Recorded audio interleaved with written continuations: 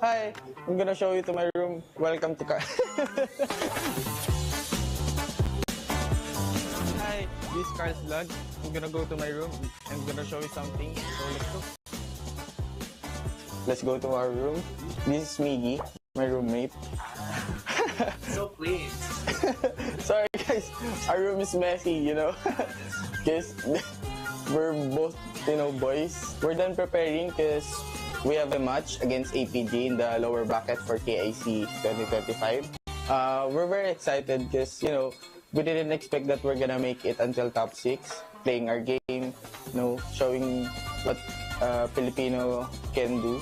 So yeah, I'm not expecting for anything for this tournament. I'm just, I just want to showcase my talent to the other regions and my team especially. Like we want to, to prove that PKL is closing the gap to MKL. So let's ask Miggy also. It's sleeping, bro. Bro. Uy. What's your hope for our tournament? I hope that we can prove what PKL is capable in the tournament. So yeah, I'm very happy that I'm with my teammates, especially now in this tournament. So yeah, we're going to the venue now because we have a match. So let's go.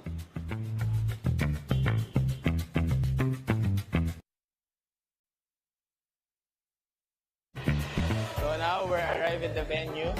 We're gonna go to the waiting area, player room, while waiting our game. So hi guys, we're here in the carnival. So we're gonna try this Luban's Barrage. So let's go. Hello po, boss.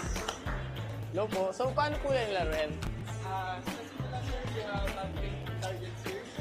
Siyempre gagamitin po natin yung Lubans, pa rin po nito. Nanalo na ba kayo? Yes! Okay, nanalo na sila. Go, Carl! Go! Kaya mo yan! Let's go, Carl! Pabaliktad! So 1.9 kuya. Okay. Meron pa.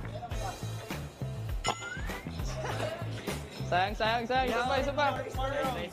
Meron. 4 bullets more. So ngayon tapos na tayo dito kay Luban. Tatanungin natin kung ano experience nila. Ikaw kuya, ano experience mo dito? Ayun, yung pagbaril mo sa Honor of Kings na badge. Yun lang.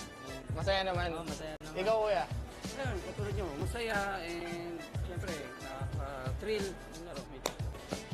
Nakaka-enjoy po. Enjoy it. So ayun guys, tapos na tayo dito. Nag-enjoy naman ata sila. So ayun. Thank you po. Salamat po. Thank you po. Ingat po kayo. Thank you po. Ingat po. Salamat po. Thank you po. So we're done with Luban's Barrage. For now, we're gonna try Yishing's Boardmaster. So let's go. Hello po. Hello po. So paano po siya laruin? So dito po sa Yising's Boardmaster, para lang po siyang color game. If Okay. familiar po kayo. So bibigay ko po ito sa inyo. Then pili lang po kayo ng isa.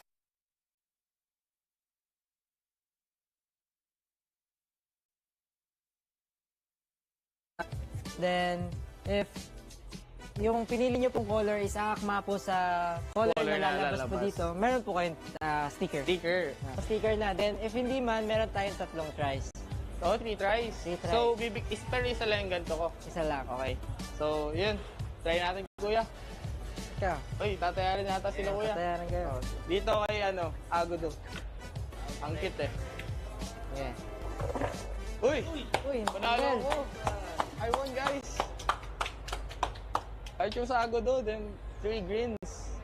So, yun guys, pwede kayong pumunta dito sa Ichoke Carnival. Marami kayong makukuha. So, nakaka-enjoy. So guys, we're done with the carnival. We're just waiting for our game. So, let's go. We're gonna start.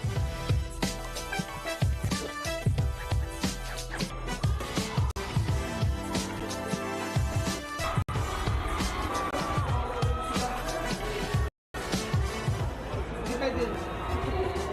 Gusto tayo ng basketball first team, basta huwag tayo maniligo sa tama.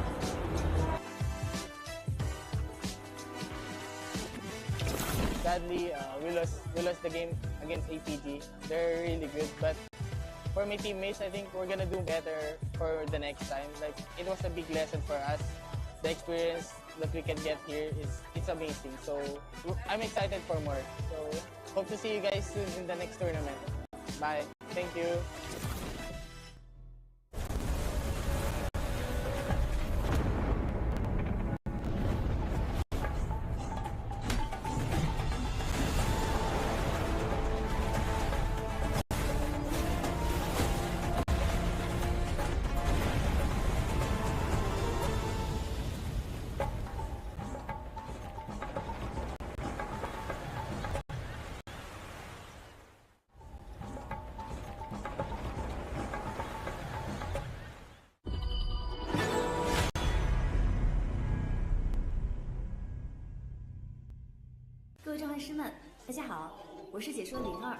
Hey everyone, this is Jipu. Hello， 大家好，我是成都一方的 Cat。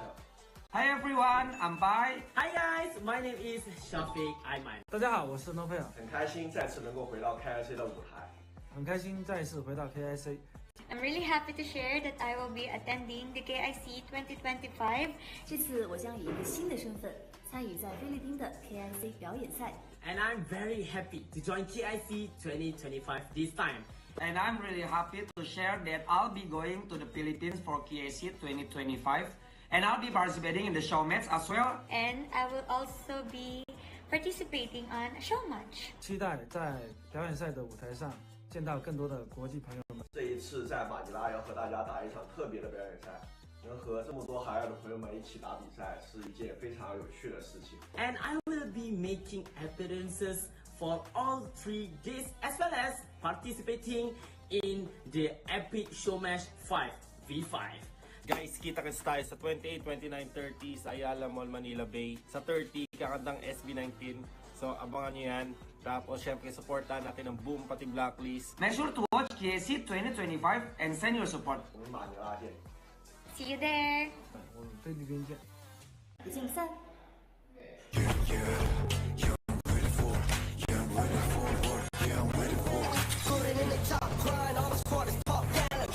Needed for trust, we got the confidence. Let us step it up, you're ready all the time. Now, take a breath. You're my biggest confidence, you gon' pay the price. Set the trap. Got my body's in the back, you better think it twice. I'm not never. Casting off the shadows, yeah, I'm on my way. Stand against the fate, we won't be the same. Steeper and steeper, step again. We're gonna dream it up high, to live in the sky. You can never stop me fighting on the edge.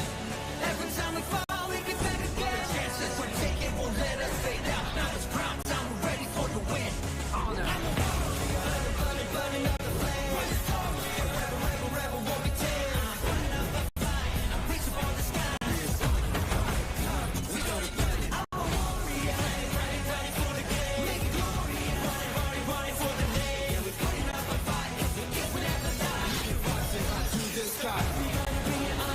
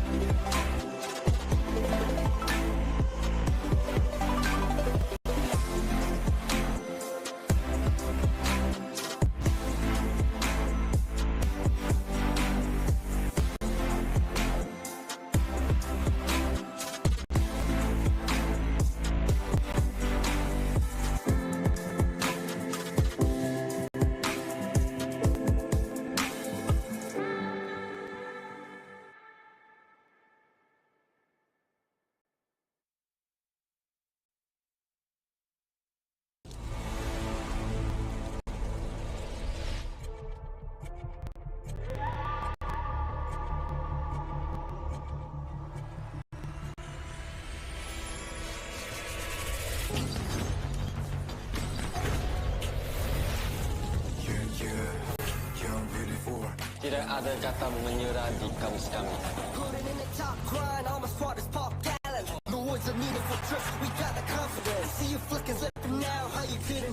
magkakasama palagi. Kami ang PKL.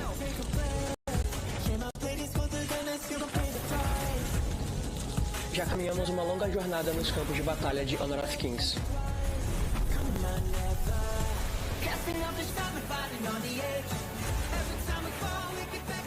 Semalam telah berlalu, hari ini kami buru kejuaraan.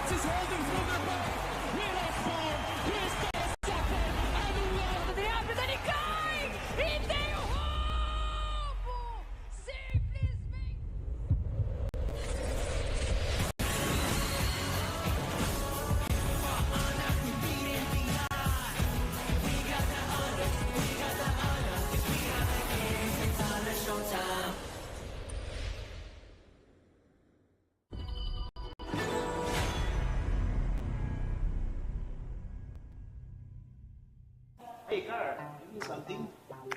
Oh yeah, hi. I'm gonna show you to my room. Welcome to car. Hi, this is Car's vlog. I'm gonna go to my room. I'm gonna show you something. Let's go to our room. This is Miggy, my roommate. So clean. Sorry guys, our room is messy, you know. Because we're both, boys. We're done preparing because we have a match against APG in the lower bracket for KIC 2025. We're very excited because, we didn't expect that we're gonna make it until top 6, playing our game, showing what Filipino can do. So yeah, I'm not expecting for anything for this tournament. I'm just, I just want to showcase my talent to the other regions and my team especially. Like we want to, to prove that PKL is closing the gap to MKL. So let's ask Miggy also. It's sleeping, bro. Bro. Uy. What's your hope for our tournament? I hope that we can prove what PKL is capable in the tournament. So yeah, I'm very happy that I'm with my teammates, especially now in this tournament. So yeah, we're going to the venue now.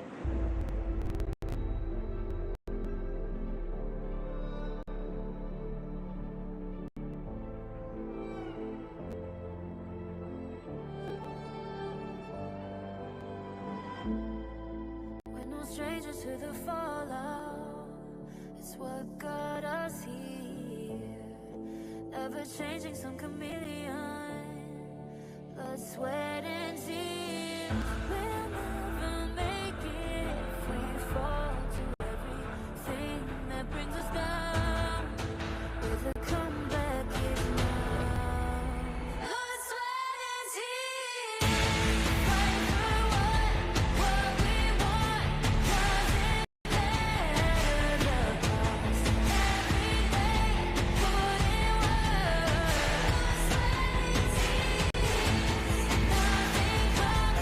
Over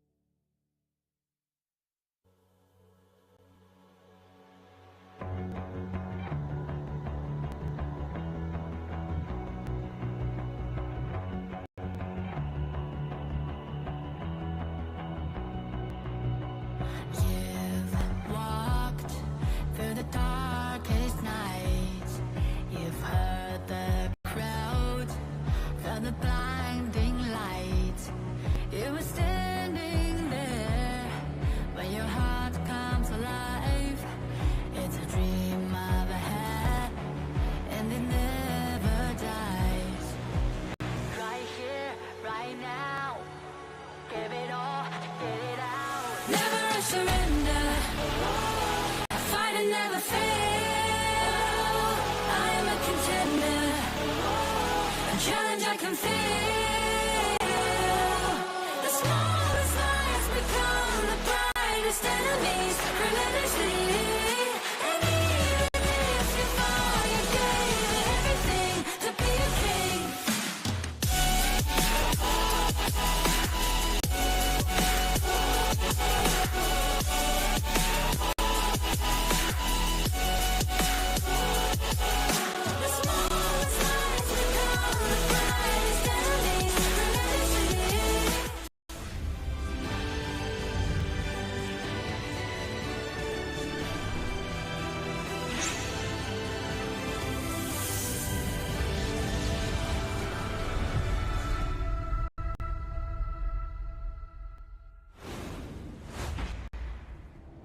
It's time to decide who is the final team that will march towards the grand finals to meet Homeboys Blackshoe Esports. But the news right now, MKL's team's absolute domination in this tournament, taking on top 1, top 2, and top 3. But journey's not over yet. We need to find out amongst Nova Esports and Alpha Gaming who will become victorious and who will take the plane home. My name is Sagi HOK, your desk host and analyst for today, and with me is the caster line of the Voices of the Gorge. We are having Blam back to the broadcast and also Kindofu. Welcome back. Right, it is going to be an interesting time because now it is a MKL versus MKL. This is the MKL, finals, rematch, everything. I mean, at this point, it's the Kingmaker's reckoning, the last stride to the throne, right? And we want only the best team. So once again, we're going for another best of 7. Exactly, potentially another full best of 7 here. I mean, we've been literally starved of them in this knockout stage. We haven't had a single one given us to us just yet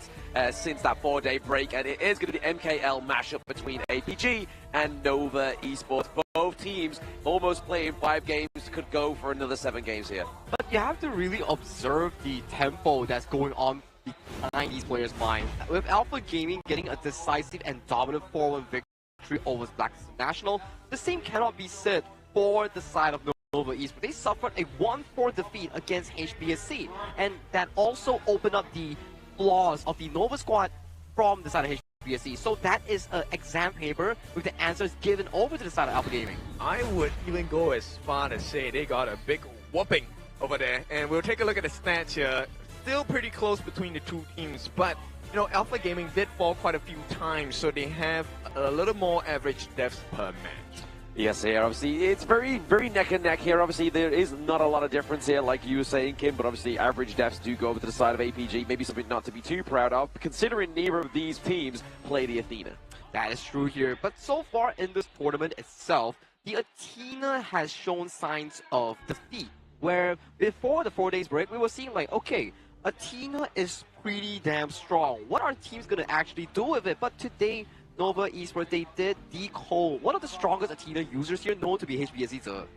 Yes, and that's going to be quite an interesting point to pick up, right? So, Athena, there is a potential to take it away.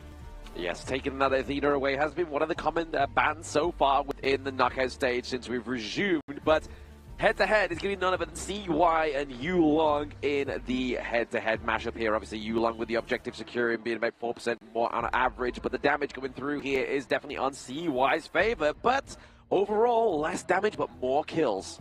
And I do think that these two players share about the same hero pool. They both really value the picks like the Luna, such as the Pei, and also the likes of the Musashi and Ukitachibana here. So I'm very excited to see what kind of priority will be given over to in this first game draft. I think this is more about how effective are you, right? The picks would naturally come because you can't ban everything. Obviously, as the game goes longer, there will be more heroes you won't be allowed to play. Number one, because of global ban pick, and secondly, of course, because of the picks and bans as well individually. So it really is, when you get the heroes that you want, can you make it count towards the scoreline? But the best thing is, obviously, it is a new series, so these teams can play those heroes that they played in the previous series. Obviously, they are not still at the behest of the global ban pick, but first team coming to the stage very soon is going to be Nova Esports. Already taking an L, but looking to get a dub. Let's go and look at the boys in purple.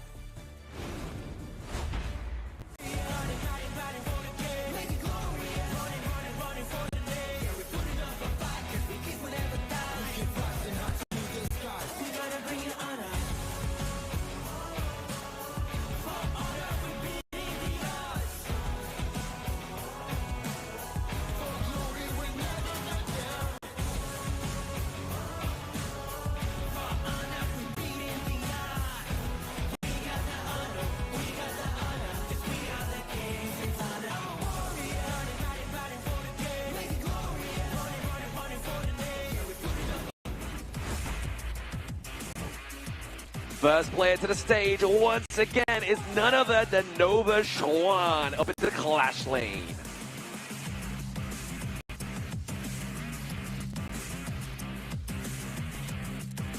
He may have 2 letters to his name, but he's looking for those 5 kills onto the gorge. It's CY.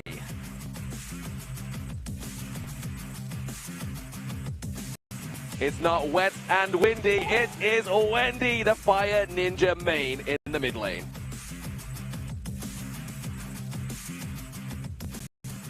And coming into the farm lane, it's the firepower himself, Muchi!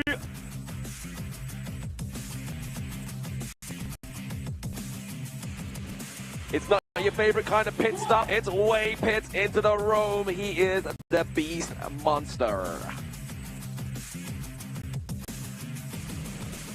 And here they are, Nova Esports for the second time today, looking to get a dub onto the board, throwing up the Vs for victory. Let's see APG.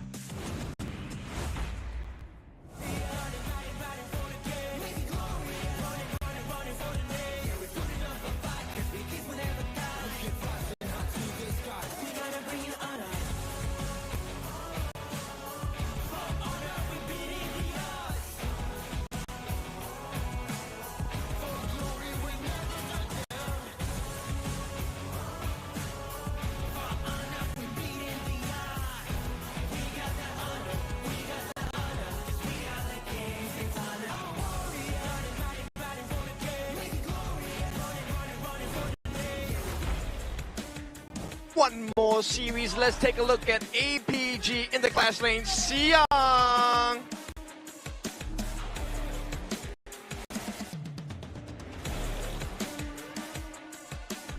Putting up the challenger in the jungle, it is going to be Elong!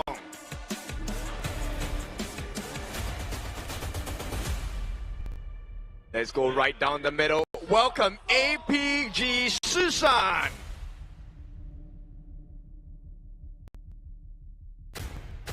And time to get all the gold, it is APG Sun!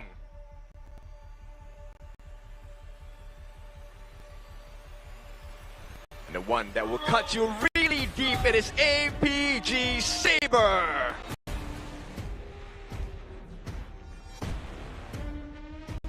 Welcome the roster of Alpha Gaming! This will be an interesting matchup between these two teams here, but do bring me over the challengers here, Nova Esports. Yeah, I mean, they were once looking defeated on stage, right? But hopefully they have a bit of a brighter face with their potential tournament life on the line. This time it's CY into the jungle, Muchi into the farm lane, Schwan up into the Clash lane, Wei Pit into the roam, and Wendy into the mid lane. And this roster so far has been phenomenal throughout the entire 2025 year, but the remaining end of it has seen slimes of slumps because they have been consistently losing against Homeboys Black Shoe Esports in the upper bracket finals and in the MKL Grand Finals itself. So how do they redeem themselves? Because the upcoming challengers, their opponents, will be from the same region itself, Alpha Gaming. I mean, redemption is definitely necessary, but the 5 players coming from APG, Sun Shusan, Yulong, Saber, and Siang. This is not going to be an easy one because they are on a complete different story, complete different trajectory. They have gotten here with a 4-1 win, the complete opposite of Nova. So do they take that momentum, bring it into this final series of the day, a best of 7, and give them another 4-0 defeat? I mean, that's the thing, right, as well. They've already played for Tournament Life already once before, so they know they can perform under pressure. APG coming to the stage for the second time. But if we revisit back to the upper bracket semi-finals that they really played against each other, it was really systematically for the side of Nova Esports to debunk the playstyle coming in from Alpha Gaming here. So I do think that remaining of these two teams, whoever goes towards the grand finals, is no longer about the team identity. It's about who brings the more so of the consistency coming in towards the series. And who lets pressure get to them. This Correct. is where you really get to see the true colors of a player, of a team, because the times will get difficult, right? And this one has to be the most difficult time because the difference between winning and losing is about $70,000 USD. Oh, that's a lot of money here. And I also want to put in a perspective for you. if we were to look back into the team history of Nova Esports, at the very least for this year, they have never been into a lower bracket before. So I don't think this is a familiar ground for them. However, for Alpha Gaming, in MKL Spring, in MKL Fall, in this tournament itself, they are consistently in the lower brackets. So this is their playground. It is their playground, unfortunately, for the side of APG, but for Nova Esports, like you said, it's an unfamiliar scene, and that has already been shown that the pressures are starting to show here with Nova Esports. Obviously, they did lose 4-1 to homeboys Blackshire Esports, and they've gone for the blue side once again, which did not bear them much fruit of favor. But it's still a Nova selected side, right? Whereby if you see blue side, they will oftentimes prioritize a pick such as these fews. Guan Yu, the Arlie, or even the likes of the Mai Shunui. All these are priority picks here coming in from Nova. When they get their hands on these picks, it's how they formulate the suitable draft for their specific players. But I think the biggest difference here is the fact that, look, I think we watched Nova today, that synergy is not coming through so far, right? They have landed the stuns Unbridled Outburst by Way Pit many a times. That game was fantastic, but where is the follow-up? This needs to operate on a team level. And APG, right based on the results of the previous series, APG is looking a lot stronger. Very strong indeed. APG were very dominant, very clean as well, right? Obviously, they were the team to take down the final PKL representative, unfortunately, for those in Manila Bay, but there's still people in the audience, still believers within these two teams. And also you can see HBSC players sitting there. They want to know who will be the eventual opponents of them coming into tomorrow's grand finals here. But without further ado, this is the lower bracket finals here. Winner of this series will be sent straight up to that grand final spot to face up against homeboys Blackshire Esports. And loser goes home. Once again, I don't know, I've said this so many times today. And with this being said, nobody gonna start the bans first. The Dharma not allowed for Xiang. Xiang has been on fire today, finding many openings onto his opponents. And APG, they respond in kind. The lone pick is not going to be opened up, which means that there is a potential of an Arnie going to the hands of Muchi. Ali coming through for the side of Nova's Muchi. I mean, we've seen some dominant performances with the Parasola so far within the KIC 2025, and it's definitely still one of those T0 picks, but APG not giving over that War Saint, the Guan Yu, over to Xuan. One of the best performers so far in this year has been Xuan on that War Saint here, so removing that makes a ton of sense to mitigate that tempo here, but you do give over the Parasola early towards the Muchi in this game. Number one here, for APG, you have a lot of angles you can explore. The Direnjie, the Mai Shunui, all these are available options coming in towards this game. Yeah, right now, game number one, the pool is so open. Or as you like to say, Blam, the ocean is very deep for this one. And APG, they straight away snap pick the Mai Shunui, the Fire Ninja, along with the Spark Mace. These are the two combinations that the RD is really scared of. This is very comfortable draft thus far coming in from Alpha Gaming here. But you know Nova Esports, you give them the early, they will come in with the All-Grunt and Diadea. This is their go-to strat every single BO7. This is also a repeat of what exactly happened in the series of themselves. Yeah, CY getting that Ogren is pretty crazy, right? With the Diadea as well. Obviously, a lot of sustainability here for the side of Nova Esports, but APG are going ferocious with the Byron, with the Mai, and with the Yukio Tachiyabana.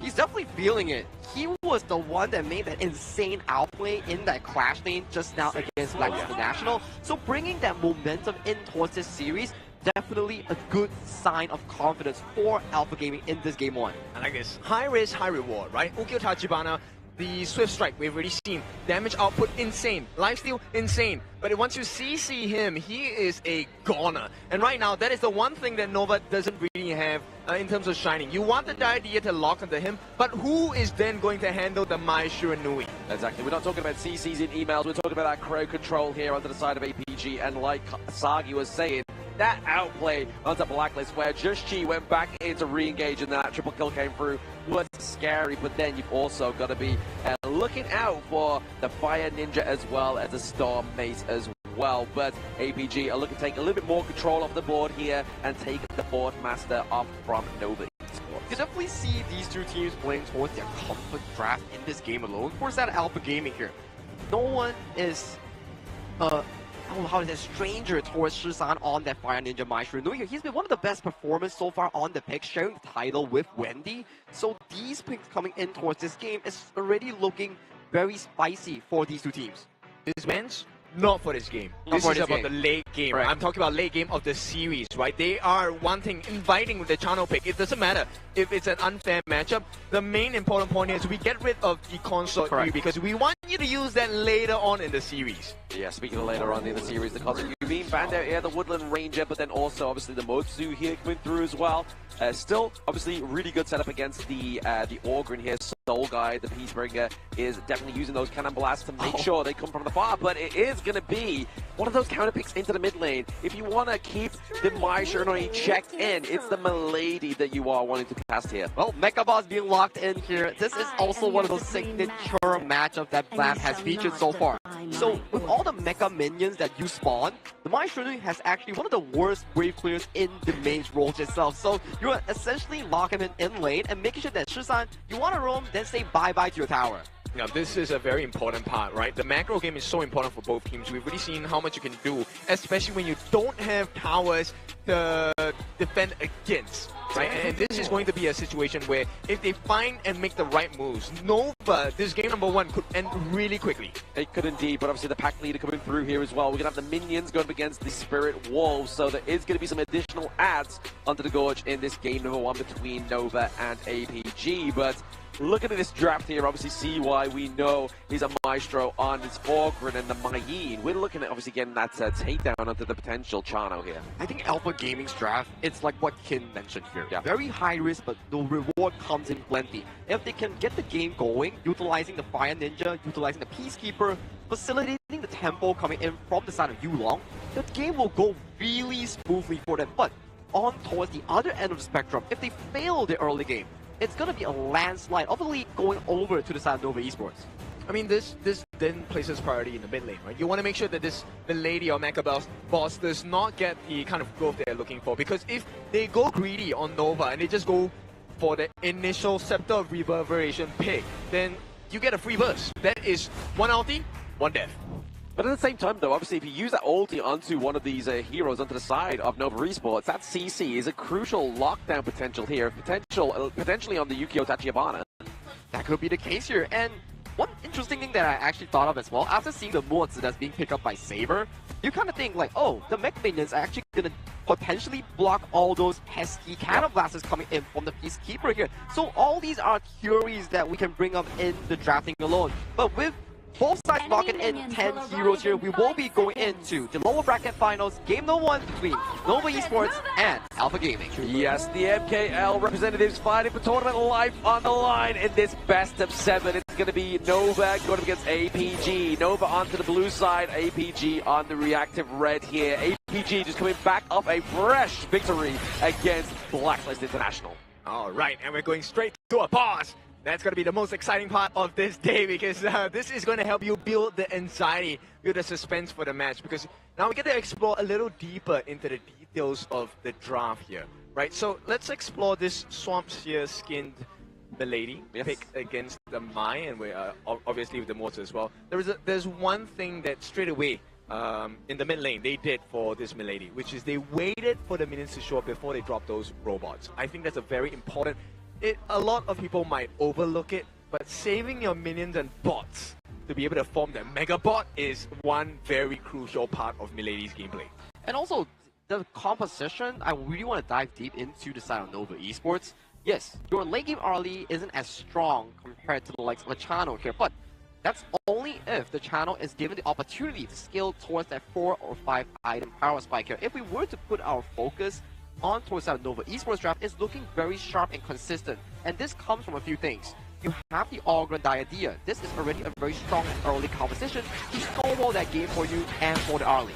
There we go. A very small tech pause there just to build up the ambiance in the stadium between these two teams. But obviously CY trying to contest those balls, but then Saber's just like, hang on, have a raid check, baby. Those balls are ours.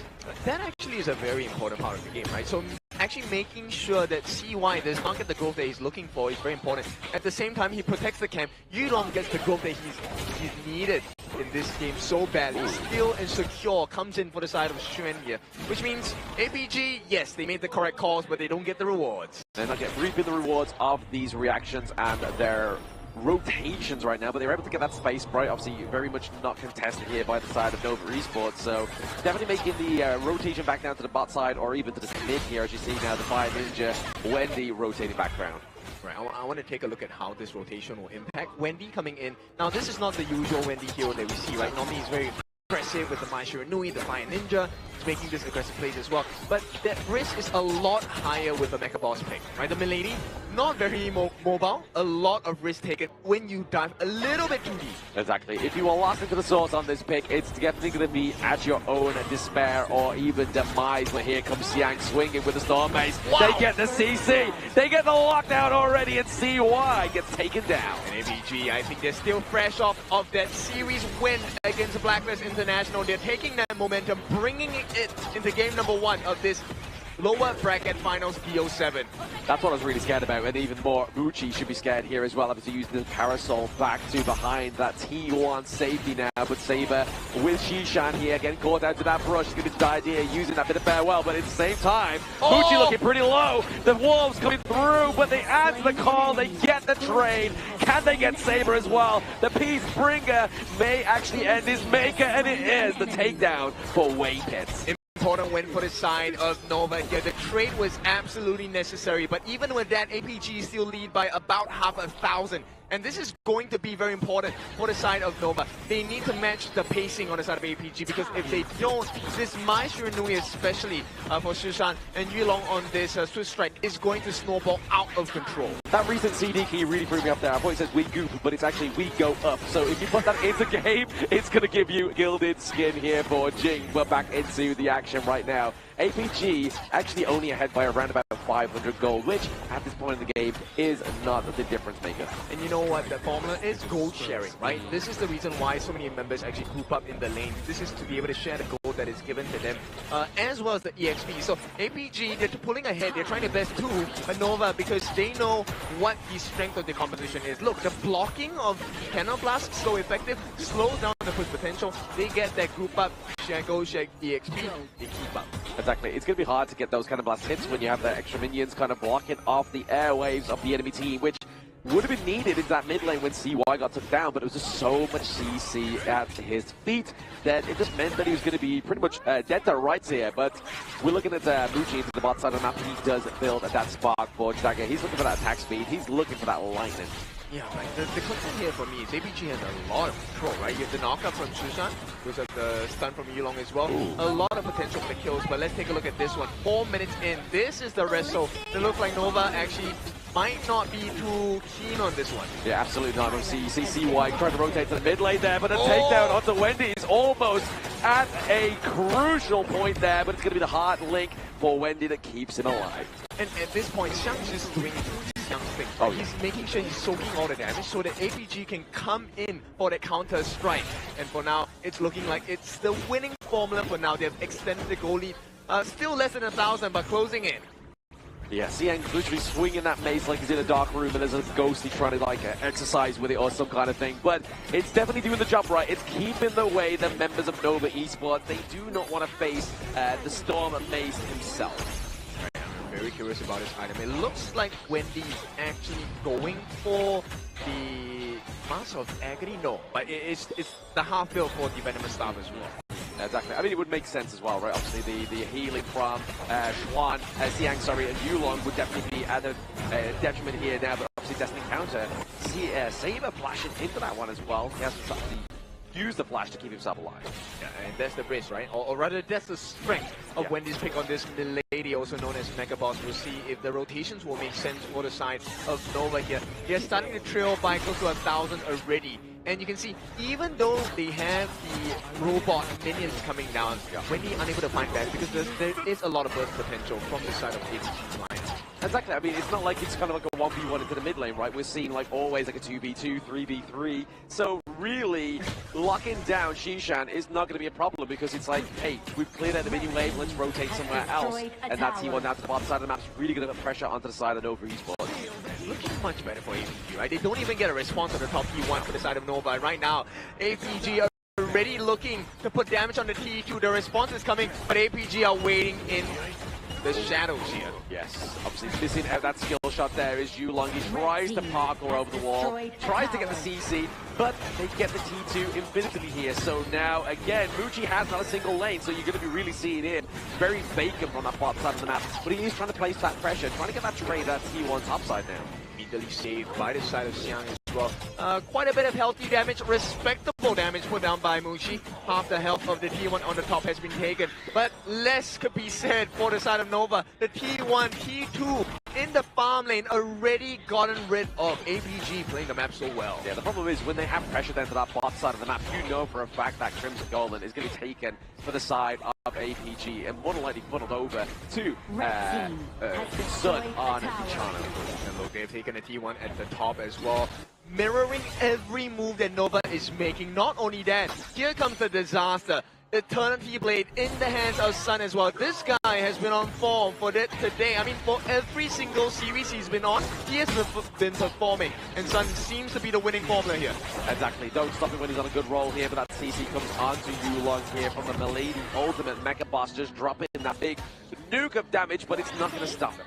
I would like to say that he negated the damage, but when you take a look at it, it's still quite healthy, right? Yeah. The fact that Yulong had to expend his ultimate just to stay alive, that shows you the burst potential of Wendy. And CY going for the ominous premonition very quickly. They're using the Radiance here, we're trying to catch out for Waypit, trying to get to that intel, but it's going to be a very reactive Saber there. He's like, you know what, I know they're going to use it, let's try and get it out of the way here, so that slow coming to this next team fight is definitely not going to favor, or at least be at the utility of Nova Esports. Yeah, I have a question for you. So Wendy, this pick on the Milady, right? Yeah. The fact that Shishan is at the exact same level, has this pick worked out in favor for Nova? No. Because you want to keep them, you know, leashed. Exactly, yeah. It's looking to try and like make sure that it kind of like keeps him down, but at the same time, if you're able to kind of maintain that pace, then you see it here. Yes, Wendy has a couple of like 200 gold ahead, but the Fire Ninja has not been placed down or even been stopped just yet. If anything, it's a crucial Rujin here coming in from the mid lane here now. He's trying to come and save the side of Nova, but now ZY gets taken down using the Conductor Soul to think inside the box with the Yu-Gi-Oh! Ultimate. Is going to be a lot of lockdown here onto the side of Nova. Have to use the Heartlink to stay alive, keep CY as this Tyrant is alive. And they stay alive, that's the biggest part, right? Xiang actually had to take a fall. He was hoping the backup will come. It did come, but still, APG could not get the punish, and that is the value of Waypit on this Dianthea as well. We'll see how this is going to turn out, because right now APG finally, if they've extended this goal, it's going to be close to 2,000. It's going to be a small pull coming in from the side of the Yilong Swift Strike. Not too much to cause any big usage of the flash or the ultimate just yet, but APG, this is a healthy approach so far. Very healthy approach. Obviously, like you were saying, Waypit onto the Dianthea is definitely going to play a dividend here for the side of Nova, but at the same time, they cannot catch a break at these neutral objectives. The other third Tyrant going up to the side of APG as they look for another ball in this mid lane. But we are starting to see that mid lane start to falter, right? Obviously, that T1 there looking not so healthy for the side of APG. In fact, I would also add on, like, both the side lanes as well, not too healthy, right? Yeah. So, if they manage to clear the T1s across the map, they balance out this deficit they're having now. And the mid portion of the gorge is going to be really dark for both teams, of which both teams have huge potential. Exactly. I mean, if you can take down 3 T1s in certain ones, that's a fail swoop here on the side of APG. And they've taken 2 out of 3, and that ain't bad. Yeah, take a look at what kind of difference can they make. They've broken the T1 in the mid. Great start, but the stuns are coming in. This will be control the law for the side of APG. One more slide. It will be, but I mean, are they going to get to see why off the gorge here? And the answer to that one, probably no. They're just looking to make sure they keep this Azure Golem alive, because this is now the direct consequence of losing that T1 into the mid lane, is that your Azure Golem, as well as your Crimson, are all at the helm of your enemy team. So now we have to put a bit of pressure on to APG to make sure they're getting the clean clears into their jungle. But now CY looking to approach the Tyrant, the Shadow Tyrant that it is. But Yu-Gi-Oh! Claims it. Yulong makes a long play to claim that second form Tyrant here, but now Xiang does fall down for CY and Squad. They're looking for a little bit more. They're looking for the range, but it's going to be the Heartlink that saves them. And now the Parasola, Muji into the backline, but he gets taken down. Now it's left to Wendy to keep this mid alive. I mean, this is perfect gameplay from the side of APG. The way they took that fight, sure, it was looking a bit dicey at moments, but they got the Tyrant buff. They got the win in the fight. 4 kills for the price of 2. This is absolute value for the side of APG. One more. let's take a look at the instant replay here. The big setup, the most important part was the fact that Saber set up the thing inside the box to stop the smite from happening on the side of CY as well, and that's why Yulong got that Tyrant buff. And with the addition of the fighting prowess, they cleaned house with this one. Absolutely cleaned house with all that. But I mean, at the same time, like he was quoting that kid, if they didn't get that Tyrant, APG, I don't think would have came out of that one as good as they did. So 4-2 trade overall, weren't able to get the lockdown onto Wendy, and it still keeps a rolling that gold lead into the favor of APG.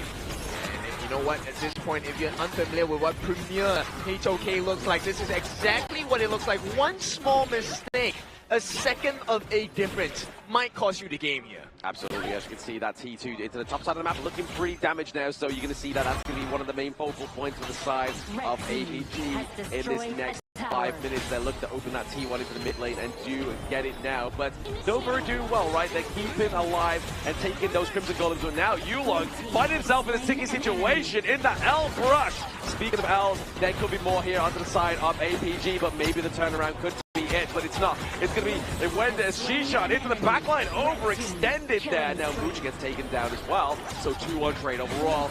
Make that a third. CY looking to clean up shop. Now, with Sun in a rock and a hard place, he gets taken down. Yep. Overzealous effort. Saber might be the next victim as well. Commits the flash, but still getting chased down CY. He might just escort him to the graveyard. Is it worth the chase though, really? Going in again? I mean, you may as well, because you got Wendy pushing that mid lane, right? So just keep him pushed away. He can't use the cannon blast to stop this powerhouse that is Wendy. Yeah, and take a look at the damage. This T2 is gone. And with that quick response from the side of Nova, exactly what you want to see from the number 2 MKLC. Because right now, it's number 2 versus number 3. Exactly. 3 is definitely lesser than 2 when it comes into rankings. You want to be second place, not third. But APG have definitely shown themselves in this one.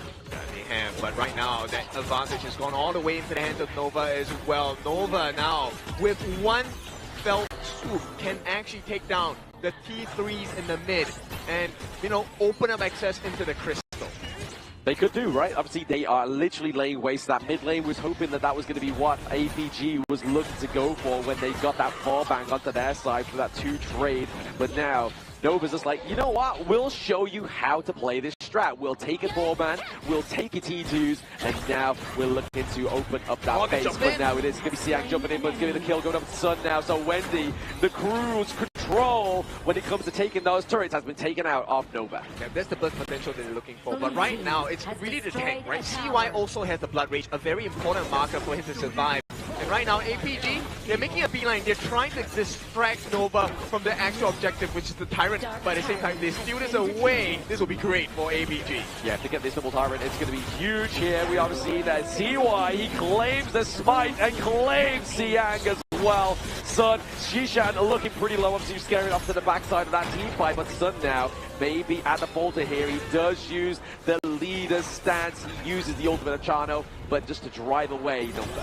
Right, the Souls of the Wolves have come to the aid of the side of APG, but Nova, they have a saving grace, they have the Shadow Overlord at this point, so this is going to help clear one full wave and one full lane of minions away from the side of APG. Now, can that be the turnaround condition for the side of Nova? I mean, you can imagine Nova's looking for a few pickoffs here onto the side of APG, dropping down into the mid lane, and then just look to open up that base a little bit further here. Because you can already see it, Bucci as well as Wavepit, they're trying to escort that Vanguard down to the bottom side of the map just to try and get an extra bit of T2 goodness from the side of APG. I mean, if they can balance this map pressure, it's going to be huge. Bucci does get it for the side of Nova, which means they can now make a decision. Do they want to go back or do they want to bait APG into another unfair fight? Or they might just take away their Juggle and they try and do it, but Yulong gets a smite there. I mean, we talked about the smite successes on both junglers, and of course Yulong has been pretty much up there against the other junglers across KIC 2025. Absolutely, and Maestro in his own role, but it's going to be the Vanguard being placed top side of the map here, so looking just to recreate that pressure.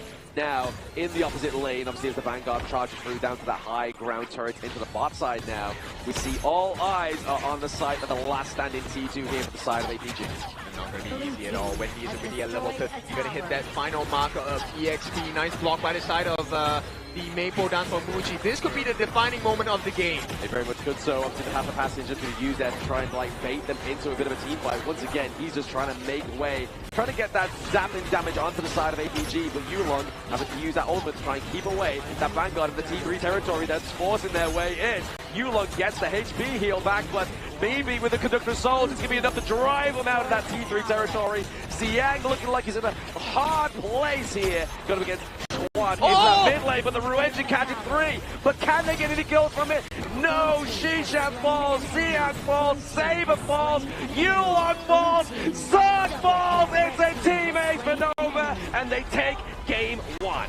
Beautiful game from the side of Nova, looking shaky at the start, but that's the risk you take with a composition such as this. I think the overall gameplay thus far from both teams has been magnificent. The early play coming in from the Maishu Nui Mods and also the likes of the Ukutachibana has put a lot of pressure against the side of Nova Esports, but that's the cruelty of a high-risk, high-reward composition. If you don't get a strong enough lead to get your ball rolling into a 3,000 to 4,000 goal lead, it's insufficient to combat a well-rounded draft like Nova. Yeah. So is it the ice cream that kind of saved Nova just now, during the break, or is this the fatigue setting in for the side of APG that is taking effect in this game number 1? I mean, that might be the case, right? Endurance is definitely an issue when it comes into Honor of Kings. I mean, it's one best of 7. You managed to finish out in 5 rounds, but now you have to try and finish this one even quicker if you want to keep yourself going. And unfortunately for the side of APG, they lost game number 1 after a defiant early game. And sometimes we talk about scrims, right? Like, scrim doesn't matter everything, but scrims also trains your endurance, but that only trains you of how many games you can play in the stress-free environment. But this is audiences looking at you, big muffles on your ears, so it emulates the experience that you are under super high pressure here. So I don't think these scrims really give you those sort of high-stake moments for you to really train the long-term, long series endurance. Yeah, and here is the difficult, but the bare minimum for them to win this entire series, the shortest way to do it is a total of 9 games. Right now, because they have been given the first L in this best of 7, it is still 9 games. So we take a look at the itemization coming in here. The one player I'm super curious in is Wendy. So yes, he did go for the Mask of Agony as well. This is to help deal the percentage health damage, which coupled with the Venomous Staff is actually a very damaging kind of itemization against the likes of the tanks like the Byron and the Mords. I think the Byron coming in from Xiang actually found a lot of successful moments in catching out members like Wendy multiple times, and also one of the few times was actually onto CY, which allowed the side of Alpha Gaming to push their strong early game lead, but they couldn't really capitalize more of that snowball. Yeah, so I think this game is all about Wendy, right? When Wendy finds success, it is rare that Nova don't win a game. And especially, take a look at the damage dealt. 133,000 worth of hero damage dealt over to the side of APG. Yeah. They came back in such a strong force. I mean, the fact that obviously Nova only took 1 Shadow Overlord compared to all the domination in the early game of the 2 Tyrant, Shadow Tyrant, and even an Overlord here for the side of APG just shows that if you stick to your guns, if you get that prime opportunity like they did in that mid lane, you can just make sure you're getting them banking that victory in game number 1. It's all about the late game decision making and all those big team fights, right? As we see towards the side of Shisan, we prize him for his Maishu Nui. The early game was looking fantastic for this young player here, but the key engages towards the backside, especially the late games, wasn't as consistent to find those multiple few members. Especially, I remember a crystal clear moment where he used the Ryu Engine flash and it caught no one in the bottom lane. Yes, actually that was the same exact moment I was going to point to. So not only did he use his Ryu engine, he used his ultimate as well, but it went in the entirely wrong direction, did not hit a single Kachosen. And this is not because Shusan is bad, but this is because there's so many targets you have to choose. That's the difficult part here. But let's do award the first game MVP here to Muchi here. His early was literally Maple dancing on the battlefield here, piloting that Parasola to a full extent. Absolutely, the damage coming through here. 24% of that damage dealt and 20% of it taken, but you can imagine a lot of that was mitigated by that Maple dance, but the 537 KDA also puts him in the blitz, especially with his macro play. 13,000 gold, 6 slotted. This guy was a monster for sure. Yeah. And Muchi continually proving that they are still one of the strongest teams in MKL. That number 2 stands for a reason. Now APG, now this is just game number 1. So let's take a look at how they're going to be able to change this insight and maybe shift their fates to get that fated rematch against Homeboys Blackthrough Esports. I mean, that would be the dream case, right? Obviously, getting back up into that upper bracket, getting into that grand finals for tomorrow, and getting that revenge, because obviously it is a revenge served, this best served cold if you are Nova Esports. And these are the moments that the Moses actually puts in so much value for you. And Son going in for a Hail Mary dive onto Son, making a 1-for-1 exchange, giving back some of the lead into the hands of Nova from the early end. And this is something that I think you have to notice across all the Nova games down here, right? The Nova games, sometimes you realize that, hey, they don't like to dive too much. Why is that so? And this is exactly the reason why. I think this is a moment that Shishan missed absolutely everything, got bursted down in an instant. And then the game just started to swing from there to the side of Nova.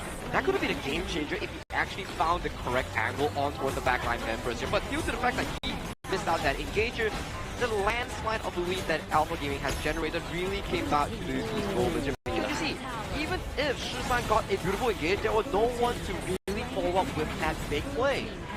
They couldn't find a finishing flow, and I mean Nova, when you give them a room such space, and you know, with the advantage they had, not just in gold but EXP as well, you know the result is not going to be easy to look at.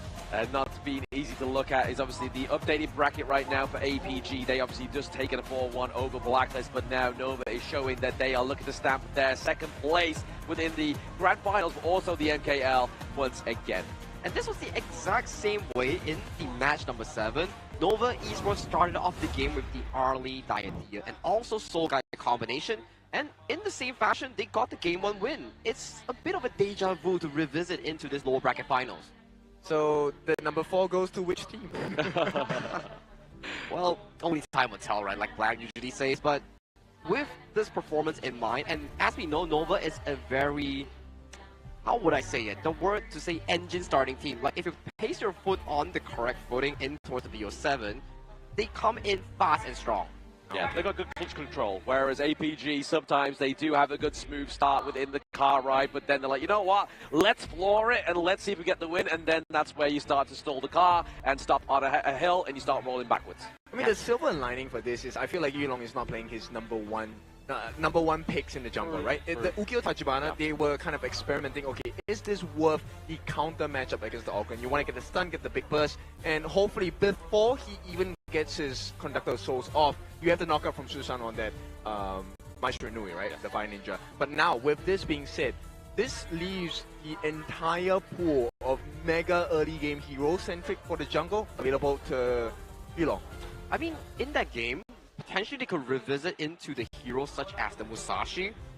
Because why? Organ has healing, and the likes of the Diadeos has healing, and with the Musashi ultimate, you could also man-mark the Arlie in these attempts here, and you will be a pseudo-engage along with the Shisan to go towards that backline here, but maybe it's an experimental draft in game 1 itself. Right, let's see. APG, they pick up the blue side, so there's something they definitely want to wrestle for. Now, is it going to be the Arlie? Is it going to be allowed, right? Or do we just focus on the jungle, give the dangerous pay that we know Tigress into the hands of Yulong and let him tear the team to shreds? Yep, let him cook with the Tigress. Could be the potential pickup here for APG onto the blue side. But I mean, we've seen some Dolias come through today. It's actually not been the most devastating in terms of combos, and it's actually been expanded pretty early within the drafts as well, right? Well, within the series, shall I say. And then we actually get to see when the Dolly comes through, we see the contestation of the Yang Jian. So that combo does not come through in its entirety, and we're still yet to see the Dolia and Nutsa combo come through. Just I think we saw Dolia Nutsa in the previous series on the hands of Blackers International. Didn't work the best of the magics, which it's the same case like you mentioned here, Blam. Like the Dolia hasn't really found much success in today. Maybe they need a deeper pool, you know. But with that being said, it's going to be the Maestro Nui as the prior ban for the side of APG. Now, this is going to open up the potential of the pay pick. But does Nova give it over, right? Do you have the confidence to deal with the Yulong pay here if you're Nova? I think there's a lot of options to really visit into. Like, we were introduced the fact that pay, yes, is very strong, but there are available counters in the form of a Musashi, in the form of an Organ is expanded, yes, Musashi, and also the likes of a Swift Strike in the form of Ukyo Tachibana.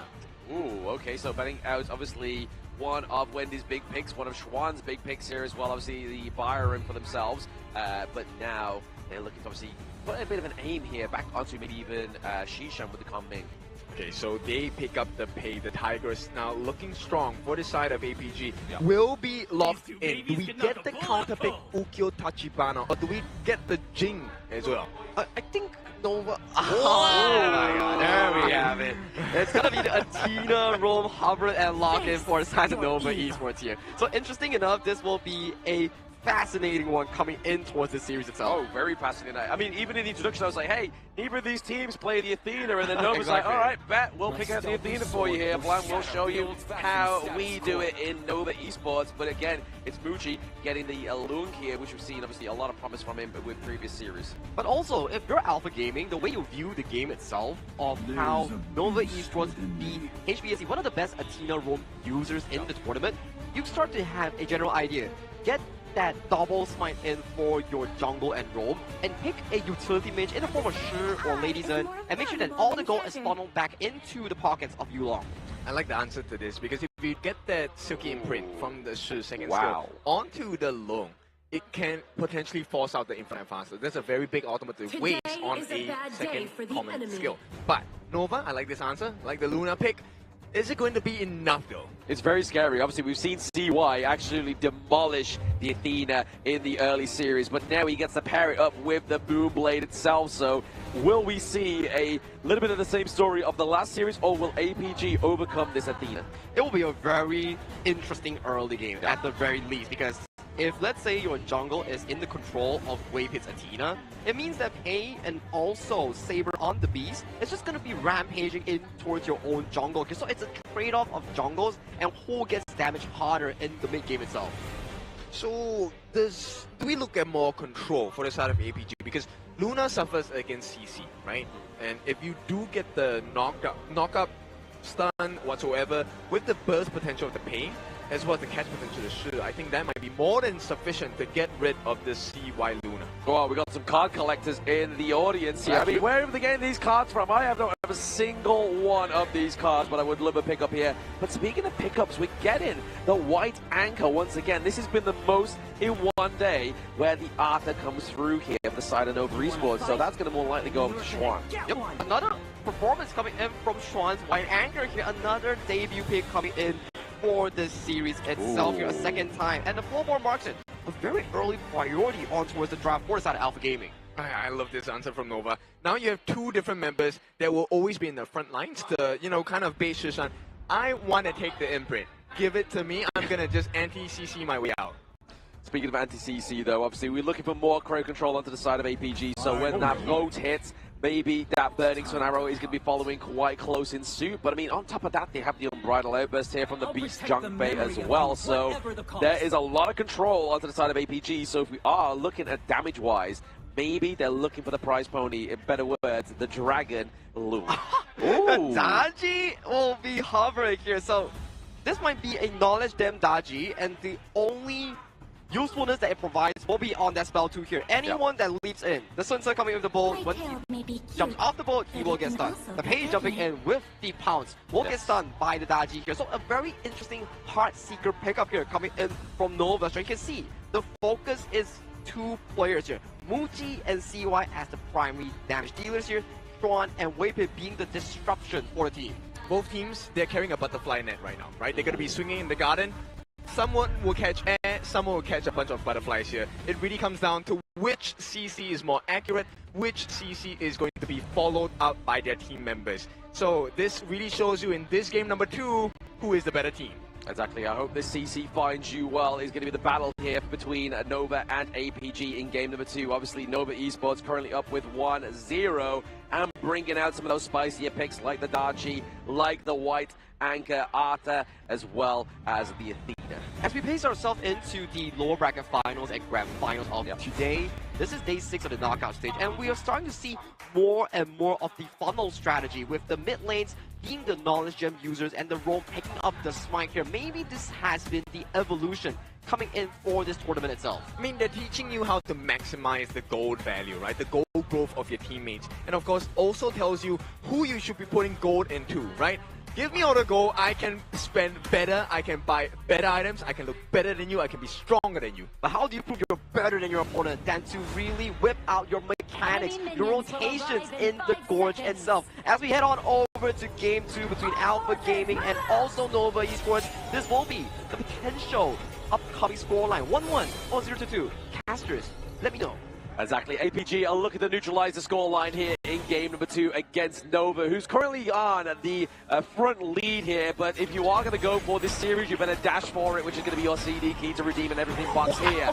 But a big level 1 commitment here onto the blue side of the enemy jungle. Now CY is going to get taken down. That's one way you commit a lot of your teammates to take down CY. Still not quite entered the jungle, but it is going to be Yulong, actually Waypit, securing that Azure Golem. Yo, that's the definition of team play right there. With the Leaping Savior as well, Saber makes sure that everyone stays alive. Yulong gets that the Azure Golem. Okay, you give it away from the side by Nova, but now, hang on. She shot. Oh, Waypit comes out of nowhere with the dive of the Athena. So this is what we expected here from this pick, right? You are looking to rotate heavily around into your enemy jungle, looking to get those single pickups, get the Crimson Golem as well. If he gets out of this one, he is a bank robber. Oh, yep. It's, I mean, it's nighttime, so it's a nighttime robbery at this point. And for now, Nova, they're trying to make the plays, have been successful. Waypit is doing so well, saving the game right now. Done very well there. I think Asan actually was able to get the Phoenix there for the side of APG as a little bit of a Brucey bonus potentially there. But to be honest, Waypit playing this Athena very, very well. I mean, now MPL teams are showing you, okay, you know, Athena's strat, they're not really shown too many times in MPL. We're going to perfect it for you. We're going to show you on broadcast. And right away, Waypit, the value of this pick is not the fact that he is able to steal away camps only. There is the potential for catch as well, but here we go. Getting the push back there, obviously using the ultimate to try and get her and cancel out that CC as well. It does very well here for the side of Nova. But like you were saying there, kid, we see Waypit. He's like, you know what? You can pick the Athena and actually not die 27 times. Exactly. And they forced APG to use every single available ultimate. Did not find any value with that. And once again, Waypit is here in the jungle waiting for that steal again. Looking for the steal again, uses that ultimate, and it was not able to quite get that steal this time. Actually goes up to Shishan, so now it still means if you kill Waypit, it's still not going to go over to Yulong. Yeah, look, this game is the hardest for both junglers. Once again, they go try. They are going to try here, obviously trying to stampede him into the wall there. It's going to be Schwan, it's going to be the tanky one into this one. CY trying to get the dive onto the backline here, still has the mark onto Shishan, but it's going to be the Silk Imprint just pushing him away. Yeah, and that would have been a perfect situation to get the catch because Saber is still not level 4. There is no Unbridled Albus, but straight away, here we go. The secure by the side of Saber means a Waypit will not be able to steal another camp away. Still, this slows down Yulong by a bit. Oh, absolutely. He's looking just to put the damage onto Yulong as well as Shishan, but now he's taking that 2-3 and that 3v1 fight now, and obviously that's going to be enough to take him down. He heard you. He was like, no, we're going to get 26 steps. But with that being said, Nova, they're still hanging on closely. And with all the steals happening, this is not what you want to see on the side of APG, right? You're supposed to have a goal lead, a massive EXP lead. It's not happening. Nice setup though. Oh, nice setup there by Saber with the Stampede. Follow through as well. Wendy gets taken down onto the Darchi. Not looking too hot now, but CY maybe getting hit by that boat. And here it is. He gets claimed by the Sunset. Nice play by Siang. Yeah, man, APG respawn. Great response. Now, can they make the gold better on their side? They need to get more gold value across the map. But Waypit, that is the whole reason he exists as in this game is the Athena. Just buying time, being a nuisance.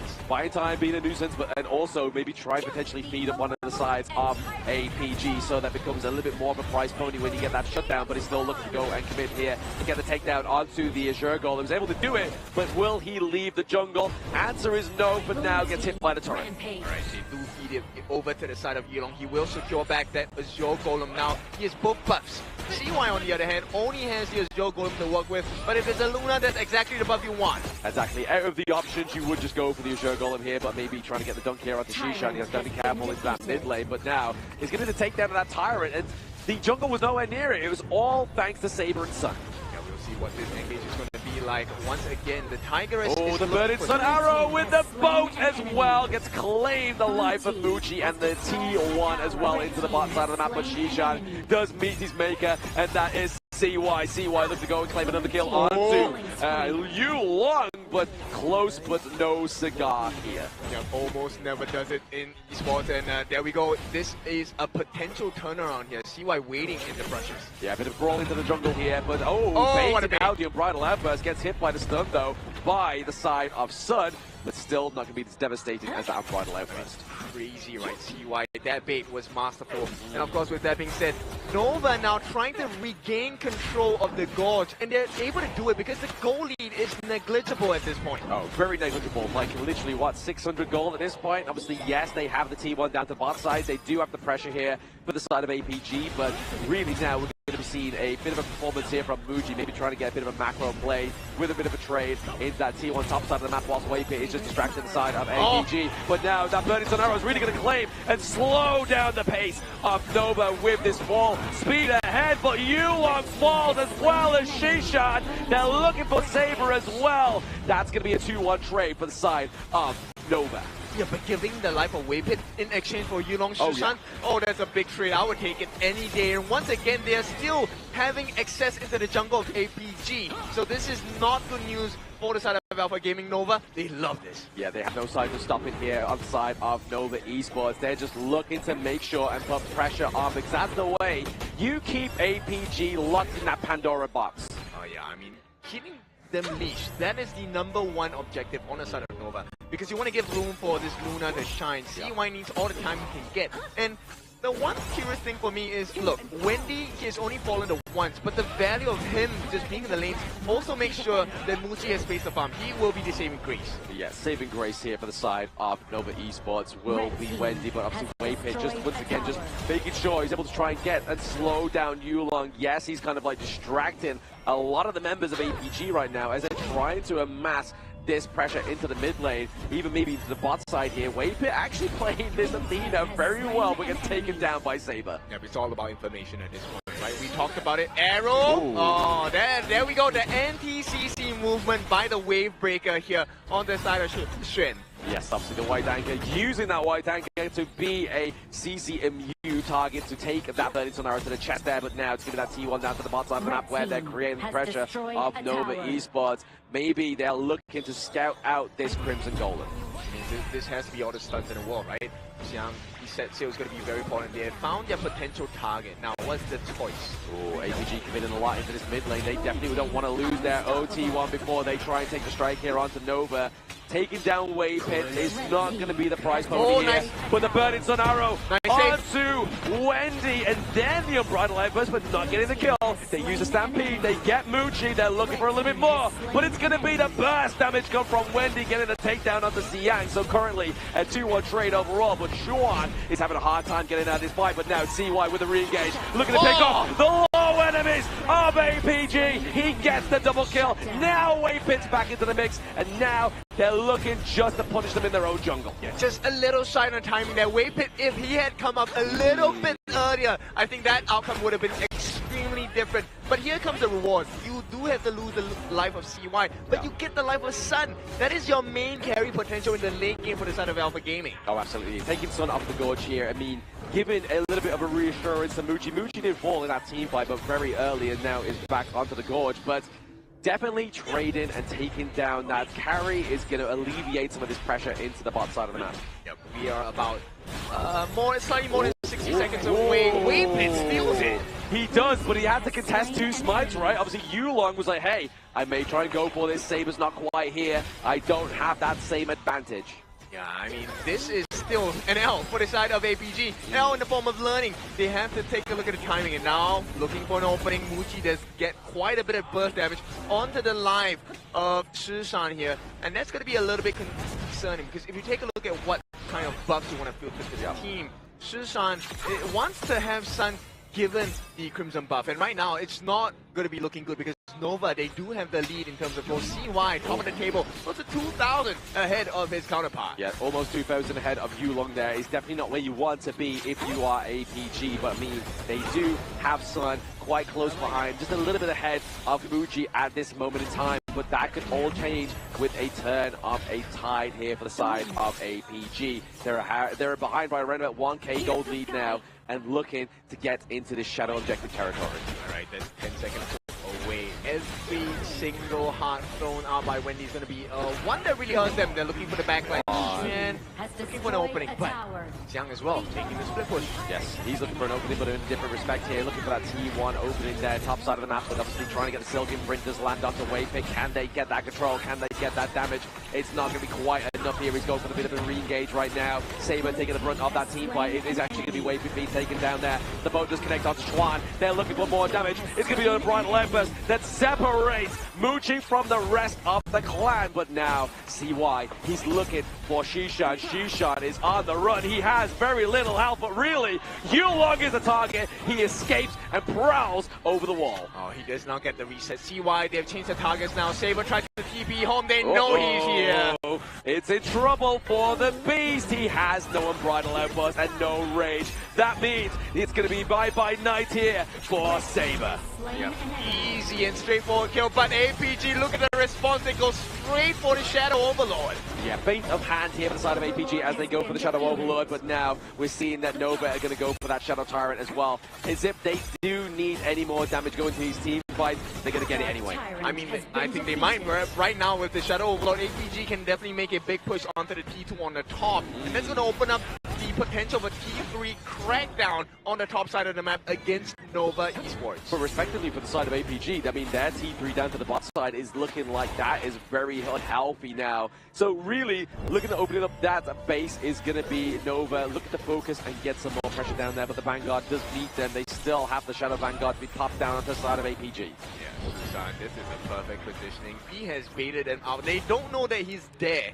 And I mean, if he had got it in his hands on CY, this would completely change the game in APG's favor. Oh, absolutely. Getting CY off the gorge here means that your backline is now safe. Unless Schwan gets in there first, or Waypit, and then obviously there will be a different tale for another day, but obviously the Crimson Golden coming up in around about 6 seconds onto the side of APG. Will this be a point of contention here? I'm not sure, because I think APG, they found a bigger target, which is T2 at the top as well. Can he get the steal stolen by the side of Moochie as well? Yes, Moochie getting some more of that damage into the Crimson Golem, but like you were saying, top side of the map has been opened up a little bit more here. Set Cell connects on to Waypit, but if you're going to sacrifice somebody into this team fight, it's going to be Waypit, not CY. Oh, they got him. But all the crowd control comes through here from APG. They get the lockdown onto the Moonblade. They get Waypit as well. Damage really going to be reliant onto Wendy and Moochie here as Schwan takes the brunt of that damage, but he gets a takedown onto Siang, but that is not going to be a good enough trade here. They have the minions put into the mid lane. It's not. APG are the better team. They can break the T3 on the top. The defense comes through. The Howling Wind as well. They want to get a stun. Can they finish the job? No, they cannot. Oh, no. Yulong stays alive ever so slightly, but obviously Waypit needs to come back now. If they don't, that crystal may fall here. We could potentially get a neutralized point here for the side of APG. We are going in. Wendy caught away from the team fight, flashed out as well, but only 2 minions to take down is going to be a saving grace from Nova Esports. Yeah, Nova survives. The fans are calling for the defense. Nova makes it happen. But at what cost? The jungle, Crimson Buff has been filtered, funneled into the hands of APG's Sun, and this guy has not really missed the mark today. He's not missed the mark, and obviously he has a little bit more of a tankier build, building that Succubus cloak towards the end, right? So looking at kind of mitigating a lot of that damage from CY and Wendy. It's looking a little bit crazy, Brev. 7-1-3 for this Sun. And whole late game is, I mean, Solara's late game is just a totally different monster to handle. Oh, absolutely. The late game, as long as he got the position in, as long as he got the front line, which he does have in forms of Saber and Siang here, he will be absolutely fine, just smashing that basic attack button. Yeah, and right now it's a 1.4 thousand goal lead going in favor of APG. One more big win in a team fight, they should be able to do it. But that's only because they caught CY with the multi-stun collaboration here. He's not going to fall for that twice, surely. Like, that set sail coming through, then the Unbridled Outburst, then literally everything else but the kitchen sink being thrown at him there. He may not fall for that once more. So the fact that APG were able to finish that game with that win, or that play, means that they may be at the sacrifice here. No, I think Yulong was pretty fast. He went out to buy another sink and threw it down onto CY again. Now with that being said, we will see. This is the defining moment between Nova and APG. I mean, it'd be nice to get a Tempest Dragon game as well here between these two teams, but I mean, 15 minutes, we are 5 minutes away from that point, but here is the Shadow Overlord contention here. The damage onto the side of Saber. The Unbridled Outburst catches out the 3, and Chuan takes a lot of that damage, but can see why Wendy and Muji replicate that damage. He can't do it. The white anchor is not going to be strong enough, not tough enough, but they do manage to funnel that Crimson Buff into the hands of Muji. Right now, it's a race to the neutral objectives. Who gets it? APG already started. Half health, they should be able to secure this. Yeah, easy secure here for the side of APG. Now they have the Howling Wind. They're going full speed ahead, and no set sail coming through now as well. Looking for the sunk down onto CY. He finesses, but the boat obviously connects into the back line there. Stops the barrage from Muji and Wendy. Yep, CY, he had to take a fall there. This was a very uncomfortable situation, and it feels like APG have found their groove. Change and switch up in terms of objectives here. They're going to go for the T3 at the bottom. The defense is tougher for the side of Nova. Yes, obviously there is a minion wave crashing into the upside of the map, but that's going to be met naturally by those enhanced minions for the side of APG as well. So really, APG want to be focusing all their eggs into this basket. Yeah, look. This is late game Hoey, guys. Late game Solaris, he melts towers. And right now, just the crystal stands in a way to tie the series up. Looking to tie this series up to a 1-1 victory here, but that Burning Sun Arrow is not going to quite connect here. But is it just going to be a little bit of a divide? So they know where the teams are going to go. They're either going to go left or right, but they got nobody. No, it doesn't matter. APG, they have a lot of time on their hands. With 25 seconds before the Primal Bond is taken off their bodies, they can go for the buffs first. Now Yulong's going to work on this Azure. Crimson is going to go in the hands of Sub-Azure, but they got a catch. They tried to get the catch there onto Shishan, but it wasn't quite enough damage now. So once again, we have Waypit into the back line here, just soaking a lot of damage, using the ultimate from the Athena. Yep, okay, Xiang did burn out the flash as well to set sail. So right now it's a prime position for Nova to turn this around if they can find the appropriate stun. CY does have the reset ultimate. Right now, Waypit, he is looking for the potential steal, but everyone is here. Will he live up to the hero title? Will he become the Sacred Warrior as he tries to soak a lot of that damage? He tries to get the steal, but it goes over to APG. And this is going to be imminent pressure coming in. The arrow! Yes, it lands, but it's going to actually not land onto anybody because Shawan's able to get that CC immunity from that first skill. Yeah, I mean, he took it to the head, and right now they need more than that. They definitely need more than a headshot right now for the side of APG, and Nova are taking a lot of brunt. It's going to be Saber using that Unbridled Outburst to separating the members of the side of Nova Esports. Looking to neutralize this game point is going to be the takedown of Waypit, and there it is. CY falls as well. Double kill going up to APG. Game 2 Crystal goes over to MKL13. This is where the better team thrives. You want to have the control, you want to have the layering happening, and the controls, stun by stun, APG climb their way back into this series 1-1. And I'm starting to see the flaw of the Athena roam thus far. If you cannot get a sizable lead in the early game, your mid game is just the Athena running through multiple members and trying to get minimal value kill, just to get their HP bar. And then when you look to retreat, you cannot retreat. You're always in a 4v5 situation here, and that composition coming in from the side of Nova Esports puts so much pressure on the side of CY's Luna to overperform in multiple situations there. Where in early game, yes, we saw a lot of CY moments. It was a CY show, but once you miss that one ultimate refresh, it's over.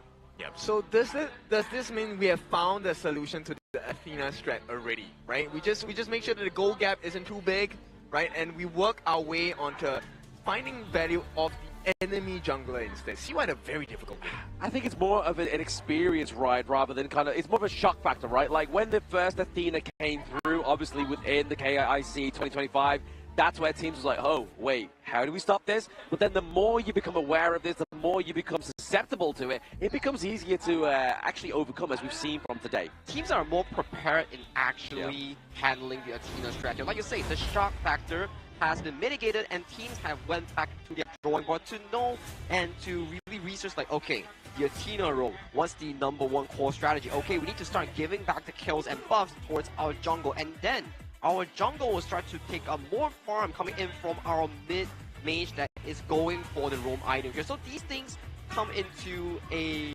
slow step where jungle resource stolen, the gold will be coming back from the mid lane wave that will be sacrificed by your mage. Yeah, and the value of making sure that your jungle has a big lead is the fact that Yulong down here dealing a total of 146,500 worth of damage over to the side of Nova. I mean, they dealt with the stuns, the Burning Sun arrows. Xuan took quite a few of them for the team, but it's not enough. it's not enough as well. I mean, especially when Yulong has almost close to about 150k damage as well, right?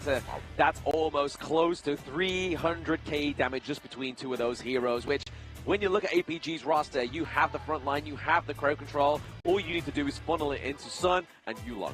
This game was a very back and forth game, I would say. The early parts of the game was looking very Nova favorite, with CY just dancing in and out in those fights, single-handedly manhandling the side of Yulong on that pay itself. But one mistake is what differs you from a perfect player and a pro player, whereby a perfect player under a top tier situation is a very tough task to actually pull off, especially enemies will actually react to when you dash and make sure that you don't get the ultimate reset from the Moonblade. Yeah, very good control coming in from the side of APG, right? Layering the stuns, we've seen the both set sail once that lands, you have the Unbridled Outburst, and then you also have Silky Imprint coming in from mid on the side of Wendy as well, Susan, sorry, on the side of APG. Now this all buys room for APG's stun, and he went full ham on the damage. GPM just slightly higher, 70 more gold per minute than Muji, but look at the damage, almost double. Yeah, almost double there for the side of Sun onto the APG, but it's going to be Yulong showing us the shush when he comes through with his pay. Tigerus came through with a clear performance here, going against a very hard distracted Athena. Obviously, he does get 11 kills, most of them being wave hits here, but definitely spread fine here. But the damage also 31%. It was a very well-played game coming in from the whole Alpha Gaming roster here. And yes, we do see Yulong as the prime MVP here, but I want to give props as well to three key members here. The Sun Ce coming in from the side of Xiang, and also the Rom here coming in from the side of Saber here. I believe their setup has been really beautiful in this game. Unfortunate that Hall is not here because he doesn't like the Sun Ce pick as much as we do, but what a game to showcase the prowess of crowd control in this game of Angel Game. Oh, absolutely. The set cells really landed hard here for the side of APG, really setting up this one, especially this one here, yeah, Unbridled Outburst and everything on top of it just to catch down the CY. The CC2 was beautiful, and the second round rotation here, the merry-go-round coming in from Xiang, really silenced CY, making sure that this Fed Luna doesn't join the fight at all. And as of this point, the Luna has already been outscaled by the likes of Son and Yulong on the double marksman here, with 3 towers going down from the high ground. It's just a slow burn game, and the game win goes over the side of Alpha Gaming, equalizing the series. You start to see the difference, right? When Xuan takes a fall here on the R type, he's meant to be the main tank. He's also able to get himself CC immune when he uses his first skill. But once he's out of the fight, you can't tank the damage, you can't tank the stuns, and then APG, they're just on a tear across the Nova lineup. What a beautiful way to finish game number 2. Yeah, definitely tear in the score line right now. It's going to be 1-1 here between Nova and APG. Looking to try and be that second grand finalist right now is these two MKL representatives, but definitely a surprise punch here from Nova, from APG in game number 2. I think this is where stakes provide you the motivation, especially when you're Alpha Gaming. You do not want to back out in such a fight, knowing that you're MKL third versus MKL second here. This is your shot towards glory. This is your shot to beat down Nova Esports, who has consistently outperformed you in your local region. I like that storyline because, you know, every time people ask, hey, okay, rankings, how do we get the better ranking? You do it by taking down the person on top of you. And right now, APG are well on their way after this game number 2 to probably cementing their status as MKL number 2, at least in status-wise, right? It's not going to be in the books just yet because this is a different competition entirely, but this is the biggest one out of them all in KIC 2025. Yeah, this is the one that matters the most here as well, especially in terms of the prize pool, in terms of obviously trying to get that first FMVP skin within the global server, right? Like, this will be our very first one, and it will be a pride and a history marker whoever gets claimed that lovely bit of prestigious medal here. But now we're getting that updated ban picks here, as you can see. Some expensive draft, others not quite as expensive in these picks. I would say that Alpha Gaming's draft, aside from the pay and also the Zhangfei, the game 2 itself is not that expensive compared to the side of Nova Esports here. With the Luna and both the pay being removed from the pool, I would expect that these two picks might not see the daylight coming into game 3 to all the way game 6. Correct. Right, so let's take a look at this particular series here. They have 1 minute to kind of work through number 1, what kind of draft, but we'll take a look at the side selection first. So Nova going on the blue side. I think it's it's a switch up. Now it is going to be APG on the red. That is correct. And this game itself, we are at game 3. So if we were to think about the potential first picks coming in for the side of Nova Esports, they have extended the early. They do not need to prioritize the Mai Shiranui because APG has already selected it, which gives it the focus of either the likes of the Dharma or some of the top tier roamers in towards the pool. Top tier roamers. Do I hear Lapu Lapu? I mean, the Reef Hard Datu is definitely a signature pick that is, very well versed in this KIC 2025. I think he has one of the highest win rates in terms of newly introduced heroes so far. Oh, absolutely. I mean, we've seen some massive MVP performances on the Lapu Lapu, the Reef Heart Datu as well. So far within KIC, I mean, Saber is definitely no stranger to that pick, and neither is Waypit because it plays into their playstyle. They are known as the Zhangfei Maestros, right? But we get into game number 3 here between these two teams. Best of 7. We're almost at the halfway mark between Nova and APG. And there you go, the first ban Luna coming in. I'm not surprised if Alpha Gaming answers with a Mai Shiranui or a Pei coming into this game itself. The question is, does Nova want to ban out the Athena roam or give it over to the side of Alpha Gaming? I'm not sure, man. Is this the game to pull out the Athena roam on the side of Nova here? I mean, Nova has already expended it last game, so for Alpha Gaming, it's really up to where they want to do so or not. Because, like Graham mentioned as well, the Athena roam has suffered few losses in only today, and teams have started to debunk it coming into the series here. And there we go.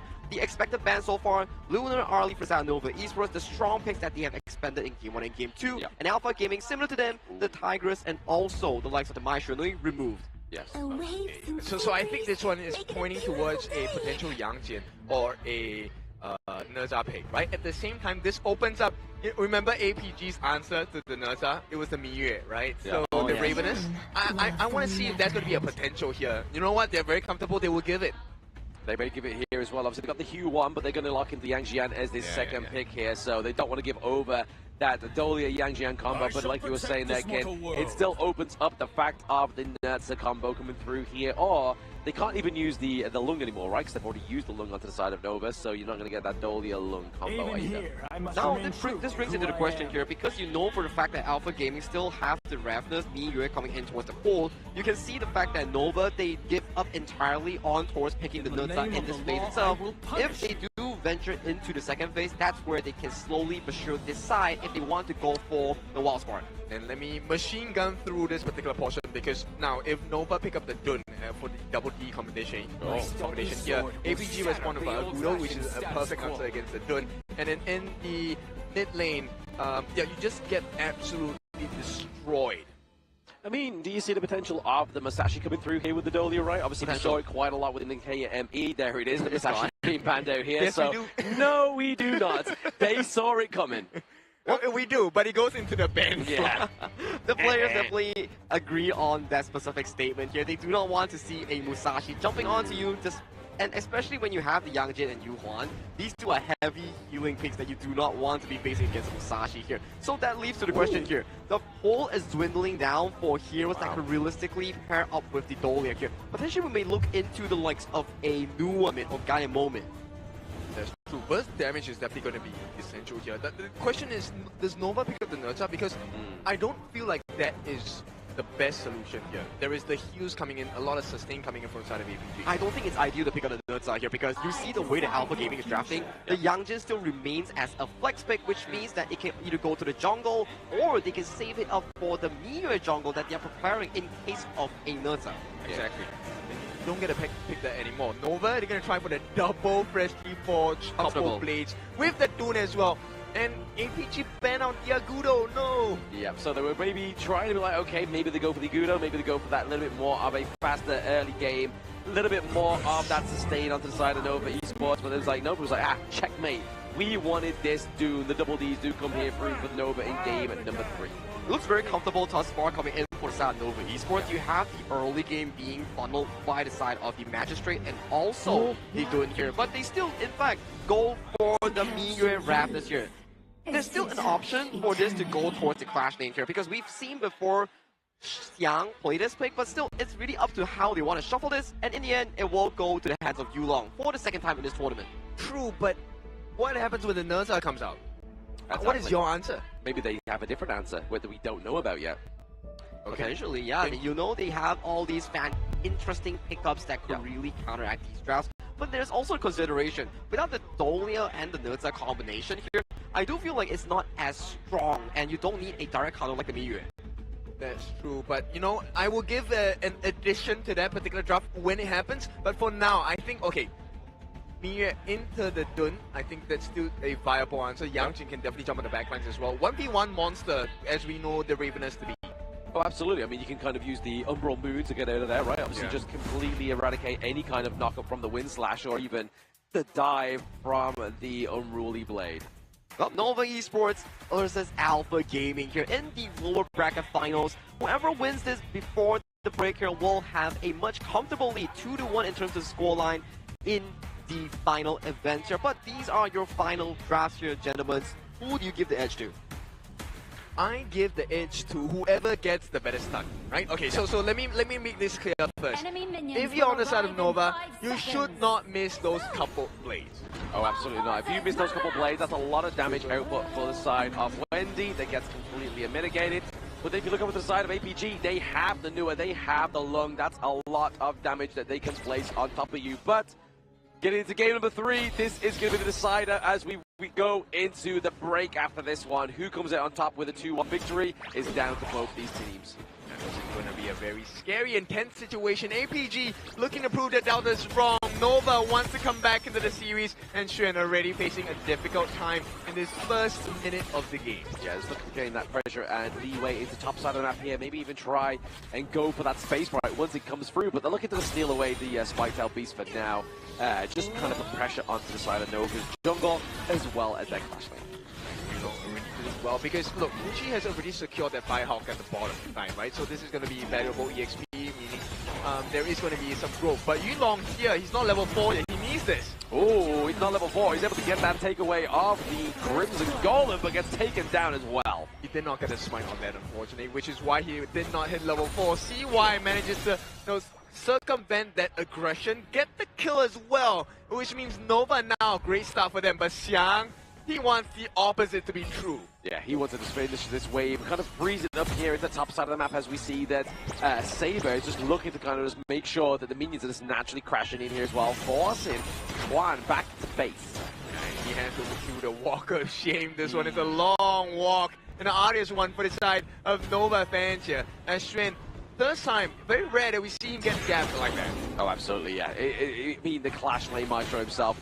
We definitely put in respect to the name of Xiang as well. Like, he's definitely going for that crown for himself right now. But as we get into the second minute of this match, Nova still are able to keep that goal lead for themselves. Alright, let's see how this goes. Nice start. Can he get the finish though? Yep, the wind slash just comes through, and there it is! Wendy with the couple blades, looking to keep throwing them at Yulong, but he's like, hey, we got Saber, that's all that matters. This is what I mean, it's so hard to miss the couple blades, especially when CY gives you the wind slash. That is like the longest knockup ever. You're gonna be in the air for hours. Exactly, you're gonna get some airtime, they're gonna call you Tony Hawk of the Gorge. But it's unfortunate for the side of APG, but Nova definitely want to try and be a little bit more defiant in this game number 3 because they want to be leading this series before the break starts. They have to be, right? If you compare the mid lane matchup, Wendy against Shushan, Shushan comes online a little bit later.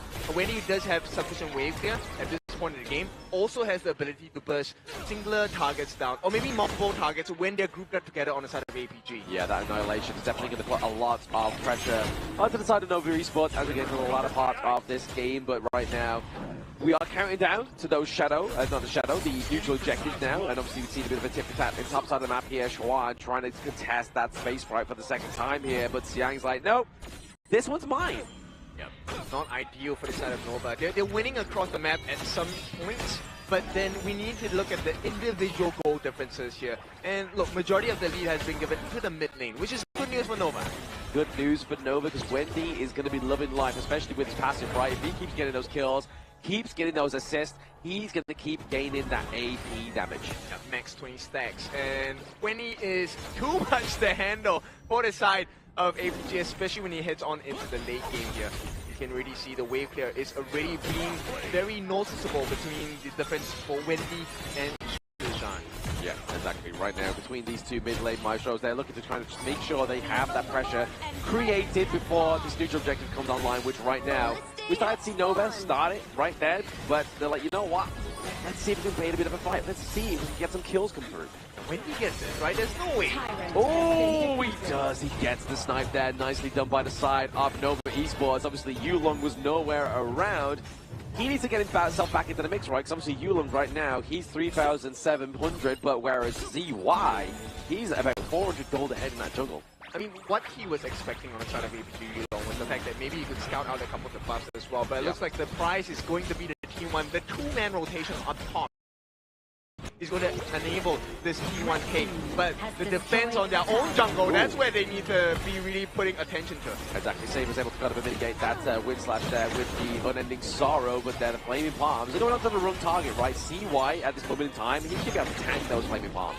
Yeah, for sure. He's already at level 8, going on to level 9 soon. Yulong, he makes runs for a T1. That's I think a decent exchange. You get a T1 that will not come back versus a Azure Golem that eventually will come back into your hand. Yeah, and also you put the pressure on Schwan as well, right? Like that's somebody you don't want to let have a good time in a game or in a lane. It's Schwan on his Dharma because then he knows he can leave his lane, get those crucial pickups with the Truth Mantra flash combo, and then that's pretty much everything she wrote. I think one of the things they need to close the gap on is also this mid lane. Wendy does have a 600 gold lead. Not the biggest difference, but you can start to see, right? Shishan doesn't have the ability to wave clear too much. At the same time, Wendy not only gets the wave clear, he also has the kill potential as well. So APG not looking too great in shape right now, but with timers going on, they can definitely change the situation. Exactly. I mean, Nova may have the kills, but what are they really directly translated for these two kills, right? Whereas APG, yes, they have not a single kill onto the Gorge, but they're opening up their enemy's base, which at the same time is a lot more fruitful if you're looking to play the short game. Yeah, look, they've taken 2 turrets already, and this is something that is very important. It's a silence, which means they get to get the flank on the side of Nova. And when you have Xiang, you have Yulong on this Miyu, the Twilight, Ravenous as well. There is literally almost any angle you can come in from. Literally, you could fly in from anywhere, right? Obviously, using that Umbral move is definitely going to keep you under the gaze of the enemy team's damage, and you're also going to be able to just kind of like dive into the backline there, also feint them with the Ravens, but same time, speaking of feint, they feint out the ambassadors onto the side of APG. They just completely ignore the fact that Nova is constantly taking the Azure Golem, which to me is super interesting, right? And right now, I want to see how does this gameplay come into, because there is no steal coming in from Nova jungle. No steal at all, because both of those camps have gone down, but they're looking to kind of rotate around this Crimson Golem. But I think that's the one thing maybe Nova forgot, is the fact that the Ravenous is very good at split push potential. Yeah, very quick, right? T2 already secured by the side of APG. And Alpha Gaming, this is quite the convincing turnaround at this point, because they have shifted the goalie back into their favor. And look, CY, he's trying to open up the map for the side of Nova, but he's not finding anything. He's not finding any joy, right? Like, even if he dives down into the backline, like, you've got the emergence, you've got the creation blocks onto Shishan, you've got the ride the wind, you've got the infinite fastness, so even if you're successfully in there, how do you get back out? You're having to use that Celestial Melody to get the second one and actually not getting anything for it. Yeah, I mean, for Nova fans right now, this does not bring me joy. Throw it away. Oh, absolutely. It's definitely their game to lose this time around, right? Obviously, losing their T2 so early within this one. We're at about, what, 8 minutes going into? Very soon here for APG, as they are still only behind by around about 200 gold, which again is just negligible. Take a look. Shen now being pressured as well. They're trying to get their hands on Sun, but I don't think he's going to be in danger. He's not going to be in danger. He has the infinite fastness, right? This is what they can keep doing. Maybe just keep baiting out for these team fights where around these neutral objectives, but at the same time, you just see the pressure being created top side of the map. The split push potential here on the side of APG, creating pressure elsewhere as Saber just takes all these chunky blows. The Flaming Palms are actually starting to hurt. Yeah, exactly. At the same time, they're also protecting the Azure Golem. Yulong, he is feeling strong with the Umbral Moon moves and repositions under the T1. Beautiful play there, using the Ravens, using himself to reconfigure, but now he may get hit onto Schwan. Schwan's like, you delete my lane, I'm going to delete you. Yep. Questionable decision there to try and make his way under the noses of Nova, and thankfully for the side of APG, they don't exactly lose the Azure Golem. This one goes into the hands of Susan, maximum value extracted. Yes, exactly. Giving it over to you mid lane and not losing it is definitely a better giveaway here from the side of APG. Nova, on the other hand, they're looking to pressure this mid lane, looking to get some more of the turrets for themselves. Okay, but the clock is ticking. Now, Nova have secured that 1.2 thousand gold into their hands, but Susan, over time, late game, this guy's gonna hit like a truck. Oh, absolutely. He's gonna be crazy. Obviously, if he gets the combo and obviously uses all those creation blocks to get that big old block that kind of just lands, but also CCs onto the enemy, that's gonna be a huge damage input. Yeah, right now it's just what 500 gold that sets them apart. Susan is well on his way to come back. At the same time, Saber is really providing so much value. Sun has been kept alive for this entire game. Oh, speaking of which though, they're obviously trying to get the dunk onto Yulong here, gets obviously untargetable thanks to the Umbral Moon, but nothing again. Just very much tip for tap between these two teams. I mean, you can understand why as well, right? The 10-minute mark is coming soon. That initial annihilation to try and soften the minion wave so they can make it that fast clear as well, to make that next rotation into the neutral objectives. APG wants to rush this. They do want to rush this with 8 seconds onto the clock here with that Tyrant, but at the same time the pressure being placed onto the top side of the map here from Yulong means that Xuan is not going to have the privilege to escape his lane if he really wants to come and help his team with this one. They're making him choose Nova now. You really want to leave Xuan alone? If Yulong gets that 1v1 win, then you have a T3 under threat. At the same time, they're looking to go and take this down. Obviously, maybe get Wendy to claim this Tyrant, but it's going to be CY just putting in a chunk of damage, but at the same time, he's able to claim that Tyrant. I thought Sun was going to use the threat here. They actually get the catch on the Saber. Saber's got to be careful here. He does have the flash if he needs to use it, but he's rather like, you know what, guys? I want to store this one for later. Okay, they actually stopped the attempt by APG. Alpha Gaming looking for some opening, unable to find the gap here in the defenses of Nova. And with that, Nova stopped the attempt on that Shadow Overlord, so they've bought some time. But the T2 at the bottom doesn't share the same fate. It doesn't, exactly. I mean, just APG doing the same thing as they've been doing since minute 1, right? Just getting the push into the bot side and side on the map here, just to put that pressure on the Nova Esports. Yes, they have around about the 1.3k gold speed, but what's gold if you're not taking team fights, if you are losing turrets? But now we could be losing Saber here. He still has the flash, but he's using the ending sorrow to keep himself alive. Exactly, and then take a look at the way that APG are playing this game. So what if you get the Tyrant buff? We're just not going to fight you. And you want to come and reset the Shadow Overlord? That's fine, we can play that game as well. We're taking turrets for free, guys. Turrets are being taken for free here. At the same time, Yulong's just maybe trying to keep alive that Crimson Golem, was able to do so as well. So nicely done by the side of APG, not trying to give away any extra little bit of damage, especially with Nova with that Shadow Tyrant.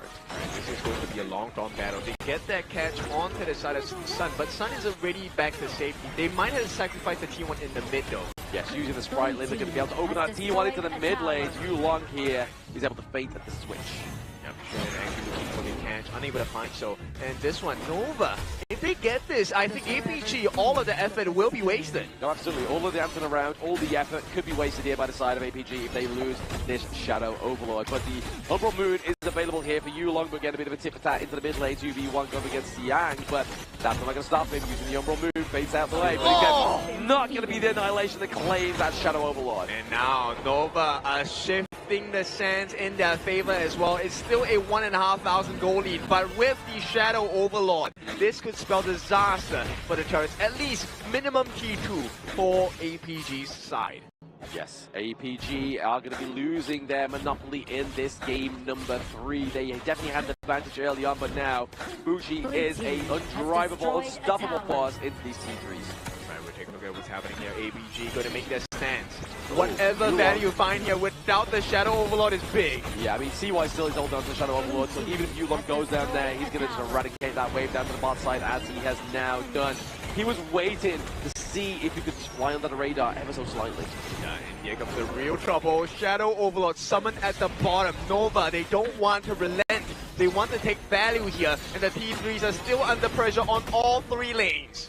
Yep, look at the pressure, all 3 lanes. It's going to be Nova Esports. Mucci building the Daybreaker here as well. Means a lot more damage, but oh my goodness, Yang doesn't want to take too many of those couple of blades to the face now, as well as those flaming palms. They are not in range and not being able to use a driving wedge onto the side of Nova Esports.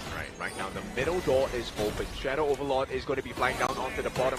5 members strong Nova looking for an opening. All about Wendy landing those blades. Yes, looking to create some space here, but he's going to be dive into the back line. It's going to be Siang as well as Yulong soaking a lot of that damage, but takedown under the Vanguard into the bottom side of the map is going to be a huge saving grace here for the side of APG, but they lost that T3 to the mid. They're looking to lose this one into the top side of the map as well. And I mean, they are both damaged in these side lanes. But Schwan here looking for the catch. The emergence coming through to save Yulong. Yep, the save comes in, but oh, hang on, CY. CY is saying bye-bye. The tank of the side of Nova gets struck down here. Could this be the turnaround into the mid lane? Oh, nice catch! We're used to see it, but Schwan picks up the catch here onto Yulong. Looking for the emergence, trying to put more pressure onto the back line here. Wavepit looking pretty low on this Dolia. This is more damage limitation for the side of APG, right? They do get the T1 in the mid, but still, if you take a look at the situation, once the dust has settled, Nova have inflicted. Oh, Muchi claiming, as well as Wavepit. That's a 2-for-1. Yeah, APG, good job in making the recovery. They need to make sure they get this Tyrant though.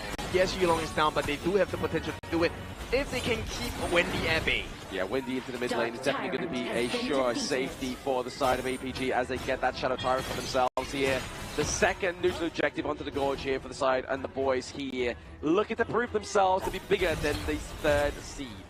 Right now, APG, they just need to make sure they have the wave management, right? They cannot allow those sneaky backdoors on the T3s. If not, that's going to be a barren base for the side of APG. Nova, they know this, so they're going to slowly edge towards the center of the map and see what kind of value they can extract from the Alpha Gaming members. Exactly, Nova's strongest lane here into the mid of the map, as well as APG's weakest lane, as they have no real estate, no turrets to run back to. They are looking for a full pressure, maybe just keep that mid-wave pressure off on themselves. Right, we'll see how this is going to be like, because we are nearing the 20-minute mark. Okay, not exactly too near, but there is going to be a potential here. 16 minutes on the clock, and if you take a look at the damage being offered by APG, you can tell it's not actually that, it's not sufficient yet. Yeah, not sufficient, but you have Siang trying to get the rotation from the side here, get the place of that first skill onto CY, so having to force anything for the fastness is going to be APG Sun. He's on the run, he's taking too much damage. Oh, no way. Yulong, he cannot be here, he needs to be safe, he needs to buy time. They're rushing it down on the side of Nova as well.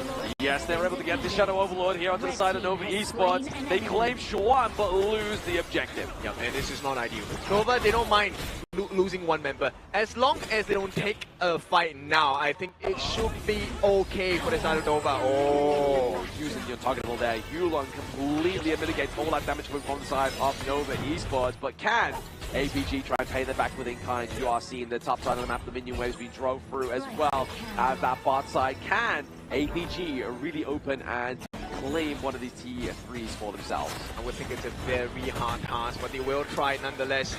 APG, they find an opening on the bottom side, but the stun does come in for the side of Yulong. Meanwhile, they have not been able to touch a T2 in the mid. So once this aggression is over, it is Nova's turn. They can summon the Shadow Overlord and make it difficult. Exactly. Summoning that is going to really put a bit of a blunder here on the side of APG as they're trying all their efforts to get a minion wave into those T3 territories. Obviously, the Ballisti was able to get there. They've done a bit of damage onto the bot side of the map, but still, ultimately here, the base is secure for Nova. There's no way. APG, now you're caught in a tight spot. Shadow Overlord is going to be flying down on the bottom side. Do they want to delegate Yulong to try and fix this, or do they want to try and take a team fight here? I mean, a team fight probably would be pretty scary here for the side of APG, right? Especially if you've always got Yulong away from it as well. I mean, yes, the damage is there from Jishan and some, but Saber is the only one protecting them right now. Yeah, Yulong, let's see what kind of saving grace he can deal against. He's already full, almost full stacks. 13,000, but the main problem is the T3s don't stand for long. As long as Nova makes the wave pressure come in, APG eventually will have an empty base. Yeah, I mean, if they just got Muchi into both of these lanes, right, just threw that third token, you know for a fact those bases would, those T3s would definitely fall down here. We'll see how that is going to impact the rest of the game now. We're about less than 2 minutes away from a Tempest game. I think the first one we've had in a while. Oh, absolutely. The Tempest Dragon seems to be not on the cards here for these teams. They don't want to play to the Ultimate Battle. They don't want to play to the Tempest Dragon. I I think for APG they do mind, right? Because with that they will be able to equalize the kind of damage that they have been dealt with structurally. And right now with Wendy just looking for those stabs in the heart, Messiah Yulong facing a little low. Oh, Saber looking low, has to use Unique Sorrow there to mitigate that death on the side of APG, but Xian falls as well as Wendy, so trade for their mid lane here, so that's a lot of damage for the side of Nova Esports being taken off the board here. Now Sun is online, he has even a Bastus using it very aggressively. Triple kill for Sun. He gets Sage Sanctuary. He falls down now. Can they get the minion wave here coming through with Yulong into the bot side of the map? They are not looking to play here for that Tempest. Dragon, they are looking to play for the win here. Muji maybe falling. Back-to-back series here for Nova, for APG to come back in this series. And there we have it. APG 2-1. Big win for the side of APG. They will lead the series now at this point 2-1 before we head into the halftime break. It was a very back and forth game, trading objectives, trading blows on towards the Dragons here. And especially when we talk about the late game insurance here, you do have a lot in terms of Shisan on the Celestial Nua that's dishing out so much range damage against the Wendy, Gun, and Moke here. That was a lot of pressure being generated just by Shisan himself. It was such a tight spot to be in because Wendy was consistently looking for those little pincers and splinters into the health bars, right? One full combination of the freshly forged into the couple blades onto the different squishies, especially Sun on the Lung, it would have been game over because you did not have enough damage. Yeah, as soon as Lung gets taken off the side of APG there, the damage definitely gets kind of cut in half. And you saw towards the end there, the frightfulness of that Lung pick, especially with that triple kill. Oh, he definitely played that super duper well. He smelled the opportunity here and he immediately went for that game-winning push there. And you have to give props to Son. This is not his full season with the side of Alpha Gaming. He only played with them, what, this tournament only? Yeah, I think it's crazy, right? If you take a look at the amount of time he's had in comparison to the performance, this guy, maybe he needed that rest, right? Because he has been very consistent the entire game. 5-0-2, the probable MVP for the side of Alpha Gaming at this point. Yeah, and even Shishan here with a 2-0-5 as well with the Nua. But I mean, they are two long-range picks. The only person that was able to get into the backline was CY, but then once CY gets in, you're really just relying on Wendy to just be the driving force with those couple blades, and unfortunately, Muji has to be within close range and just wasn't able to get there. It was a very difficult task for the side of Muji and CY here. Every time that CY wants to go in, you will see Yulong playing really well and baiting out more of these members towards the side lane here. Hence, you're stalling a lot of time to allow the double late game here, Shisan and Son, to scale towards those late game markers. And when they hit that late game, one annihilation immediately depleted Wendy's health bar on the Ganemo. Yep, this is where timing is very important. We were 19 minutes and 21 minutes into this game. This is late game status for Shisan on this Nua. We talked about this. It's all about him fulfilling the win condition, which is just get fully animized, right? Get your full EXP. And you could see at the last portions of the fight, he was the main difference maker. Those creation blocks pushing the different members of Nova. And you start to see, this is where fatigue is starting to set in. They're making mistakes. They are. I mean, these are Lung series to play, and they are grueling ones as well, right? Especially when tournament life is on the line. But let's look at this head-to-head between Wendy and Shishan once again. But this time around, it's going into the favor of Shishan. I think Shisan played a very clean game thus far. The creation blocks, the annihilations has been super on point, and every single kill that he provided for his team, it added a bit of pressure against Nova Esports because they were essentially playing on a timer. Every time they are delayed off the final game-winning push, the top side and bot side high ground wasn't taken down at all, which led to Son, the final triple kill, going into his pocket, circumventing the side of this game to a 2-1 for the side of Alpha Gaming. Beautiful game coming in. No deaths at all. Once again, a zero-death run from the side of APG. Alpha Gaming Sun here. 5-0-2. The amount of damage that he was able to do, really squeezing in during the important times to get the flaming palms of death onto many different members on the side of Nova, changed the state of the game in favor of Alpha Gaming. Exactly, especially this end game push, as we'll see in the highlights very, very soon. But Nova definitely had their card in the race here, right? Obviously, they were able to open up the base of APG much earlier than APG was able to do with Nova, but APG Sun here with the aggression, just using the infinite fastness super duper aggressively. This was a very good catch coming in for the side of Alpha Gaming as well. And this was the final fight. Take a look at Saber here flashing and stunning Wendy. And the teleport here coming in from Shisan, immediately forcing Wendy and executing him. And at this point, your long range reach is already removed from the pool. No Swan, no Wendy, and Amuchi and CY. It's really difficult to take on the long, big minion wave coming in towards the mid side. Definitely not. And with the Dread coming in as well. I thought for a moment this was going to be a little bit scary because with Muji he could definitely potentially have cleared the lane and give his life in the process.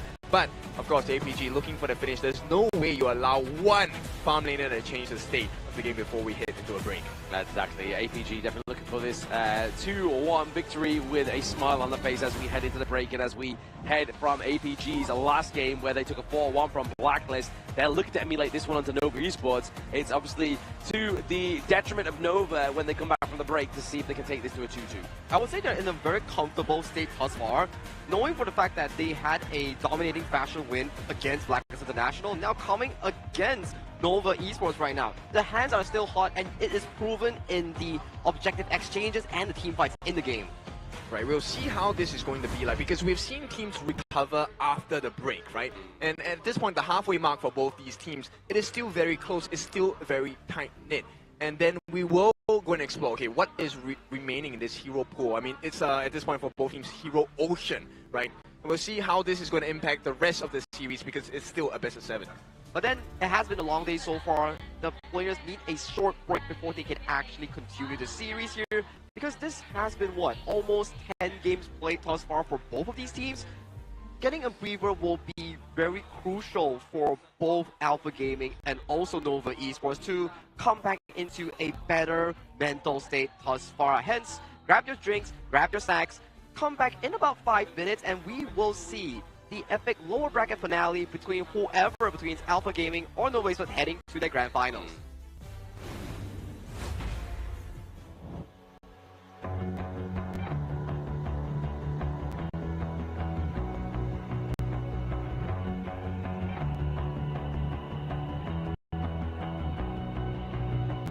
You've walked through the darkest nights. You've heard the crowd, felt the blinding light. You were standing there when your heart comes alive. It's a dream of a hat, and it never dies. Right here, right now, give it all, get it out. Never surrender, I fight and never fail. I am a contender, a challenge I can feel. The smallest lies become the brightest enemies, relentlessly. And even if you fall, you gave it everything to be a king.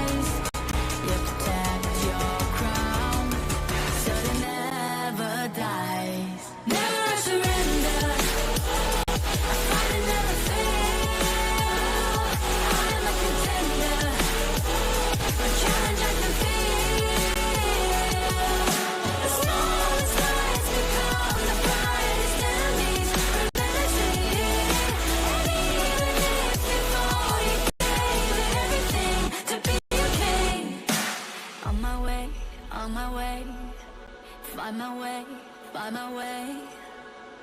way, on my way, Dream my way, never a surrender. I find it never fail. I'm a contender, and try to feel. The smallest lies become the brightest enemies. Remember to lead, and even if you fall, you gave it everything to be a king.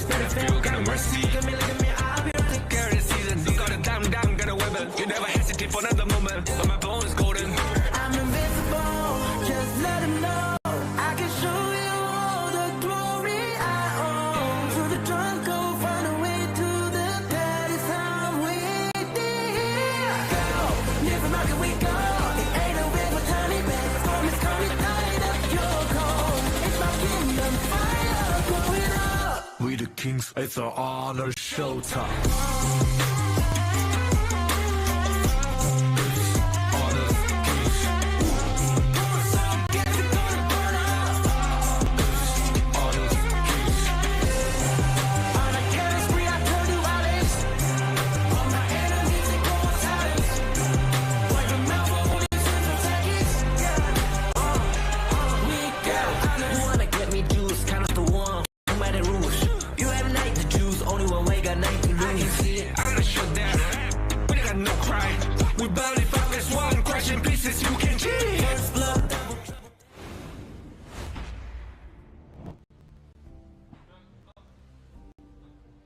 Hello and welcome back to the Honor of Kings International Championship 2025 day number 6 of the knockout stage. And so far we are halfway through the Nova Esports versus Alpha Gaming series here, with Alpha Gaming currently 2-1 in the lead.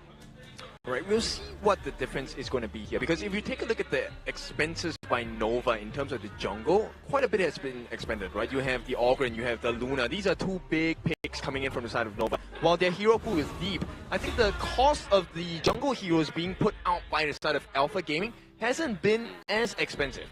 No, not quite as expensive on the side of Alpha Gaming. Obviously, we saw in game number 1, obviously, the telling tales of the potential of console U coming through, obviously, a little bit later on into the series. So maybe that's what Nova is either expecting from APG, or Nova want to pick up for themselves, but it's going to be Nova on the reactive red side here. The red side will be interesting here because the first 3 games really allowed you to venture into those high priority blue side picks here. When you go over to the red side, you're starting to think, how do I counteract the first thing that's going to be coming out from the side of Alpha Gaming?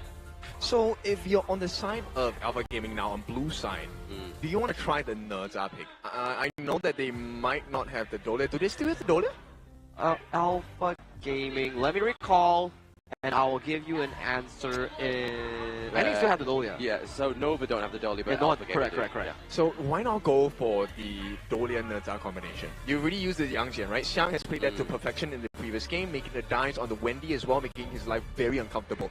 Now, with the Nerza, what are you left with to deal, right? The potential Menki. Does Nova have a Miyue in their arsenal as well? That is actually a very good point here. If, for the side of Alpha Gaming, they remove the likes of the Pei and also another strong jungler, we might just see a Dolia Nerza coming to fruition like what you mentioned. Potentially here? Yeah, we can definitely double dive there, right? I mean, okay, it's not the most prio pick now, but if you go with a double dive, imagine a lane, Dolia, and Nerza combination. Dive for free. Maybe play they don't have the long. I mean, okay, whatever farm lane you want. Exactly, whatever farm lane you want to go for there within the Dolly, but it's going to be the Guan Yu here for Siang for game number 4 here. So take it away from Xuan. This is also under the consideration that Nova Esports no longer have access into the likes of the Mayin already as expanded in game 1. So counters are quite limited only to the selection of potentially the likes of the Charlotte. No more Mayin? No Mayin. Game 1 it was played by Xuan. Yes. Okay, now this is going to be an interesting one, right? What kind of answers do you want from the side of Nova? It has to be stunts, it has to be disruptions. Now they pick up the channel, this is in the expectation that there is going to be a potential Ali coming out from side. Potential Ali could be here for Sun. Obviously, it has been banned. It hasn't been banned here for them, but it's going to be the Jing for Yulong. One of his big picks coming through here with the Mirror Domain. I haven't seen this in so long in the playoffs, especially. And when you know Yulong picks the Jing, he wants to punch it to a 3-1 because we always say, any addition of the Alpha Gaming roster, be it S3, be it until now, your jungler must know how to play Jing, not on a normal level, but on a top tier level. Oh, exactly. And we see the exact counter here. So the Zhang Fei being picked up so far in the later stages of this KIC2025, whenever the Zhang Fei shows up, the Lapu Lapu is the answer, right? As long as the Lapu Lapu is not caught out in the Unbridled Arbors, he can turn that whole situation around. I feel like it's really because of the fact that Lapu Lapu, his engaged timers are faster compared to the Zhang Fei here. If you miss the engage of Lapu Lapu, it's okay. You don't need to wait for the Rage Bar to stack. You can still use the skill 1 and skill 2 to find those decent engages here. But the difference for Zhang Fei is that once you miss the Unbridled Outburst, it's to go back and do the Walk of Shame and start farming those rage stacks here. But I like the counter-active play here coming in from Nova. The Musashi being logged in, it's a good direct matchup into Yulong's Jing. Right, it feels like Nova has hit a wall here in terms of like the things that looking to explore. We have seen potential counters in the same situation, right? The Charlotte coming in for the side of Nova. Miggy did show us with Boom that he can counter that play with the Charlotte. Can Xuan do the same? With all potential here for obviously the side of AP, obviously Nova here. Can they do it here onto Xuan? But right now, obviously getting the ban out here of the Ambrosia, the Shadow Plume going through for them. Obviously great split push potential here once again, but they do still have the potential of the Q1.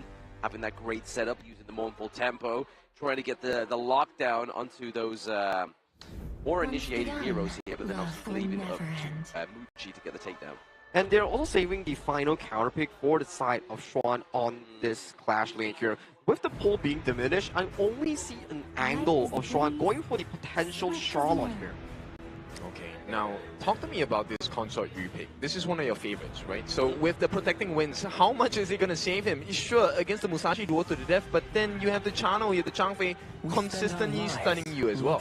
I don't know if that's going to be the prime target of obviously the Musashi, right? Like obviously, yes, if you're going with the duel to the death, you have still the extreme speeds, then you can use the vaulting shot from Consort Yu to leap away, but the delivery here for Musashi and Liu Bang is going to be scary. I like the answer here coming in from Nova Esports here. It's like, okay, you picked the Consort Yu, you want to mitigate any form of physical damage against me, bet I'll go for the Liu Bang here, go for the full magical build, and I will ride on towards the side of this Musashi on the hands of CY, and we will dive deep and try to find the assassination on towards these backline units. And there's more to come as well, right? So besides the delivery system of the Battlefield Command, you also have the potential that, number one, you have the heals from the Liu Bang Battlefield Command. You also have the heals from the Wendy ultimate on this G1 here.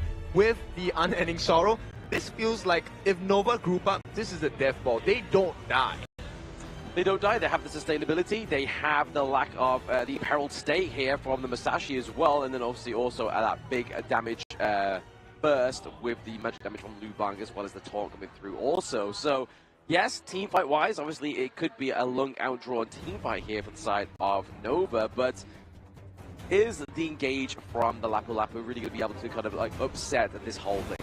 I feel like it really boils down to execution here. For both of these two rosters, Alpha Gaming and Nova Esports, their draft is very consistent and very similar in the case where you have the key players here for Alpha Gaming. The engaged forefront will line onto the Clash, mid, and roam, setting up the perfect situation for Yulong to enter here. On the flip side, Nova Esports will look for these big engages coming in from the Zhangfei and also CY to do the delivery system here, finding the perfect initiation for the team. It's really about who finds the perfect engage, who pulls the trigger first in this game number 4. Yeah, I fully agree. This one really is who pulls the trigger first, right? Because the first initiation, if you time it right, essentially a lockdown for the entire duration. Yeah, huge lockdown for the entire duration here. Could be spelling the end of a good team fight here. But now, obviously, Wendy going up head-to-head with Shishan into the mid lane here, just going for that 2v2 with the support here. But Yulong trying to just make sure that he's not going to get invaded, right? Well, it's a better laning phase in the mid side for Nova, right? You have the heals and the shields from Waypit and Wendy, but you can see Yulong already understands that, hey, doesn't matter, maybe a potential first blood here. Do they want to force the flash? Unable to find that value here. I mean, they found the value. They got the Crimson Golem, right? They took that away from the side of Nova Esports, and they're now looking to obviously just make sure that they keep hold of his own Crimson Golem. You'll see now that CY's like, oh, lads, my Crimson Golem's gone. Yeah, and that's not going to be a sight that you are going to be very happy with, especially for CY. You need a level advantage to be able to pull maximum value, right? The higher the level is for CY, the tankier he becomes, and you will find it more difficult to take him down, of which then the combination of Wendy and Xuan really comes to fruition.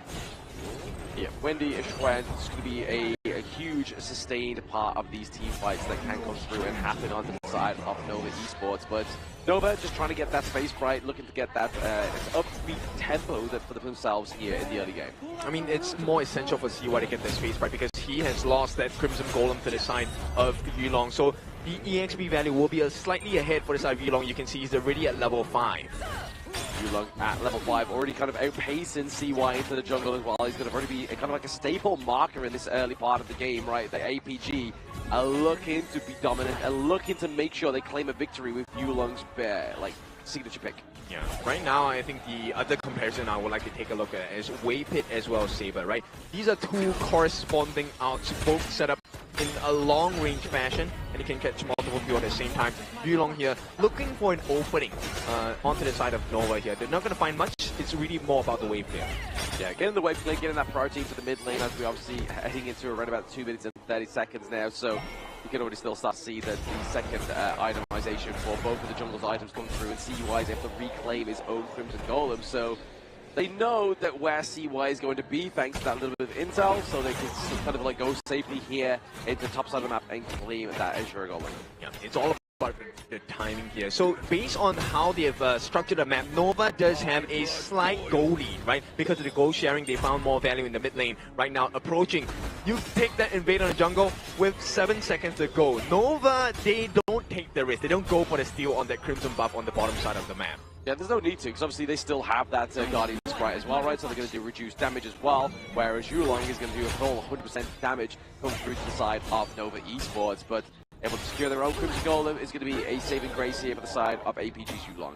Yeah, at this point I feel like Nova, they have the map control advantage, right? Because at any point of time, Xuan will definitely be able to rotate much faster with the Battlefield Command already. You'll see this first engagement, 3.5 minutes, both teams, you want to squeeze them out, this is the best time to do so. Yeah, you want to use that global ultimate to perfection here onto the side of Nova Esports, just putting pressure onto these team fights, but more importantly, keeping CY alive when he commits those big dives. Yeah, and they can also double down on the damage as well, right? Xuan can come in with the blitz, and with that they will be able to get a stun, the burst from the Dominator shield as well. That is extra value in terms of life-taking abilities from the side of Nova Esports. Nova Esports just trying to set up these lanes as the Tyrant gets online here, as we see a bit of a brawl go for it right now. Started very quickly and evidently here by Nova, the ball being placed down. Yep, set up by Saber. Here comes the steal potential, but CY secures it. The fight is looking great for the side of Nova, though they have taken a lot of lives, but Xiang comes back, takes the life of CY. Right now it's a roam for a support, and Waypit will fall next as well. Nova lose 2, and APG looks successful. They do look very successful, even regarding the fact that they didn't get that Tyrant and the increased damage buff here, and the fact that Nova has the gold lead as well. They had everything going for them in this team fight, but Xiang completely upset it for them. I mean, they still have it. That's the craziest part, right? Yeah. So Nova with the gold lead, and with the Tyrant buff as well, unable to find the value of the team fight. And with this, they will be able to recover. The buffs will be left untouched on the side of Nova. So APG, they couldn't maximize it. And I mean, because of that direct consequence, we do see that Xiang's able to build that Blazing Cape as well. So that's going to be the anti-heal they need going into these team fights to try and curtail that self-sustain of the side of Nova's draft. Yep, I think, you know what, at this point, Nova, they're looking like they want to double down on the damage as well. Yep. Damage and the heal values, because the stave of sorceries has been built into the kit of Wendy. And this is going to aid him not just in getting extra damage for every skill usage, it's going to increase his healing amount as well. Exactly. Heal amounts can be increased here thanks to obviously just building that staves onto the side of Nova's Wendy. But obviously kill up for them. They are literally ahead in the gold lead as well, obviously into the mid part of the map. Gold lead is going over to Wendy.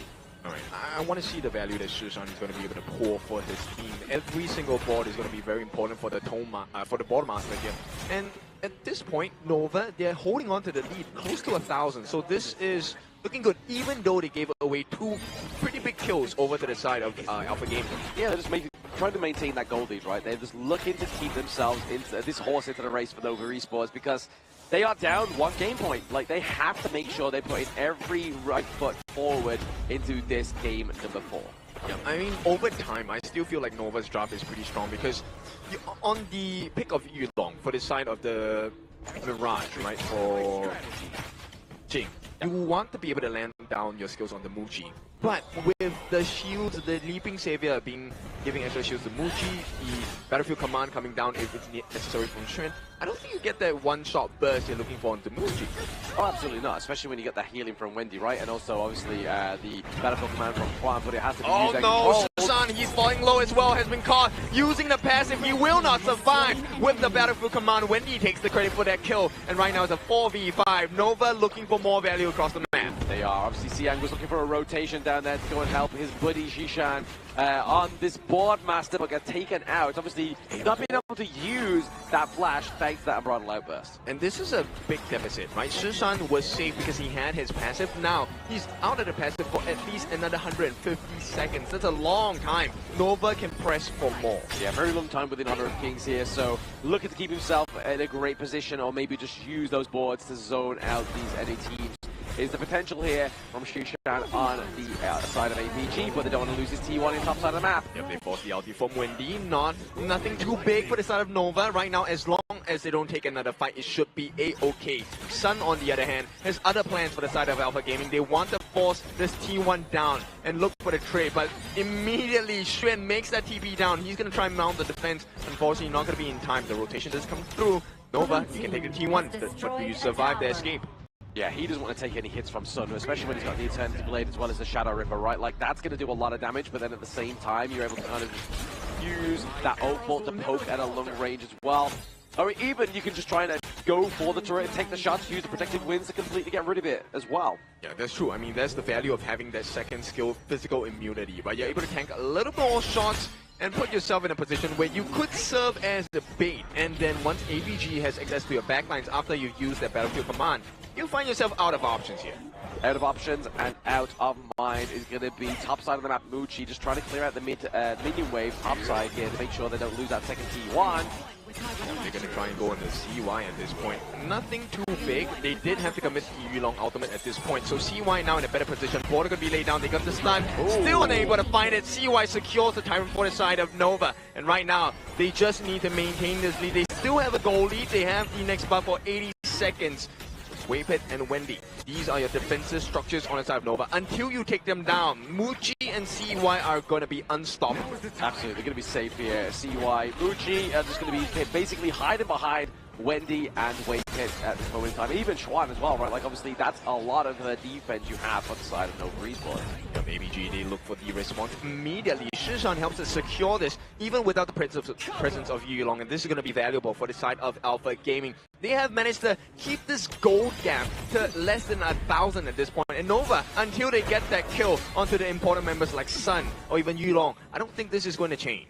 No, it's not going to change at all. Obviously, they need to get the right pickoffs here for the side of Nova Esports, and just take the team fights and dismantle the part of APG, which they haven't quite yet found that right momentum or even way into the team fight. I think the biggest thing here is like Xiang hasn't found an opening as well. He does have the pretty chance, which I feel is going to be pretty vital in the team fights, but I think it requires the usage of Waypit's ultimate, the Unbridled Outburst, to really find value here. Oh yeah, exactly. Try and get rid of the Unbridled Outburst, then go in, use the free charge, try and get the lockdown onto, say, for example, either CY or Muji there, but obviously Chuan took a lot of damage, used the battlefield command to get out alive. Right. Now with that being said, this is the 10-minute mark. This is a true wrestle between the teams. If you get this Shadow Tyrant buff, you win the fight. CY could be pushed back for a little bit. They will try to reset this Tyrant. In the meantime, you can see Xiang looking for an opening on this. Yeah, dropping down Sprite Lynch really stops it, kind of like resetting any further out of range of Nova Esports here, but then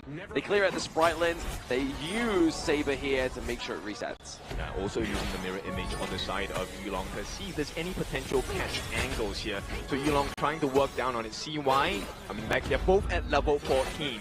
Shields coming in from Waypit. Waypit using the shields, keeping his teammates sustained in this long drawn fight for the Tyrants. Obviously, Daybreaker being built here by the side of APG Sun is definitely just going to amass more damage. But look at those traps, man. They are waiting for the side of APG, maybe even Yulong, to proc all these walls. Oh, they actually have one. No, Nova takes the T1 in the mid. Right now, they can open up the map as well. Saber uses his dash to get out.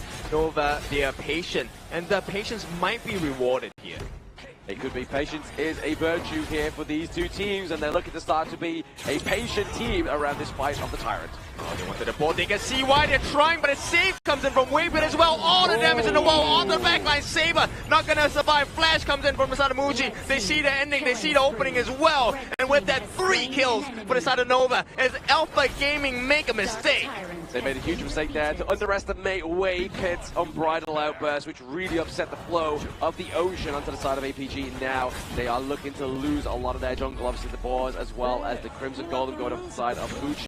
Is just going to enhance the growth of this hero. And 1 minute in, this is the damage they've done structurally. Taking a T2 at the bottom, T2 in the mid looking, oh yeah, it's gone as well.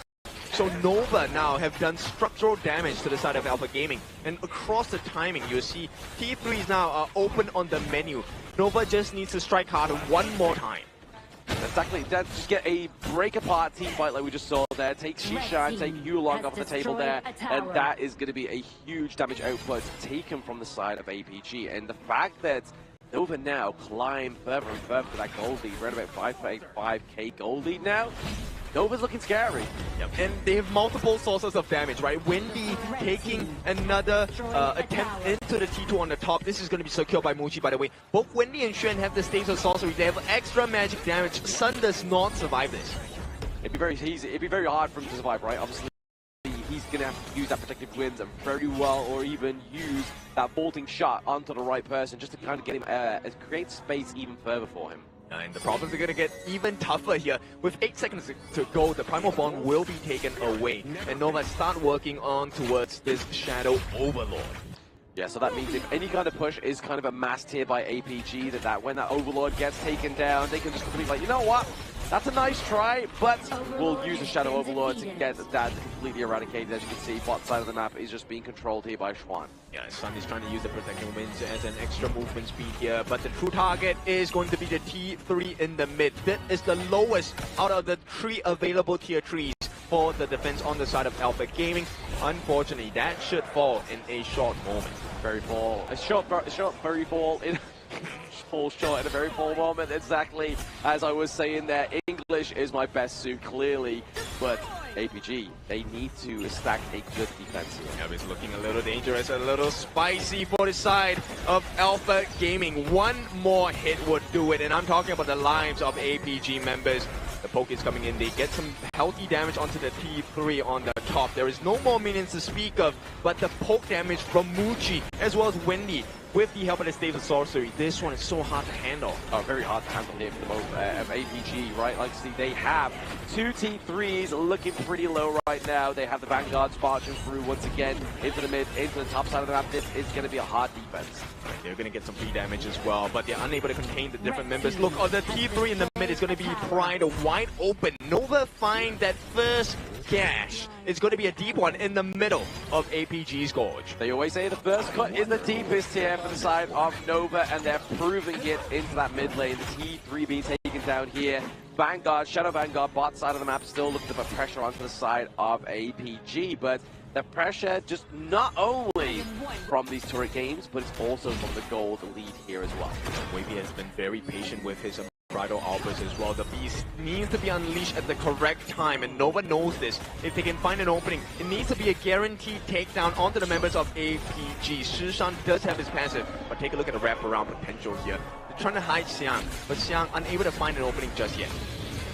Just yet into the back line, round about that Azure Golem as well. Maybe look for a big crucial fight, but at the same time, they have the minion waves into the mid lane crashing in, right? They have the enhanced minions. Like, what's the playstyle here? The Unbridled Embers connects. Yep, they set it up onto Saber, but Xiang is wrapping around there. They call it the catch on the Muji. No, they don't. And this is going to be danger for the side of Nova. They have Prior over the Shadow Tyrant, and this is going to be 90 seconds of fighting prowess. Xuan has been making work at the top side of the map as well. APG caught out, CY makes a dive. The heals come through, and the kills might not, but to chase down CY as well, finishing the job here. A great start. CY might have to give his life. No, it is going to be a trade. CY for 2 Yulong balls as well when he comes in with the heals, with the catch, and Nova, they have found an opening. It's going to be game number 4 going into the hands of Nova.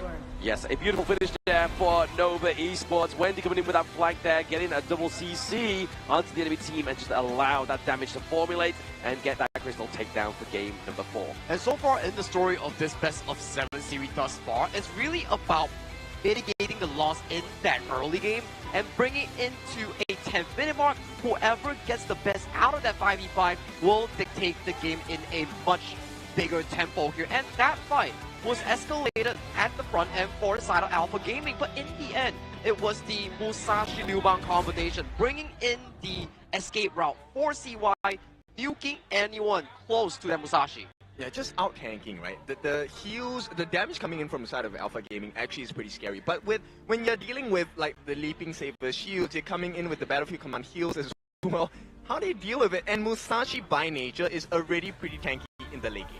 Oh yeah, absolutely. I mean, especially when he's using the lifesteal, there's also the extreme speed, right? Like trying to catch him is very slippery, but then also using that duel to the death to get that imperiled state to stop any healing on your enemy team is definitely a hard one to counter. You can see towards the final few moments of the side of the Musashi coming from CY, his Swordmaster played it phenomenal. First thing, he marked down Xiang, the horse that is coming in from the backside here, isolating him, bringing in the ultimate coming in from the side of Xuan, the Liu Bang ultimate. And then, once they're taking down the War Saint, we thought that, okay, all the spells being dunked onto CY will result into an immediate burst. But no, the tankiness coming in from the pick itself allowed CY, before his death, to take another life from the side of Alpha Gaming, which was Yulong's Jing. And that's not enough. Like, that's the physical damage. It's just the heals coming out. And then you have the animation coming in from the side of Nova as well. Wendy and Xuan giving the magic damage. This one was the one that really hurt players like Sun.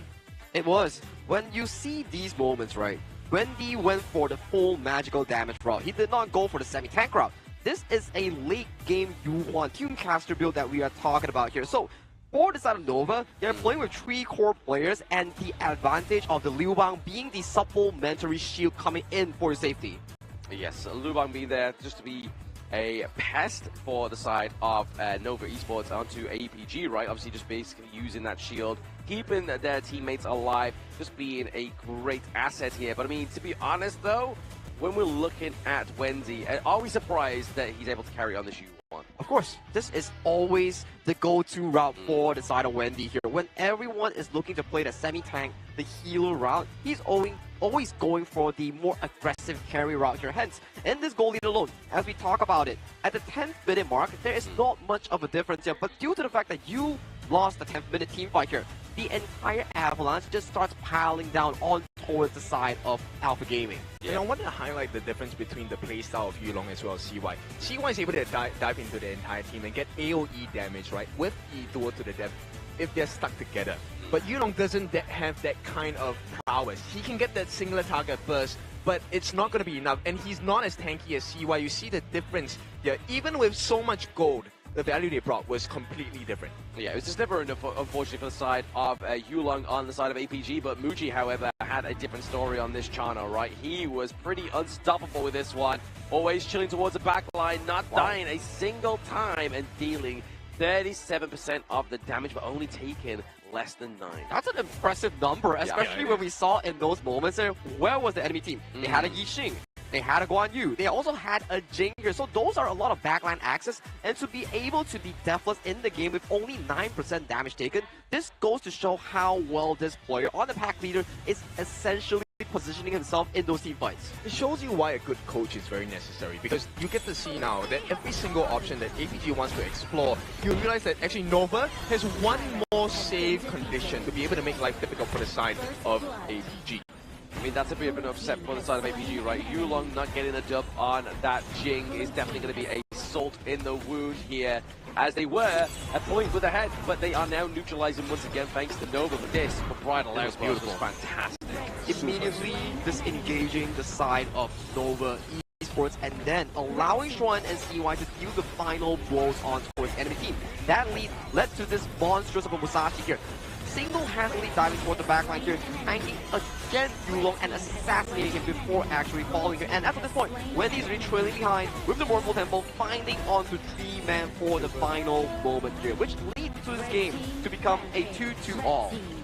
It's really all the shields and the heals that are surviving.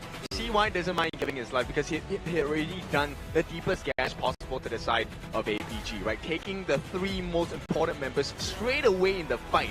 And this one, a well-deserved win. I feel like, you know, Nova, maybe they have found their strides here. Maybe they have found their strides, or maybe they are literally just dueling to the death with that Musashi ultimate. But now we get a neutralized lead here into the bracket. Nova and now 2-2 against APG. Do they take another 2 victories, or do we go 3-2, 3-3 ultimate battle? Oh, minimum 6 games on our hands here, gentlemen. So we will have a large potential of going into that ultimate battle that we talk about. Game 7, everything removed, going back to that classic blind draft here. That will be very interesting, especially we haven't got one in the recent days. Oh, that's true. But you know what? We will wait until we get to that point. Correct. Right now, I think the thing we have to explore is, okay, you have not found the value you wanted with the Jing pick. Does this hurt your confidence as a jungler? Because this was supposed to be prime Yulong, right? We were supposed to see him come out as a monster, destroy the likes of Nova, especially Muji. Confidence now on the side of Nova should be at an all-time high. Well, for the very least, if we were to look into the mindset of these players here, I do think that confidence has always been there. The only thing that is not there potentially is the stamina, because it's been a long day for both of these teams. Nova is the first to arrive in the venue, and they've stayed here for all 3 best of 7 so far. And if you're APG, you're playing back-to-back BO7s. Exactly, it's scary, right? APG definitely starting to show a little bit of a blunder here within their performance, because they're having to play back-to-back games. But so far, they've done well, right? Obviously, they're keeping it to a 2-2 scoreline, but they need to do more if they want to be the second grand finalist within KIC 2025. It will be stakes at hand right now. I think the biggest difference here is the fact that Lapu Lapu was picked up, did not get the win. Oh, that's I think this one really hurts Alpha Gaming. And it really boils down to Game 5 and Game 6, where we talk about it. We saw the global ban picks. In Game 4, after the game has concluded, 20 heroes are now default banned away from both sides here. And once again, Alpha Gaming taking the reactive red in towards their pockets here. As we really talk about the BO7 setting, the first few games, it favors the blue side for the strong blue side picks, OP picks. When you go towards the red side, it's when you go into the Game 4, Game 5, Game 6, where the red side is an easier side to formulate a better draft. And this is where you come to a situation where, look, the difficulty is going to increase. And you have to start looking past the old mistakes, right? If you keep hanging on for Nova and APG about, hey, you know what, we didn't make the full use of this particular pick in the previous games, you're going to be caught in the past. Right now, you want to aim for the future. I think they need to look at what is the next best step to kind of hurt the confidence, but also to be able to dominate the competition. I mean, to be honest though, Nova has obviously now brought this to a 2-2 score, so I feel like their confidence hasn't been shaken yet. If anything, it's kind of just like a burnt and burnt it bright here for the side of Nova Esports. And now, obviously, getting into this game number 5, we're going to be seeing a little bit more back to basics. So we're going to be seeing a potential Orgrim pickup come through here as well, because it is getting to that part of the series. I think Alpha Gaming definitely has what it takes to pick up the Orgrim here, because Nova Esports, they have expanded that back in game number 1, and now both sides will go back to the bread and butter bans here. For the side of Nova Esports, potentially think of removing the Luna and also the Arlie here. These two picks can never go over to the hands of APG, because those two players, Son and Yulong, they are experts on that pick. Now, for the side of Alpha Gaming, same thing. Mai Shunui doesn't come out at all.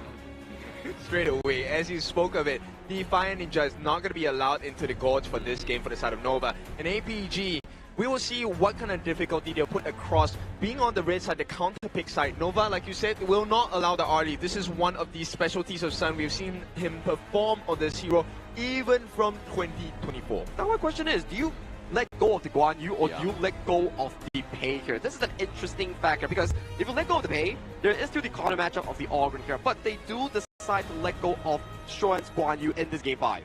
I think you don't let go of the Guan Yu, but straight away they want to put a little bit more steady hands with the steady will for this Flowborn marksman into the hands of Muji here. Yeah, definitely putting a lot of focus on Tabuchi here in terms of the draft, right? Obviously, the first so many games, he's just basically making sure locked in, has that marksman, but over the side of APG, they're going for more crowd control here. They're going for Siang, Underdam, and the D-Ranger as well.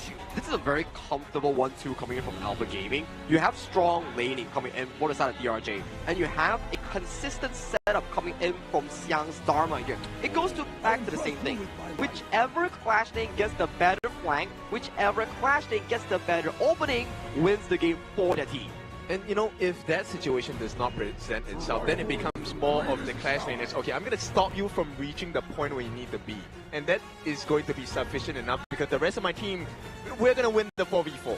Yeah, the Botsu pick coming through here is definitely going to be able to stop that one. Oh, there we go. Uh-oh, Athena, the Sacred Warrior, coming through again today. This is going to be an interesting one, because so far, in today, Athena Rome has yet to find a singular win in the BO7 setting here. So I'm interested to see how Alpha Gaming decides to pull this off. As we know, the introduction of the potential counter of the Athena Rome is, there is a few prerequisites. Yes. Number 1, your roam needs to be able to break spine. Number 2, your mid lane should be a utility mage.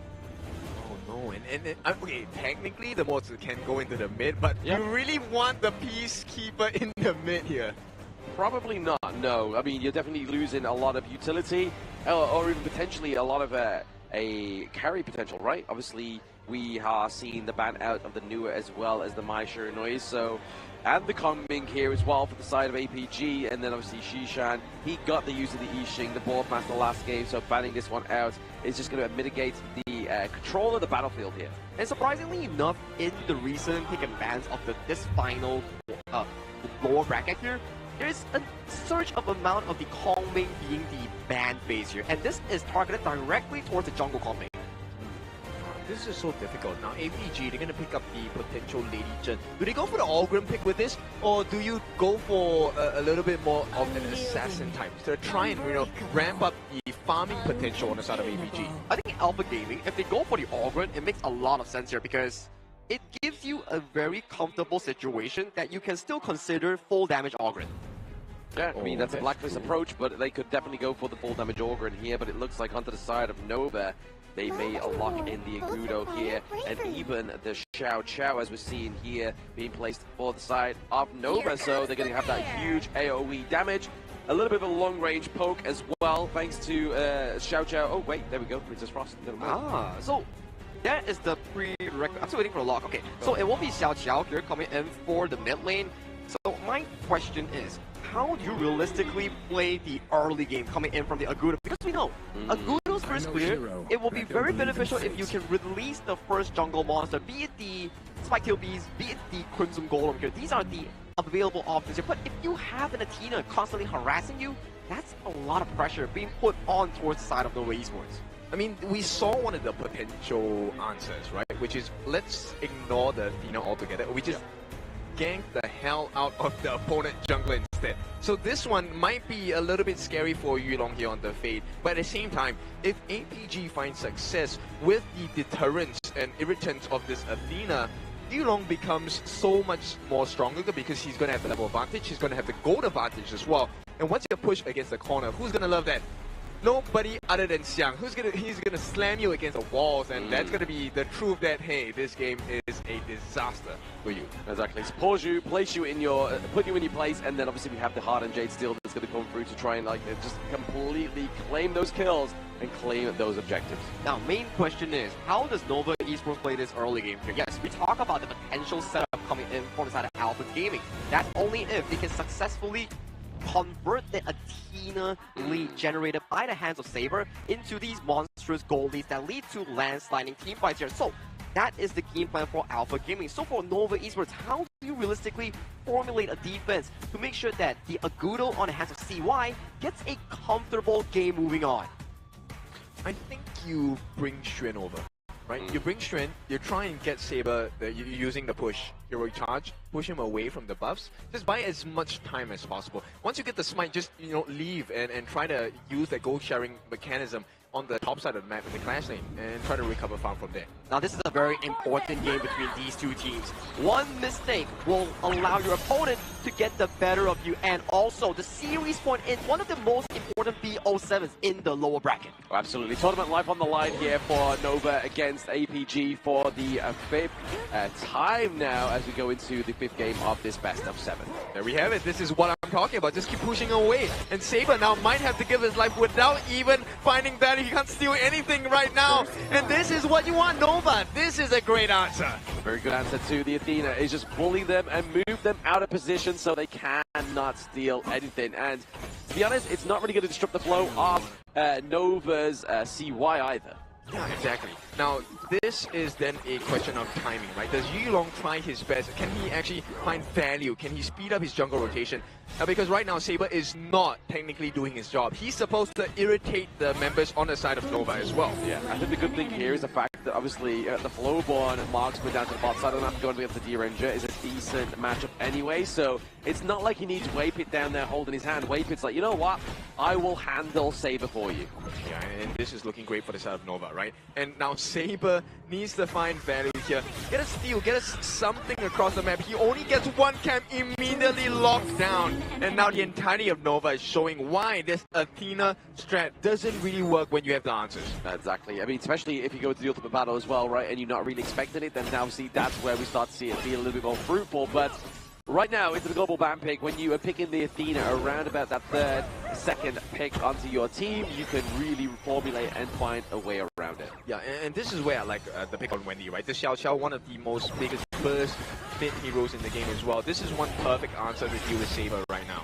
Oh, Saber, once again, just going to take it down more and more, but for those obviously watching who has never seen an Athena before, this is the Athena distraction strat, and the more you die, the less gold you get. Oh yeah, exactly. Full value though, Yulong. Oh, he's playing with his life for this one. Stun comes in, not going to be able to find value in that. But with the respawn on the side of Saber, he's going to be able to get the knock up. Now, do remember, Saber, every time he respawns, he actually knocks targets up. Will be locked for the time being. Unable to buy a little bit more time. And Nova, actually, even with all the distractions, they have a immense goal lead. 2.5 minutes in. This is more than 1,000 gold. It is more than 1,000 gold here for the side of Nova, especially so early. Yes, they got 5 kills, but it is going to all literally be for the side of APG Saber. So they are playing this one like as they are brawling. It's just basically Saber is offering himself to them. Yeah, exactly. And right now, I mean, the silver lining for the side of Alpha Gaming is Yulong is level 7. Once again, they can take the life with Saber, right? They don't really have to care about this at this point anymore. APG, now it's really about what other things can you do across the map? Because Saber is giving you that information already. He won't be able to do much aside from taking maybe 1 or 2 camps every few minutes. Which isn't going to be as kind of like demonstrable as he hopes it's going to be, right? It's not going to disrupt the flow of CY on this Agudo. Very fast clearing jungle in the other game, but when he get a kill onto Xishan, didn't see that happen. Yep, off cam, and this is now the start of a potential problem for the side of Alpha Gaming. You need to have the goal lead when you're playing this Athena strat, and time again, Saber unable to really give value to the side of Alpha Gaming. But there is a potential turnaround, right? Yeah. All these titles, the Rampage, Killing Sprees, if they get the shutdown on the different members on the side of Nova, then it could change. Exactly. Are you looking at shutdowns onto Wendy, onto CY, or even Wave Hit, right? Like, he definitely landed the Cannon Blast to perfection, like, really stopping. And obviously the synergy with the knockup of Xiao Chao as well. Yeah, we'll see whether that burst damage is going to be enough. Yulong trying to work down on this Tyrant, will get it here. Didn't have to commit. The ultimate actually uses his smite. He wants to make sure that this is not going to be a difference of smite ability for the Azure Golem. For now, Nova looking for a target. You know who they want. It is going to be Sun. Everyone onto him. And even with the flash, it is still not enough. A killing spree for CY here. And the damage is not sufficient. Yulong, he may have the level advantage, but he does not have the damage. Yeah, bit of a killing blow down to the bot side of the map. And Saber has now spawned into the backside of this team. He's going to do his best to try and keep, or at least get a takedown. And there he goes. Yep, one more catch. Xiang here looking for an opening. They get the finish. If he gets the call, it's going to be huge, and they get it! Combination unlocked here. Do they get the kill? They get one in the form of CY. They get Wave Pit as well, but the response is immediate. Xiang going to be taken down from the likes of APG, and is that the maximum value you can extract? Because the goal lead has not shifted at all. Not shifted one single bit, but obviously they are going to get the takedown of CY, which means that you know for a fact that the enemy's buffs or camps, they're going to be a little bit free ride. Okay, Saber did steal that one. Did funnel that into the hands of Mushi. Still, nonetheless, not the biggest loss. They did buy some time on the side of Alpha Gaming. But the biggest issue here is that now you get to see the combination. You have to keep your eyes on Xiang. You commit 4 members onto Sun, you get the kill. So what? We can turn that fight around immediately. Which is a good call for the side of Nova, right? Like, if they felt to Xiang's just amazing play there with the True Mantra, then didn't get anything single back, like no recall, no quick response, then Nova would be in trouble. Yeah, and the timing of which Nova chose to take that fight has been great, because you don't maximize the value of the Rampager. The gold difference, it's really minuscule. They have just cut it down by what, 400 gold at this point. Yes, exactly. They're just trying to like. Oh, Sun, he's gonna try, gets picked off again. Shen looking for the opening. Sun, he is caught in no man's land. CY finishes the job. T1 is the reward as well, and Nova are looking strong. Yeah, very strong Nova here, taking that T1 down to the bottom side of the map, but you are seeing a bit of a quick response here from APG Xiang. Getting that T1 top side, but do they have a farm lane left after this after all? I don't think they care. Look at the damage on the T2 as well. Nova is just making plays after plays. Alpha Gaming, they are the ones trying to catch up even with the Athena roam. They are trying to catch up. I mean, they should be the ones that's kind of like, hey, Nova, let's slow you down. Let us be ahead in terms of that gold. And right now, Nova's like, yeah, all right then, let's see what you can do. And unfortunately, it's just not coming into fruition. Yeah, I mean, they are looking for the wheel clamp here, right? But it's them who have their legs clamped on the side of Alpha Gaming. This is not ideal for them. CY, he has not been troubled at all. So far, the only time, I mean, it's been, what, a singular buff stolen by the side of Saber, and even then, it was funneled back into the hands of Muji. Exactly, putting it into the marksman, probably not something you should be proud of here, especially when it's going to be the Flowborn marksman. As you can see, Muji building the Doomsday already as well, looking very frightful with the itemization already. Yeah, this is not ideal. I mean, okay, Saber, did he actually get that? He did, right? So he went into the hands of Wendy with that one. But Muji, this is the real problem for the side of Alpha Gaming, right? Muji, late game, he's going to be able to shred the members like Xiang and Saber really quickly. Exactly. We just shred them down super quickly here on the side of APG. Another Doomsday being built once again, so even more shred potential here for the side of Nova Esports as they're trying to get those catches, trying to get those cannon blasts onto Yulong. The Radiant's actually been blocked here. Right, all nice stun combination, not going to find the job here because Saber actually comes in with the finish. Wait, hang on, CY, he's down for the count. Alpha Gaming, this could be big for them, but it's a rampage for Muji, and with that, the T2 needs protection on the bottom side, will be taken down, and even when they lose, Nova win. I mean, that's a good time for CY to die, right? Like, you are seeing that the fact they're able to get the T2 down to the bottom side of the map, so with no neutral objectives up, obviously CY now coming up now as that second Tyrant here. Definitely a prime moment for him to die, if any. I mean, he resets that kill count, so, you know, the value of the gold for the kill is minimized, and with that, Yulong does get that take on the Tyrant, but can they find more? If they find a wave hit here, it could be huge. Nice block by Saber, he's going to give his life for the cause. It's going to be an unstoppable reign for the side of Wendy, which means gold could be valuable if they get the kill on Wendy. Very valuable here, obviously freezing the way, top side of the map is going to be Schwan there, and making sure that minion wave coming through is going to naturally crash into that T1. Ah, this T1, I think it's gone. Nice gets a knockout by the side onto Shishan as well. Oh no, what is Weipit doing? He had to expend the Think Inside the Box, a wasted ultimate at this point. A little bit unfortunate, but they are potentially going to get that T1 at the top side of the map, so they are still going to be able to get that prize that they were looking for. And the T1 into the mid lane is not looking too healthy either. Yeah, it's not. And that's one of the most important turrets in this game, right? The moment you have that taken down, it opens up the map for the rest of the members on the side of Nova. Your camps will be under pressure. Once again, they're going on to CY. He's going to use his role to get out to safety. But the damage has been done. Alpha Gaming, they can't protect this T1 in the mid for too long. They can't protect it too long here. Alpha Gaming are going to have to give it up at some point in time. Their side lanes are not looking too healthy either. Obviously, Muji is able to get that T2 down to the bot side also. He's just looking for that pain game. That Arrow Storm is going to hurt. Yeah, it's starting already. He's at level 13. We need to take a look at his gold later on. Let me just actually take a look at that. He's at 7,000 gold already, halfway there. He's halfway there. He has the Shadow Ripper and looking to build into the Daybreaker as well. So that's going to be a lot of damage coming online very soon for the side of Nova Esports. But now they're looking to contest the Shadow Tyrant. 10 minutes in, this is where Nova wants to get the finishing blow. Nice stuns onto Saber as well. This is where Xuan has shined so many times, but on the sidelines, Xiang as well looking for the opening. They're going in. Can they find the angle? Xiang will be knocked back. They have him under control. Nice stun. It's going to be Saber giving his life, but Wendy has fallen. CY as well, and here comes the finishing blow. All they have to do is to finish the job. Weipit unable to land the stuns, unfortunately for him. And with a nice movement, they will not be able to find the kill, but the T1 is for the taking, and Alpha Gaming win big. Yes, a big opening here into the mid lane. Not even getting that Shadow Tyrant. They was just like, you know what, let's commit to this fit. Let's commit to the fight. Let's get the takedown of Nova Esports, and that's exactly what they did here. Yeah, 10 minutes. This is such an important timer for both teams. Alpha Gaming did not win, did not take the Shadow Tyrant, but right now they secure it. And look at the structural damage they have done. T2s across the board, except for the one at the top, has been taken down. Saber looking for the steal on the Crimson Golem as well, will be successful. Alpha Gaming, they win big. 3,000 now in lead for the goal. This was definitely a quick turnaround. I mean, you could have blinked and for a moment's notice you thought that Nova was in for a clear win, but then APG was like, no, let us get that big play, let's get that fight, and we will take that victory. But you start to see the value of Muji as well. Look, he's melting Saber quite quickly with the arrow shower.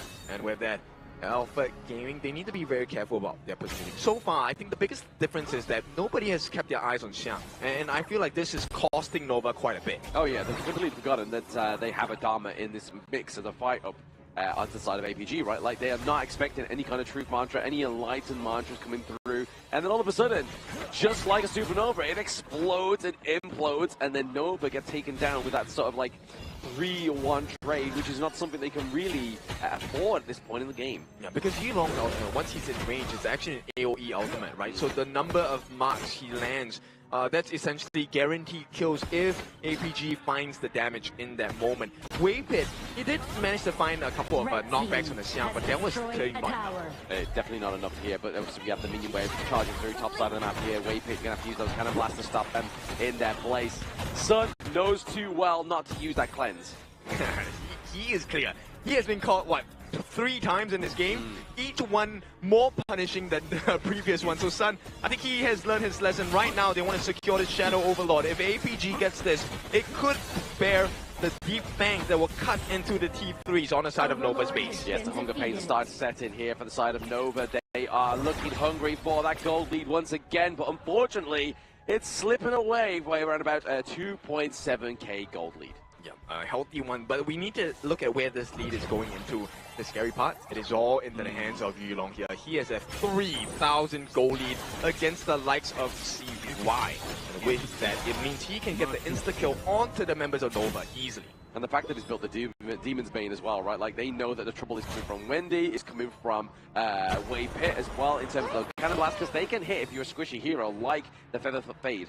Yeah, and then right now, I also want to place my eyes on Shushan. I feel like he has been getting immense value from this free states. Yes, the freeze states have been huge here with Destructive Deluge. Definitely using its protection here, just kind of zoning out and making sure the minion waves don't pass that point of that team. Yeah, right now they're just trying to bait out the common spells as well as the items coming in from the side of Nova. One more hit. It needs to be a perfect one, an uppercut into the face of the Nova.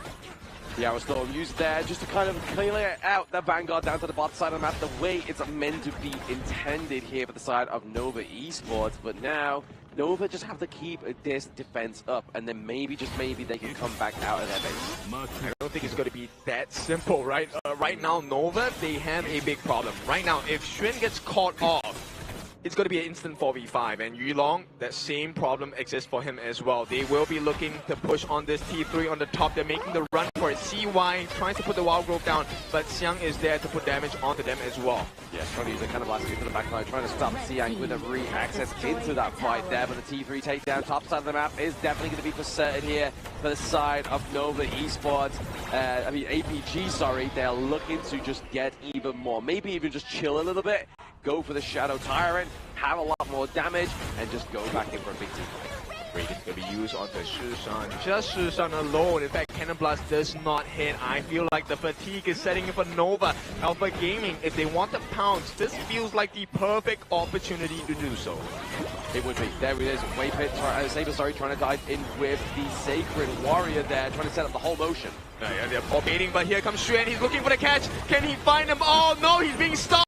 And right now, even with all that value, he has been caught as well. Xuan, the first one to fall. All the damage in the world will be available for APG. They didn't take a loss at all, and this is a guaranteed Shadow Tyrant. It is a guaranteed Shadow Tyrant, especially with that minion wave crashing through top side of the map as well. They know for a fact they cannot take that fight, and if they did take the fight, that minion wave would be heading to their crystal. I mean, the amount of stops they have, the disruption, this is so difficult for Xuan. He can't find anything. Nothing at all. He can't find a single crumb from the side of APG, and that's scary, especially when Nova was in such a position of power.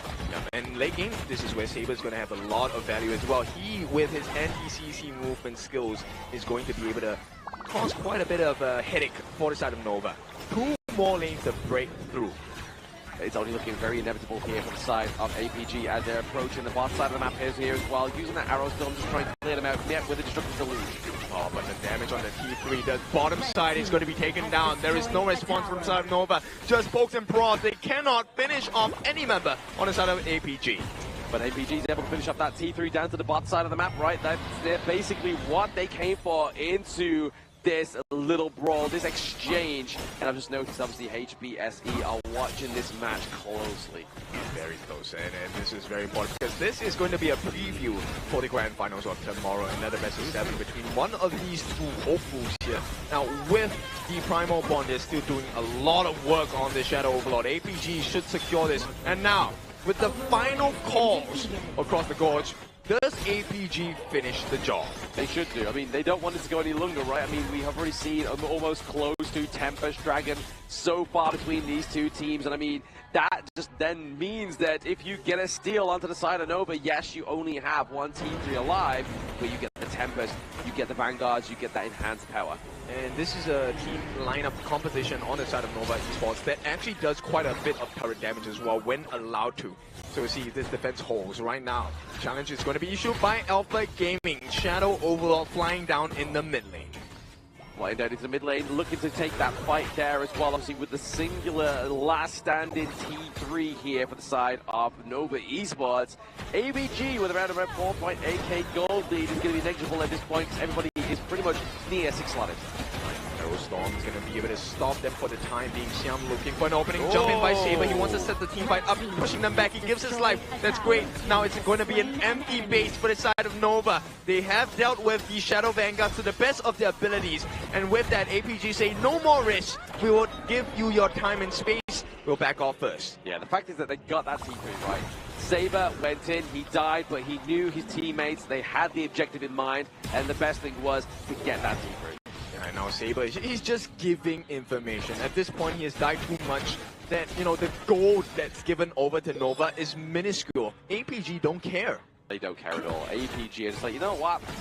Keep getting these little bits of gold. Try and take this gold lead from us. It's not going to happen. They're just going to kind of amass all their bucks into their utility and try and go for a big team fight. Alright, they can't even catch Yulong here with the dashes. He's going to be able to get stunned off. But for now, APG, they have the Crimson buff in the hands of Sun, in the hands of Yulong. This is looking perfect so far for Alpha. Yeah, if you want to give Crimson bus over to anybody onto the side of APG. He's definitely wanted to be going over to Sun and Yulong just for that extra tiny bit of damage before this next Tyrant comes onto the Gorge in around about a 10 seconds time. And do Nova try and contest this one?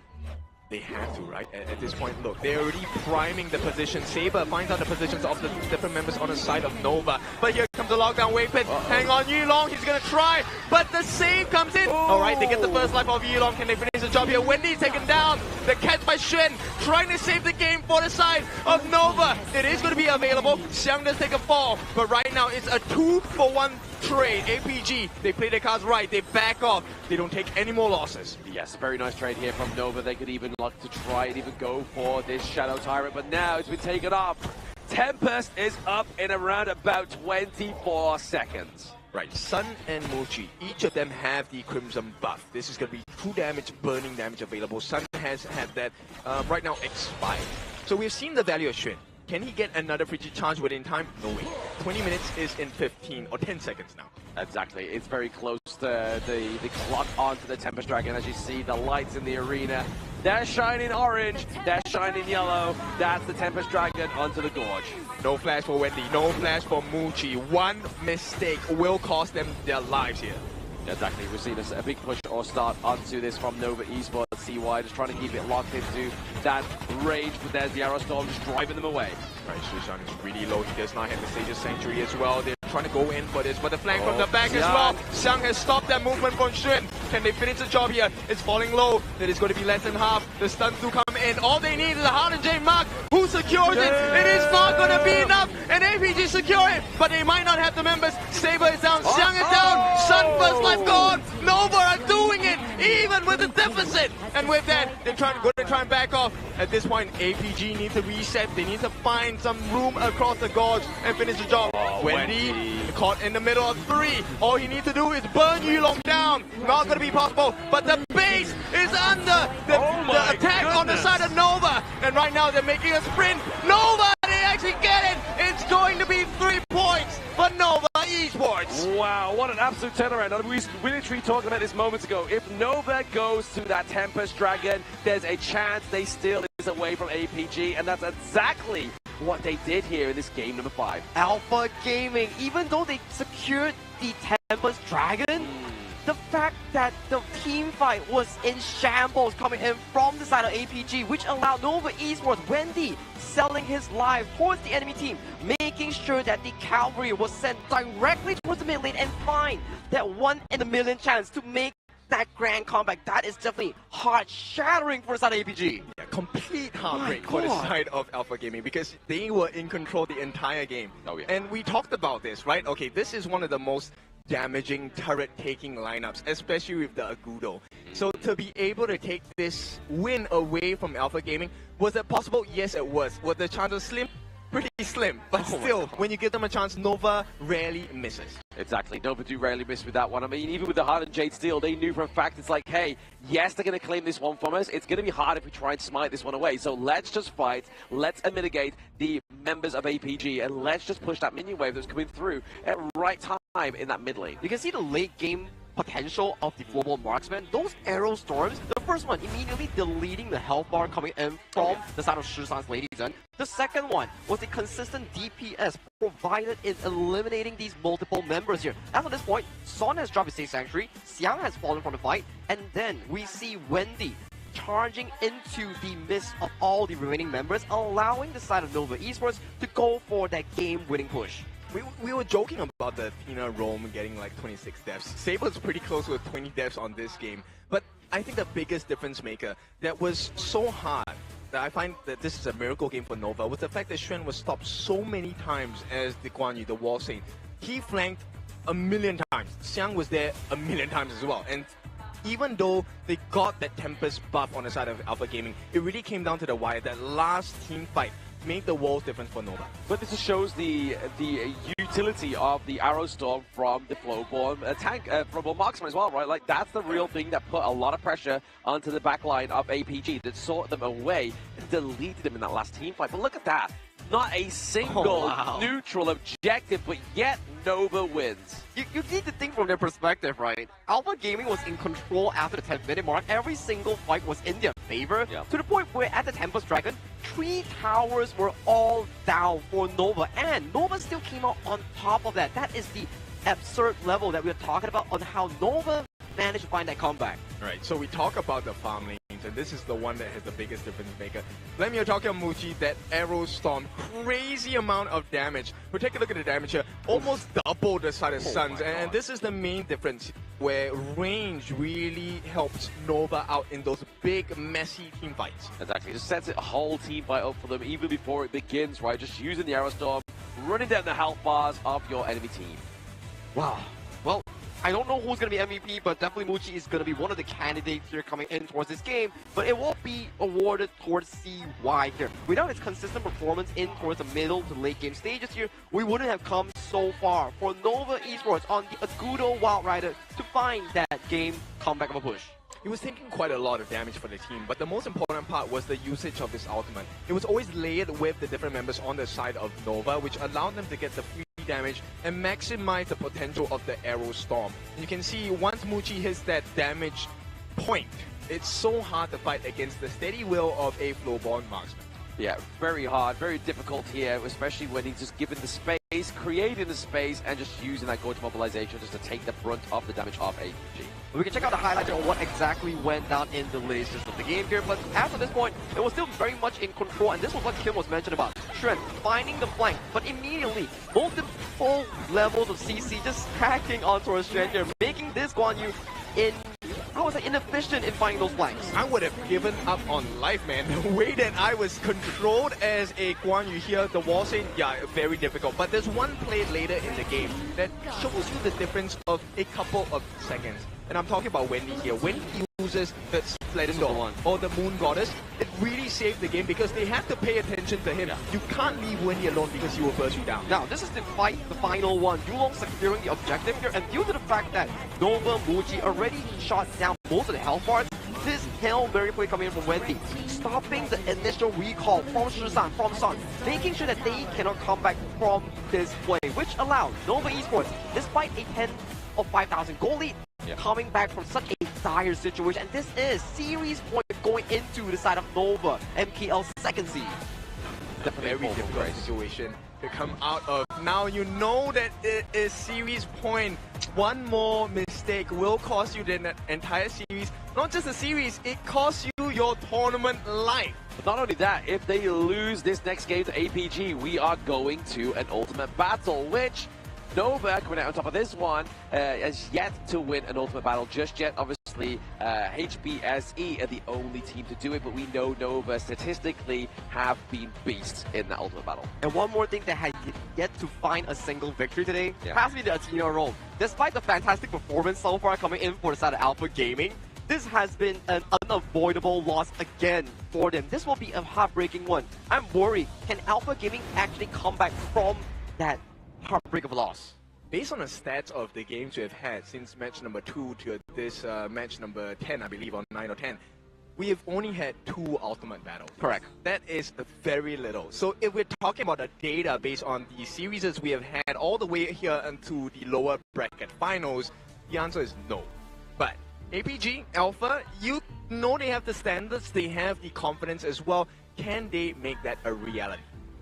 They have to try, right? Definitely have to make this a bit of a rise of the phoenix, for lack of better words. Obviously, they did take this fall from grace. It's now up to them to rise like a phoenix and try and crush Nova Esports once again. But then they have to do it back-to-back, whereas Nova get one win, they are in the grand finals. That's when composure makes so much sense here. That's why in that game itself, the way that Nova Esports actually managed to come back, if they weren't composed, if they wasn't really in a single line of thought process here, it will be very difficult for them to actually find that game-winning comeback here. But this is the updated global ban pick thus far, and we are going to Game 6 here. With 25 heroes default ban for both sides, it will be a bit of a headache for both squads. I agree. In fact, I think one of the biggest headaches here is there is still the young gen. for the side of Nova. There is still the Nerza for the side of Nova as well. And this is a very scary potential coming in from Nova. Knowing that they're on series point, you know this is going to be the most expensive draft they will ever come up with. Absolutely. Very expensive draft just to try and get this point through to them onto the board here. And Nova, once again, onto the blue side. So APG want to choose that red side once again. Well, judging from the global ban picks that I have taken a picture of, so we do have Alpha Gaming still available with the likes of the Dolia, for example, here. So it does allow them to go into the situation where they need to play the Dolia lane, the Dolia Nerza. All these are available options coming in from the side of APG. And from the side of Nova Esports, they did burn through a lot of these top tier farm lanes here. No Arlie, no Long, no DRJ, no Channel, and no Flowborn Marksman here. So they are very down the pool here for the side of Nova. I think they pull a page out of the Homeboys Blackstreet Esports page, a book. Pick up the Sunbin, pick up a super tanky lineup, and just rush at your opponents. Yeah, I mean, but the last time, obviously, we got the Sunbin, the Time Bender. We also had the White Anchor, which has obviously been used onto the side of Nova Esports. So they have to be careful with this one. What did they pair with it? Did they go for the Bai Chi? Oh, we have not seen that. I like that. I like that. We haven't seen that in a while. Exactly. Yeah. That's a KME special here. So we do get on into game number 6 here between Nova Esports looking for that deciding win and Alpha Gaming looking to bring it to an ultimate battle. Alright, we'll see. This one comes down to the wire. APG have a chance to make history here. Lower bracket finals. Can they bring Nova deeper into fatigue, deeper into game number 7? All they need to do is to win game number 6. And what they won't do is allow the Luna or the Mai Shiranui to come through at this point in the game. And I can assume that the pay will not either. Yeah, as of this level in towards the tournament here, all these top tier picks here will be really renting a spot in the pick and ban spot itself. And there you go, Blam. You're paying the Mai Shiranui, Arlie, Luna, consistently banned since what? Game 3 and game 4? Yes, absolutely. But it's going to be the Mighty Conqueror coming through on the side of Nova. Another big pick here for Schwan, but does it get flexed into the jungle for CY? Oh, that's a very good info, right? Because one of the junglers thus far, I'm not mistaken if it's Twisted Mind's Queen, he was the one who played the Mighty Conqueror in towards the jungle and had relevant success. Very good success, to be honest. But APG, they're kind of teasing us. Stop it. If they really had picked up the Luban number 7 there, I would have gone crazy. But at this point, it is going to be the Marco Polo, so damage over time. Long extended fights will be the answer for Alpha Game. I am Ogron. Yes, exactly that. Obviously, the Marco Polo may be here to kind of try and maybe bait out. If they are saying like, hey, this party is going to go up to the top side of the map, maybe they try to go for the monkey here. Oh, the monkey here does do pretty well against the side of the Ogren here. Sufficiently tanky, a very decent front line that can allow the Lady Sun on towards Muchi and Xuan on the party to go for those big team fights. It's looking like a monkey for me, right? And now you have the board, you have the rolling raid, frag grenade, and the Fatih just chops you and slices you from afar. But APG, I like this answer. The Charlotte is definitely something that is going to be worthwhile, right? Not only can he mitigate those stuns, he can kind of have huge damage reductions, allowing for that insane dive potential. I think the thing that I always find very exciting here is when Siang picks up the Charlotte, do we get the KIC2025, 2024 5-man knock-up from the ultimate like we saw last year? Is that going to be a case here? Is that going to be a potential for APG? Every little thing down the line here as of this point, especially game number 6, you need those miracle plays to push yourself into the tie series here, or to potentially push yourself into the grand finals here. Every single play, it counts into the books itself. So what would you like to pick up in the mid, right? Like one of the things that Yixing suffers from, right, the board master, is long range. That is something that he is going to suffer with. And Shishan did use Ganemo, no? He used the new one, but Ganemo is still available for the side of APG here. But always, the Yixing versus the Ganemo matchup is like a cat and mouse game. Do I snipe you first, or do I lock you in the board first? That's true. Okay, so Shishan did use the Ganemo in the previous series, so I'm kind of confused. I see a repeat of that. So yes, but they want to play the long game. They want to drag this out, but okay, Ganemo, Shishan, he found some success with it. Do they lock it in? I feel like this is one of those big options here that he has to go for, because this was one of the few picks that he had relevant success in towards this day itself. Ooh, okay. CY Fade. Is it going to be successful? This is something that could really hurt them, right? The life bars on the side of APG are relatively low, and now they bring out the Lapu potential. This one is going to hurt. Deadly here for the side of Nova Esports. Waypit finally getting another tank pick come through as well, and obviously crucial teamfight engage also here. So it does mean that the Mighty Conqueror is going to go top side of the map, and then obviously the Fade Featherfoot come through here. But oh, a late Dolia pickup here with the Ganonmo. Yeah, putting a lot of confidence and a lot of trust into Shisan in this final potential game here. If they lose this, there's a lot of pressure being thrown onto it, but this is what we call pressure forging heroes and diamonds here. But going to the post side of Nova Esports here, we have the Fade and Yixing combination. And I'm looking into the Lapu. Is Waypit gonna go for the smite approach and be the funnel?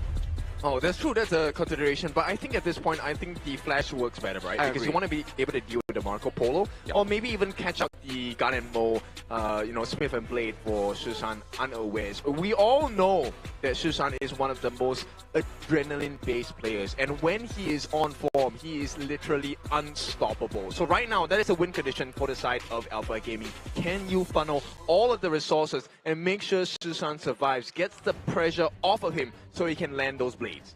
That's what Tom could tell, right? Obviously, if those blades are going to land, if they are going to be as feisty as we need them to, because APG, obviously, Lord only knows that they need this point to keep themselves into not only the tournament, but a potential bracket promotion into the grand finals tomorrow.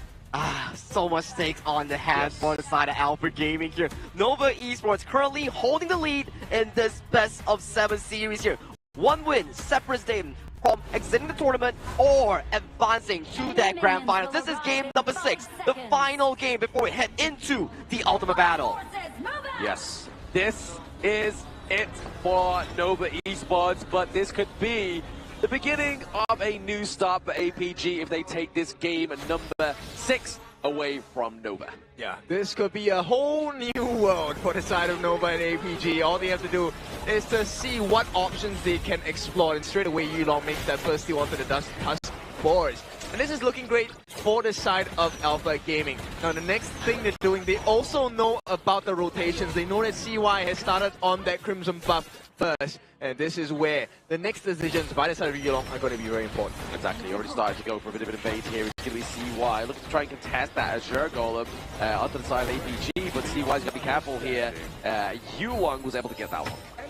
And here comes the attempt by Shisan to get that finishing blow onto the jungler on the side of Nova. CY will be able to make it out. This buys him a little bit more space, but then this costs the rotational speed. Yulong is going to be just slightly faster. Yeah, exactly. With the path passing, it's definitely going to be faster here as well. Obviously, just having that increased movement speed, but also creating space to find your way into the enemy jungle or a new way into your own jungle. But there, completely blundering and taking away two of these camps is going to be Saber onto this Dolia. Yeah, this one is, it may seem like one camp, but this is really important. This is EXP. CY will not hit level 4 just yet, and Yulong is already at level 4. No pressure coming in from the side of Nova. Yeah, that's a scary thing, right? Like CY not getting to level 4, he doesn't have the hardened Jade Steel. Doesn't mean he's going to be able to steal away any of those kind of like contested smaller camps before level 4. And this is going to put additional pressure onto Shren on this top side, which means this is a guaranteed space by going to the hands of Alpha Gaming. And with all the rotational speed in the world, this is great for the side of Alpha Gaming. TP is going to be coming down as well. He's going to join his farm laner Sun to take care, because Yulong needs that farm. You can already see what's happening here, right? Obviously, Nova's just trying to chip away so much of that T1 into the bottom side of the map here. Then when the 4-minute mark comes up, do they go for the Tyrant? No, they look for pressure on that T1, get that run down, and then obviously Sun is forced to go elsewhere. Yeah, we'll see if that's going to be the case, because right now, until the bigger steals happen, I think Nova still can catch up. But at this point, I mean, the goal difference, I think it's just neck and neck, right? It's about, what, less than 500 gold at this point. Yeah, basically, just like 376 it says there on top of the board there, so not even 500. It's literally negligible at 2 minutes and 45 seconds, but no real first blood come through just yet. Which makes the first blood even more valuable, right? Imagine it goes in the hands of Yulong or goes in the hands of CY. The junglers will make the difference. But the biggest one, Sydney. If Wendy gets it, he gets to amplify his farming speed. If Shisan gets it, that amplifies his life-taking ability.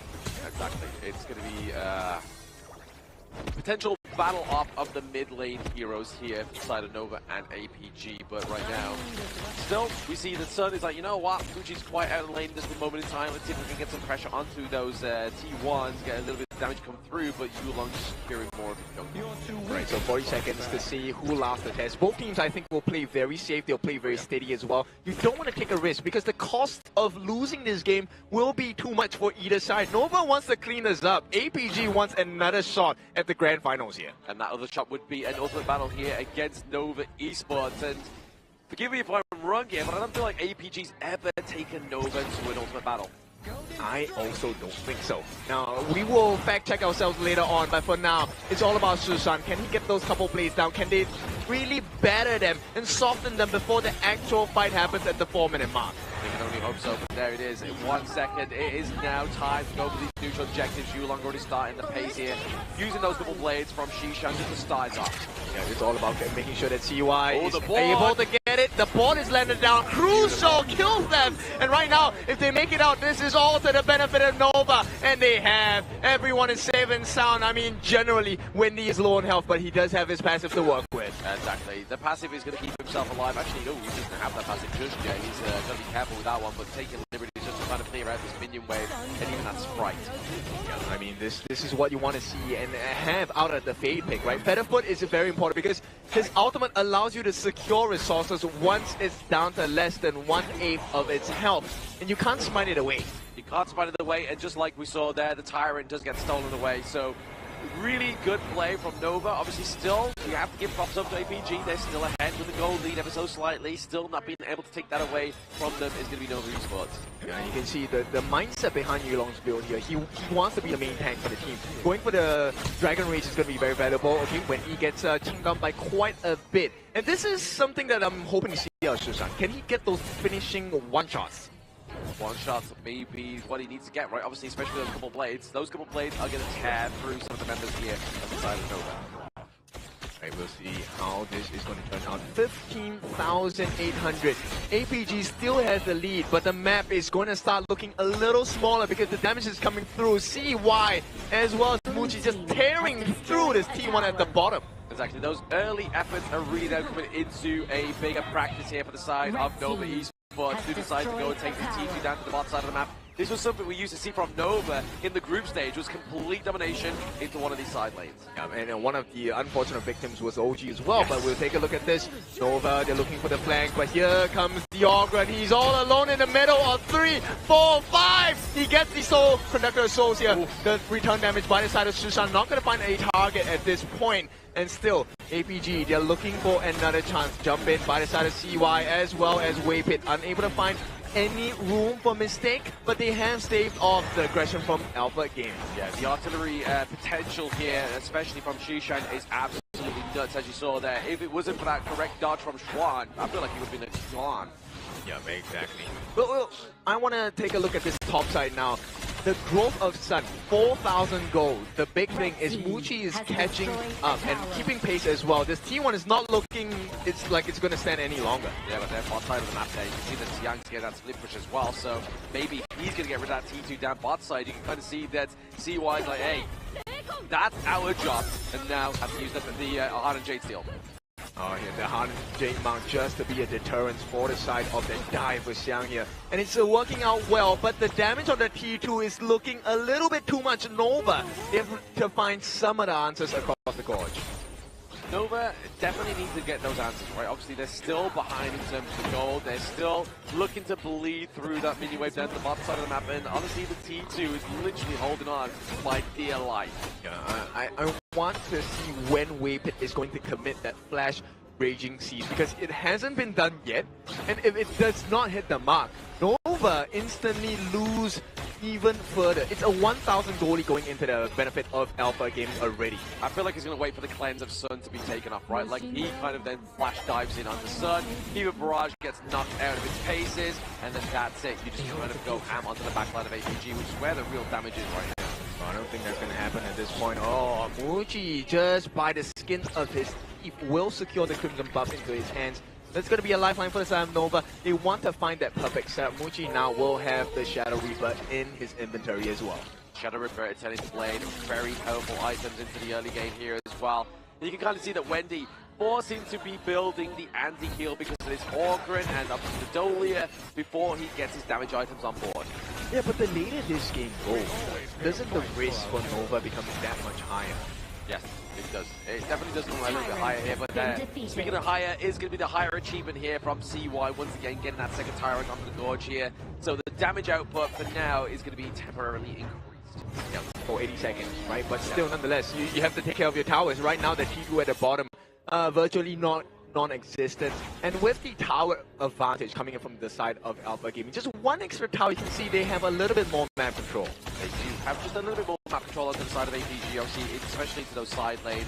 That T2 is just waiting to bleed here, obviously, always making sure that Chuan has to take these expeditions down to the bottom side of the map to clear it out. Yeah, this is going to be a constant pain in the neck for the side of Nova, right? At the same time, T1 and mid is so low. Oh, have they found it? Setup is not going to be there, but here comes the finishing blow, maybe. He is holding off. CY finds the kill onto Shishan. No more burst damage from the mid laner, and this is the first blood of all the things that happen. And Nova, they know not to over-aggress. They're going to retreat after clearing this wave. Yeah, obviously Sun was really hoping for a little bit more damage from either Yulong or Shishan before he got caught out there, but the dash away, the flash away from Xiyang really put the pressure onto the side of AP. Yeah, that's 2 minutes where Xiang is going to be under constant surveillance. He's going to be in constant danger as well. And with that wave hit, what a way to force the fight. I mean, he did miss his Raging Sea, but it did set up the kill onto Shishan, which is one big factor you have to deal with. Oh, absolutely. That takedown on Shishan gets rid of the artillery, gets rid of the where is the couple blades going to come from kind of a question that's going to always be in the back of the mind of Nova, but APG Sun, got to be careful here. Saber coming through. Oh, they actually get the punish here and the shutdown on the CY as well. CY was doing well, but it's a 1-for-1. And still, Alpha Gaming, this is the time to come back. They make a mad rush for the Tyrant. This is the Shadow Tyrant, by the way. Alpha Gaming, they will be able to secure this. No steals available. And now they can start the fight. They can start the fight, but this is the typical strat we'd like to see down bottom side of the map. Is that minion wave being pushed through after getting that Tyrant? But then do they decide to open up the enemy team? That T1 into the mid lane is definitely going down. Yeah, the defensive board did manage to buy a little bit of time for the side of Nova, but still, this is something they have to take care of. The mid T1 being taken down means the Gorge is going to be so much darker for the side of Nova. Fog of War is going to set in, and now there is no way to go to that Shadow Overlord uncontested. I mean, definitely Nova had the means of the early game, and now we get into that 10-minute match. It goes into a 50-50 split. Who's going to take it? But now APG looking like the stronger member. 2,000 gold ahead. This is the biggest goal difference we have seen in the game so far. Really, realistically speaking, it's all about a setup, right? If Nova gets a setup, they should be able to finish this game. But if Shishan gets surprise snipe before the fight even starts, then Nova have no chance. They don't have a chance, but they are able to get that T2, so there's a little bit of a chance left onto the Gorge from the side of Nova Esports. But you saw that, right? Fuji was able to get that Daybreaker. He is going into that late game. Late game, that is definitely going to be a big problem. Now, Shishan, glad that, you know, APG have actually funneled that Azure Golem into the hands of Shishan. He definitely needs a mana regeneration. And you know what? What kind of hurt the cooldown reduction as well. This is going to mean more blades for the side of Alpha Gaming, more damage, and potentially that could be the turn around factor and the coffin for the side of Nova. They don't want that though. They do not want this to be the coffin. They want this to be the coffin breaker. They want to break out their sarcophagus off the side of Nova Esports because they were buried by HBSE. Definitely buried. And at this point, look, Shishan just being the deterrence. Offense is the best defense as well. CY looking for an opening. Does not know that Xiang is there. Hang on, what is he doing? CY, that's a risky move. Ooh. A lot of damage coming out from Shishan as well. They cannot approach the Shadow Overlord. And with that, Alpha Gaming, they might have secured a very great chance. 12.5 minutes in. Alpha Gaming looking very steady. Very steady indeed, getting that second Shadow neutral objective come through for the side of APG. And still not dropping that gold lead, but Schwan is going to go head-to-head against Saber. He's like, you know what, I'm going to do a lot of damage off that Mermaid because I'm sick of those heals. Yeah. Songstress here not going to be having too much value at this point of time. They will push back the members of Nova for the time being. Pushing them back is all they can do right now. It's obviously as APG try and get these vanguards all crash through at the same time. As you can see, top side of the map needs a little bit of TLC. No longer needs TLC. This is all going in the way of APG. Yeah, APG be no more mistakes. They had plenty of control in the previous game, but Nova snuck under their noses, stole it all away, took the glory as well as the win. So Alpha Gaming, they need to make this as clean, as crisp as possible. They do. They need to try and get some T3s here, but I mean, at the same time, we saw Nova come back from worse situations here. But it's going to be difficult. It's really going to be difficult here because APG definitely have everything going in the right direction for them. Yeah, but I mean, they have the Blood Rage on the hands of Yulong as well. They do have the Frigid Charge. That is going to be the big difference maker. If that connects onto some of the members of the back line of APG, Nova, but okay, hold your horses now. Just force them away with the board. Yeah, they're looking for an opening. Right now, it's just slicing and dicing from the side of Xuan as well. Ultimate was laid down by Waypit. Unfortunately, did not find the value it was intended for. And with that, Alpha Gaming, they do survive that defense coming in from Nova, but this means they get some space to breathe. They go back and work on the neutral objectives as well as the buff. Yes, exactly. Because it all comes down to resources at the end of the day, and that's the one thing that APG's had over Nova this entire game. Yeah. If CY actually can get the steal here, he does have his Hardened Jade mark. This could be disaster for the side of Alpha Games. But with Waypit's ultimate, he does not have the flash. This is going to be a very hard setup for him. Yeah, I mean, look at CY. He's just trying to find some kind of angle into this Tyrant camp, right? But you can see that Xiang is always trying to check him as well. Yeah, this provision by the side of Xiang is so important. At the same time, Waypit is trying to provide the same value as well. Yeah. Let's see, Xuan does have the flash ultimate on this spot. He does have the flash ultimate on this spot, but there's the board being committed by board master. Lay down, it's going to be secured, and right now they must survive the fight on the backlines as well. They take the first life. Waypit did not find the value he was looking for, and Muji's in trouble. The rolling rain trying to get the damage down as well. Can he finish the job with the Blood Rage? It might not be enough. Muji, he turns it around. Xuan and Wendy have given their life.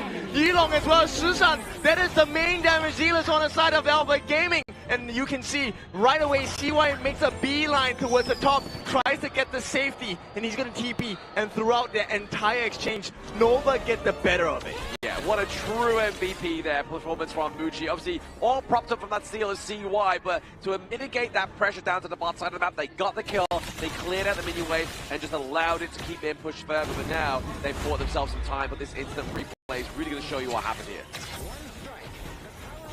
It's a replay, obviously, yes, we have the Hardened Jade still, the steal come through here, but it's going to be artillery, obviously, completely uncontested here by Xishan. Just having that range, really putting the access onto the back line, and then it was just that, the fact that Sun was just taking Xuan's blades to the face was just so much damage. I think the biggest difference maker was the fact that the side of Alpha Gaming was kind of confused, right? Xishan wanted to go in for the finishing blow, but there was no one to offer the protection as well. Xiang was completely away, and once again, Xishan is in danger, but he's going to be fine for now. He has the TP back to base, which means this is the potential 4v5 fight. There is a minion wave on the bottom side of the map, making their way down as well. Right now, this means the T1 is open, and Nova obliged. They will be taking this for free. Yes, T1 opening into the mid lane here. It's going to be the big open in, and maybe just that another notch in the belt here for the side of Nova to try and get this game in 4. Right, game number 4, Xiang. Oh, you know about it. He's going to make the rotations. Same thing for Xuan here. He's looking for an opening angle. Whoever gets the vision. Oh no, the backline dive. Wendy has set the board. He wants them to be locked in, but right now, Xiang manages to catch as well. A rampage for Sun. Can they do it? They found them. CY first life gone. Wendy's gone as well. Xuan and Nova completely dismantled APG. They can definitely do this. Susan is still alive. Amount of burst is available. And with his ultimate, the Freshly Forges up once again. Alpha Gaming, can they break the base of Nova here? I mean, they definitely have the long range advantage, right? They have the couple blades. They have the Splendid Revolver just to keep them away from this one. And they're going to be with Lapu Lapu here. Waypit and Muji are the last stand. The Raging Sea is not enough, and we might be having game number 7 here. Alpha Gaming, if they can finish off Muji, that'll be great. First life gone, not yet, and they will be managing to stave off the aggression. They lose the T3 in the mid, and Nova, this one hurts. Yeah, Xuan and Wendy are now back up, and CY as well. They're all back into the fold. Yulong is now back onto the gorge. They're looking to go for the Shadow Overlord as they bring Yulong back through. Alright, they commit the FIFA barrage, but a steal maybe? No, a little bit too far. And now Alpha Gaming, everything according to plan. They have the Sage's Sanctuary on Xiang. They have it onto Sun as well. How much more resources can they burn from Nova? I mean, that's probably going to be the case at point, right? Obviously, we are seeing that they have pretty much 6 slotted here. Obviously, Muchi's gone for obviously the Sage of Sanctuary as he had in the previous game. We see that Wendy's pretty much 6 slotted as well there, and CY, he needs to build that last item to get that extra bit of damage come through, and then Schwan is looking to build a little bit more magic defense. He's got the destiny. Here comes the setup by the side of Waypick. Gets a nice knock. Xuan, he wants to go in, but Splendor has been committed. Can he get the kill on the Xishan? He's gone! And with that Viva Barrage, they don't even get the kill! And right now, Nova is surviving. And with this 4v5 situation, they can definitely turn this in their favor. Nova, they just need to reset. Make sure that the T3 stays standing as well. CY, he needs to make sure that he's alive. He gets his ultimate ready. Yeah, gets his ultimate ready with the Schwan here, bit of a saving grace for that T3 down to the bottom side of the map, but somebody needs to go and answer the call for that top side T3 as well. With the Shadow Vanguard coming through to the mid, that pressure is on here for the side of Nova. They take a risk here, CY, they say ignore the bait. The Shadow Overlord will let our Clash Nina deal with that. Can they get that finishing blow with the Heart and Jade Mask? They get the steal. CY, they just need to make it out. Xiang, the chase down as well. He has his first life. They want to get the damage, but there is not enough reach. And Nova make it out after the steal, but the Crystal is in danger. Someone needs to defend this. Waypit make it happen, and they have made it in time. Alpha Gaming, they will not be able to find that game number 7 just yet. Yeah, unlike British Transport, you see that Nova Waypick got there in time to stop that steal with the minions there. We are not going to get a Winions match here for the side of APG. Nova cannot let this go to an ultimate battle, because they could lose it, especially after losing the game 4. Yep, they're gonna try Yilong. Oh, this is not the position you want to be in. He does not have the heals right now. Shushan is trying to make the difference in terms of damage. And with that standoff, it is going to be Nova in a very precarious position. The life bars are low. Waypit is not healthy. But welcome into the final battle. The Tempest Dragon has arrived. Yes, the game-ending mechanic here for the side of both APG and Nova. They need to try and get this one, or do they look to put the pressure on with these minion waves, because it looks scary if APG gets a good fight here. Yep, CY, he's not here. They want to make the difference on the side of Alpha Gaming. They know that he is not around. They want to turn this into an unfair advantage. Right now, the map is looking pretty safe for Nova, but it's the timing of it. Can they get the T3 at the bottom? If they can, that alleviates a little bit of pressure. It's going to happen. The minion waves obviously coming from the Crystal, but it's going to be a little bit too late. Right, they get it as well. Xuan actually commits his ultimate. The board locks them in on the corner here. Can they find the finishing blow? Shushan looking for an opening onto Waypit, unable to find that finishing one.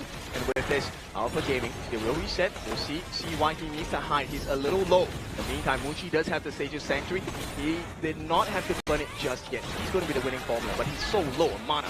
Yeah, I mean, that bot side of the map being completely eradicated there is going to give the pressure over to the side of Nova, because they still have their T3 just by the skin of his teeth. Xuan does have the Sky Dome. This is going to be shared by across the map for Xiang as well. They want to go in for that finishing blow. Yulong looking for... Oh, Viva Barrage coming in from Sun, but immediately taken down. The save by Waywind. Is it going to be enough? Where is the damage? Saber has been taken out, and Nova, they're doing it. They're able to take them the lives on the side of APG. Bushido has to run for his life. Xiang looking for the chase out. If they get rid of Muji, they have no more damage, and Muji will be taken out. 45 long seconds for the side of Nova. APG, they will try to hang on. First life gonna burn down for the side of Xiang, but CY, he needs to make it out. Where's the stop? No, they don't get it. CY, he gets his life. They just need to finish the job, and Wayman, he saves the day, and here comes Xuan as well. He's gonna take down Yulong, and this is gonna be the dream opening for the side of Nova. They don't get the Tempest Dragon,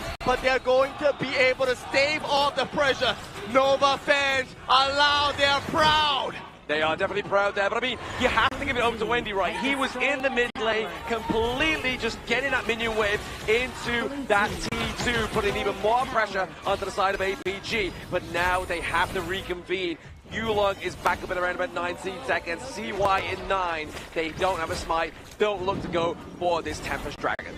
Stats-wise, this is not supposed to be looking good for APG, right? In fact, this should be a guarantee. If CY comes in here, I'm not sure whether he has burned up all the uses of the Sage's Sanctuary, but that could really be the difference maker. Look at the damage being worked down by the side of Muji as well. They don't have vision on the backline. Xiang 1v1 against the like of Xuan. They will secure the CY. Opens up his ultimate. They get it. Nova, this is the dream start. Can they finish the job? They're going to start on the backline. They get the first line with Shushan down. Can they finish it at this point?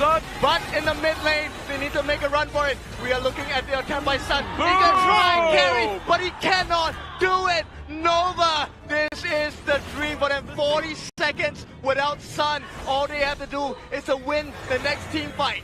Yes, the team fight is going to be the big win here. Waypit trying to lead the charge, making sure he get the intel from the side of APG, trying to get those couple blades zapped away and making sure he's going to soak that damage on the top side of the map here. CY looking for the push. Yeah, 50 seconds. This one is a little bit too long for the side of Alpha Gaming. If they do the damage on the T3s, this is going to completely turn the tables onto Alpha Gaming. This is their last stand. The dream must stay alive for them. It must stay alive. They are looking to try and redeem the House of Nova. T3 into the mid lane gets taken down. They're looking for the T3 top side of the map. It's going to be the final fight. Yep, it's an empty base right now. Muji carries the dream. The ball lay down. He catches 3. Can he finish the job? Jumping up. They're all locked down. The damage comes in.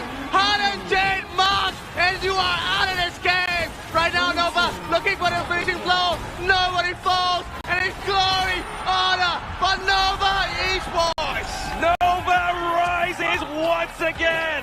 Their house crumbles, but they redeem themselves from the rubble. And they are your grand finalists going through to fight HBSE. That was one of the most intense BO7s that I've watched in the KIC 2025. Back and forth. Game 5 comeback, Game 6 Tempest Dragon to decide who will march forward, and in the end, it was Nova, the Supernova, advancing to that grand finals to meet HBSE in that fated re-encounter. Yeah, and this is what makes it so exciting for the side of MKL, because every time it feels like there's going to be a shake-up in terms of the standings. The teams that are at the top, they rise up, they show you that no, there is a reason why there is a 1, 2, 3 in MKL, and for now, it is status quo. With status quo in mind, Nova Esports takes the winner's bow here as they do get the well-deserved victory after 6 hard-fought battles. They came into the stadium, the venue, in the early morning here, but as we celebrate the victors of today, we have to thank Alpha Gaming, the 3rd seed coming in from the NPL. They have fought strong and hard through the lower brackets here, but this is where they have to exit the tournament. We thank for their participation and congratulations, you are 3rd in the world. Yeah, definitely they must stand proud, right? Yes. This was a heck of a last game. I mean, it was down to the wire at this point, but APG, they held on, they pulled it all the way to game number 6. Unfortunately, they did not make the cut, so they will be sent home. And tomorrow, we get that grand finals we deserve. Yes, absolutely cutthroat here for the side of APG, but they did try the hardest. They are the 3rd place, but we are looking at Nova proceeding through. This is coming in from the side of Alpha Gaming. So definitely it's a painful experience here. You know for a fact that it's very saddening that you lost Game 5 in such a comeback way against your opponents, knowing for the fact that in Game 6 alone, it was very possible for you to bring it into the final ultimate battle here, but the last few moments was the key difference maker. Yeah, I mean, just the usage of the Sage's Sentry, that was the difference maker in this game.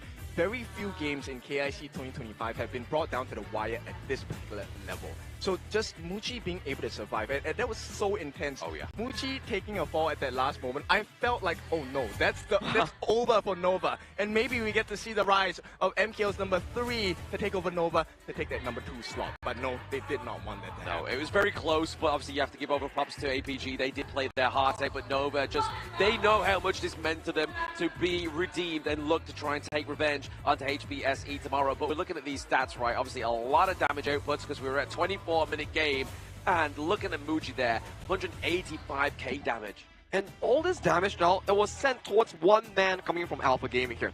Almost 300,000 damage tanked by APG's Yulo on the Soul Guy. It's crazy, and I mean, they did find some value. Shishan was actually doing his job so well, but then they found out the reason for their success, and it truly was because of Shishan. So what was the call from the side of Nova? It was just CY, go and hunt down this Smith and Blade. Once he's out of the fight, they don't have the damage. You can have Sun throw as many fever barrages as you want, but he's going to be taken out immediately. Exactly. Well, this goal lead explains a lot, right? Where Alpha Gaming, they were at the edge of the final push here, but it was Muji with those final few frag grenades kiting out and extended the game into a Tempest Dragon here. And this is the jungle head-to-head matchup here. CY piloting the assassin and Yulong piloting the soul guy here.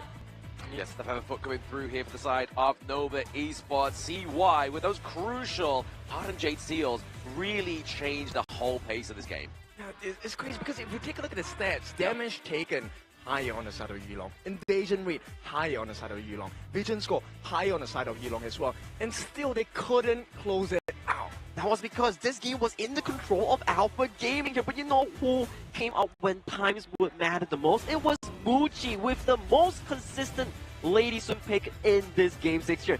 He was really the lifesaver of Nova in preventing the series of going into an ultimate battle. The Cannon Bell, also known as Lady Sun for our OG players here, 2, 1, and 5. Now, damage taken was a little bit much in terms of like 16%, but this came at the appropriate times where he gave his life for the cause because he was already healing the damage. Yeah, he was down for the brawl. He was there to make sure that those prime plays were being made, especially down that bot side of the map, which we probably will see in these highlights where we saw a team wipe almost potentially happen for Nova. And this was the primary fight that Alpha Gaming found the potential last game push here. Song found a beautiful engage towards the backside, getting 3 core members. It was down to Wavepit and Muji here, but they hold on the Stronghold so well, delaying it into a Tempest Dragon. This one, Yulong coming in with the Fever Barrage onto a Son here, immediately gets sniped down from the side of Muji here, coming back from spawn, but didn't swap to the Destiny here. And Muji, as of this point, he's over to the backline here, getting caught out. We were all thinking like, what's going on? What is this game going to extend into a further market here? But this was a beautiful play coming in from Sean. They got Muji, they got CY, everyone. That the long range damage you were expecting out was not there. But the fact that they got Yulong down created this beauty of a situation here, where CY was able to outsmite and get the ultimate down. This was the beauty of the Featherfoot fade here. Your ultimate, the hardened Jade Seal, gets you primary access into these objective takes here. Hence, in the final few moments here, when you have no more towers, you have no more identity, you will be losing to an overpowered Tempest Bug tearing down your base. Last combination, super beautiful.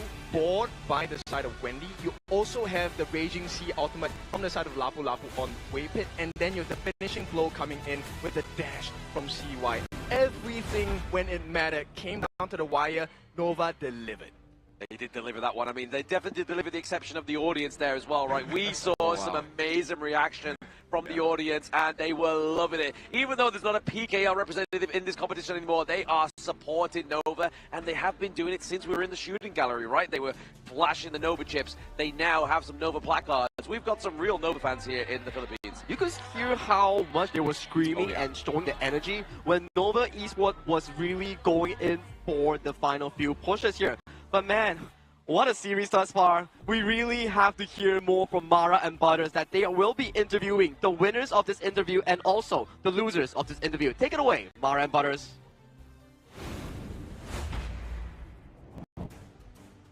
Everybody, let's give a big round of applause to our grand finalist, Nova Esports. Waypit, Xuan, congratulations. You've made it to the grand finals. But you know what I'm so curious about, Waypit, is that you had a very long day today. Great matches. How did you prepare after Homeboys Black Shoe Esports sent you down the lower bracket? You guys had a lot of fight. We just go to have a nap and eat food, just like that. You had a nap? Yes. You didn't practice at all after? No, because I'm so tired. You're so tired because you woke up so early today. Yes. And it looked like the nap works because all you have to do is reset and you came back like you're 100%. Ready physically and mentally. Now I have a question for Xuan. This time around, APG, you had a lot of matches against this team. But right now, was there something different between you guys? Because they got a bit close today to getting that ultimate battle with you guys.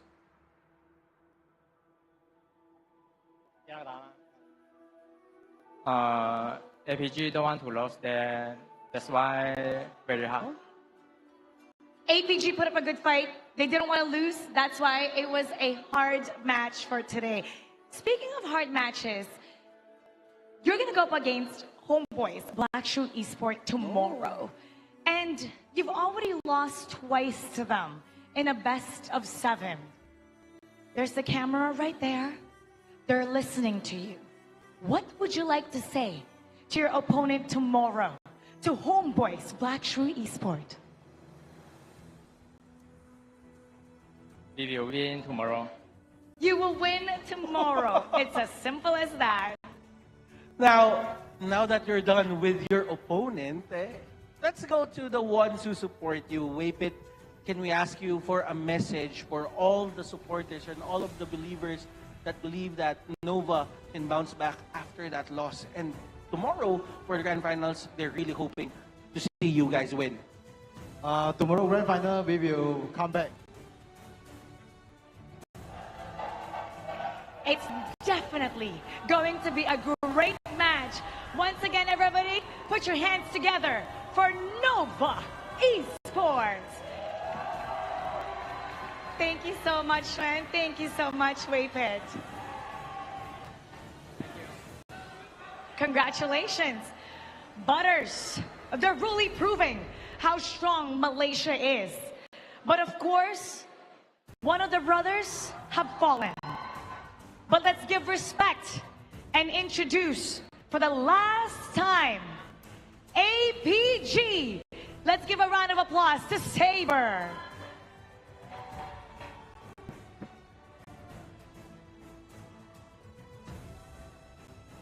Saber, you hear that? They're cheering for you. You and your team put up such a great fight.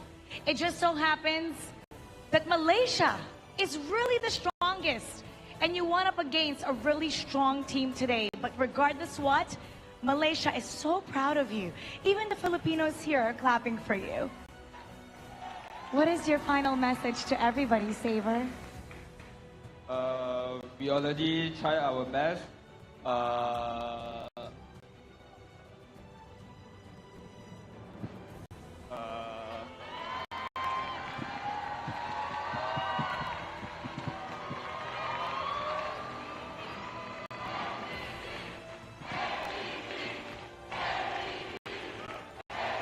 Thank you for all the support, and we will be better next time. Saber, we thank you because your team, APG, put on such a great show for everyone. You heard everyone cheering for you, yelling APG. And I have to say, one team's rise doesn't make you any weaker. It just means that Malaysia is the strongest of them all. But you know what? We look forward to what you have to show in the next competition. We are so impressed by what APG has shown us. This is just the continuation of your journey. The whole world sees how great APG is. Everybody, let's give him the honor. One more time. Everybody say APG.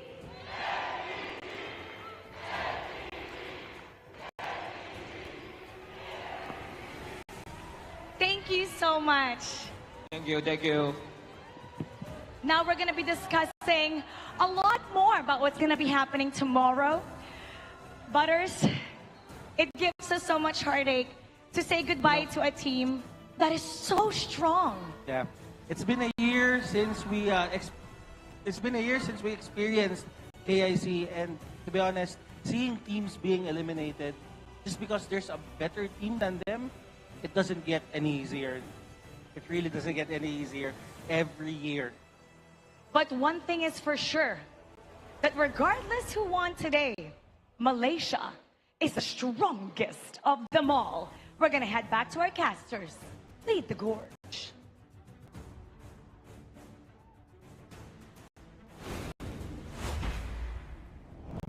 Thank you, Mara, and also Butters here. Congratulations to the side of Nova Esports here. A very good interview to show that they are ready for the upper bracket grand finals here. But it's with a heavy heart to say we do have to bid goodbye to the side of Alpha Gaming, despite a very good performance thus far. Yeah, I think this one was a hard-fought victory for Nova, so APG definitely should be proud. May not have been the alpha for this particular match, but they're the alpha in the near future. When they come back into the next year, next season as well, I think this is going to be a monster squad to watch out for. And of course, this brings us to the next stage of events here. I'm so curious about what's going to happen tomorrow, Sagi. Well, for tomorrow, it will be very interesting because this is the grand finale. Grand finals featuring Homeboys Blackshoe Esports, MKL's champion, against Nova Esports, MKL's second place here. Both of these teams really polished and very heavy with those titles that they have harnessed from 2024 into 2025. Exactly, and obviously Nova, they did have titles in this year as well. Season 3 Invitational Champions. They have the MKL Spring Champions under their belt and top 3 in KWC. So even though HBSE took the win today, doesn't mean that Nova falls short tomorrow. I mean, this is the rematch we deserve.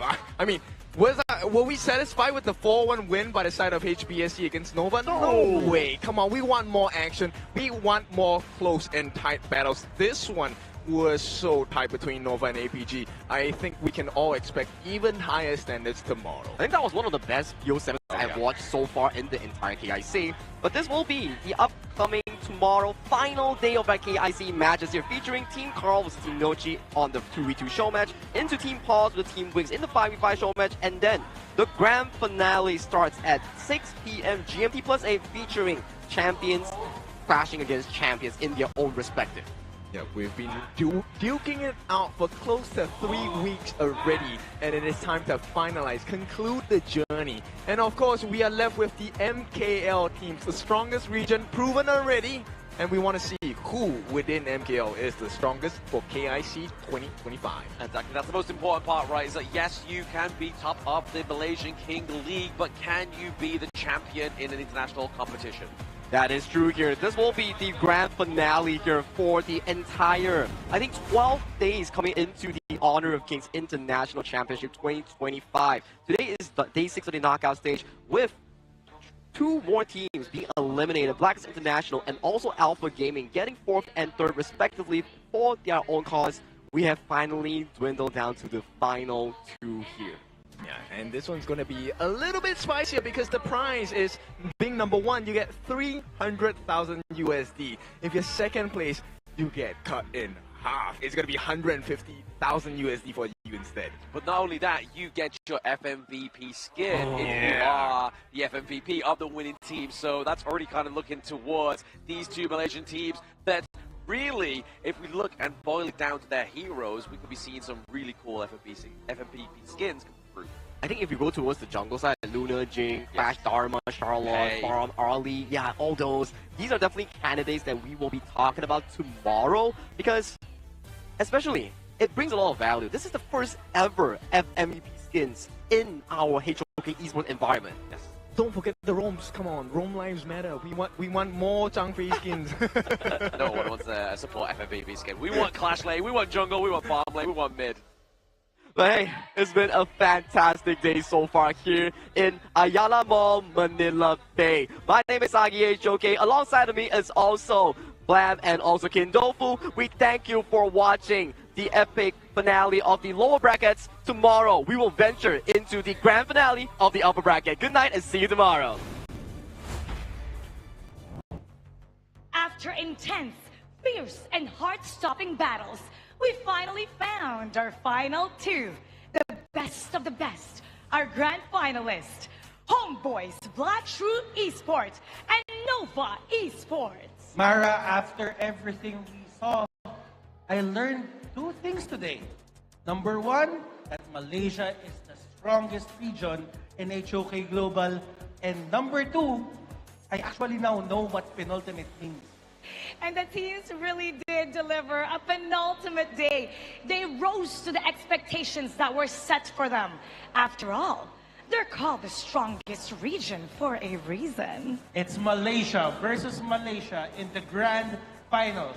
An MKL rematch. And if one holds the title of King of Malaysia, who will be the kings of the world? And we can't wait for what's about to come tomorrow. Once again, my name is Mara Aquino. And I'm Butters. And you've been watching the Honor of Kings International Championship 2025. Keep with the guys, everybody, and see you tomorrow in the Grand Finals.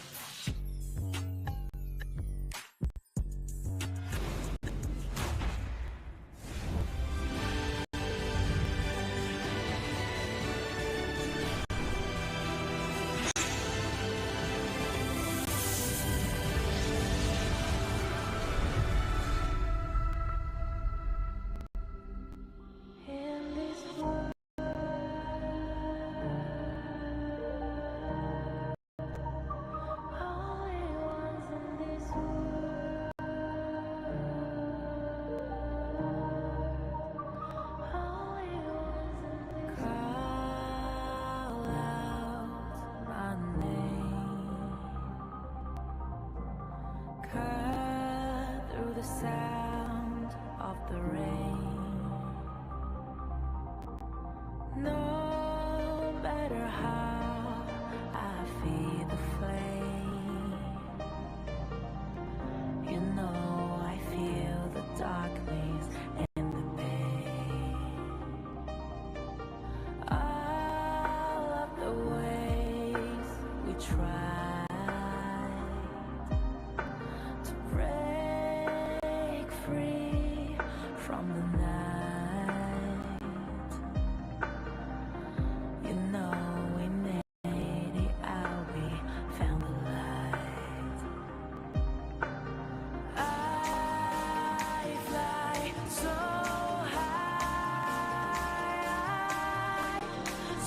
high, light up the skyline. Let's do it this time, like it's a whole new vibrant world.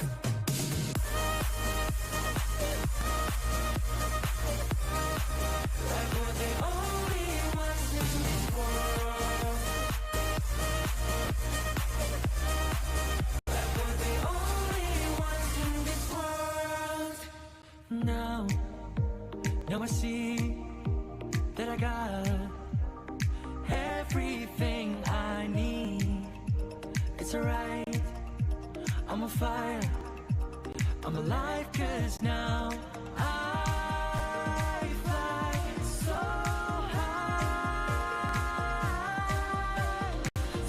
high, light up the skyline. Let's do it this time, like it's a whole new colorful world.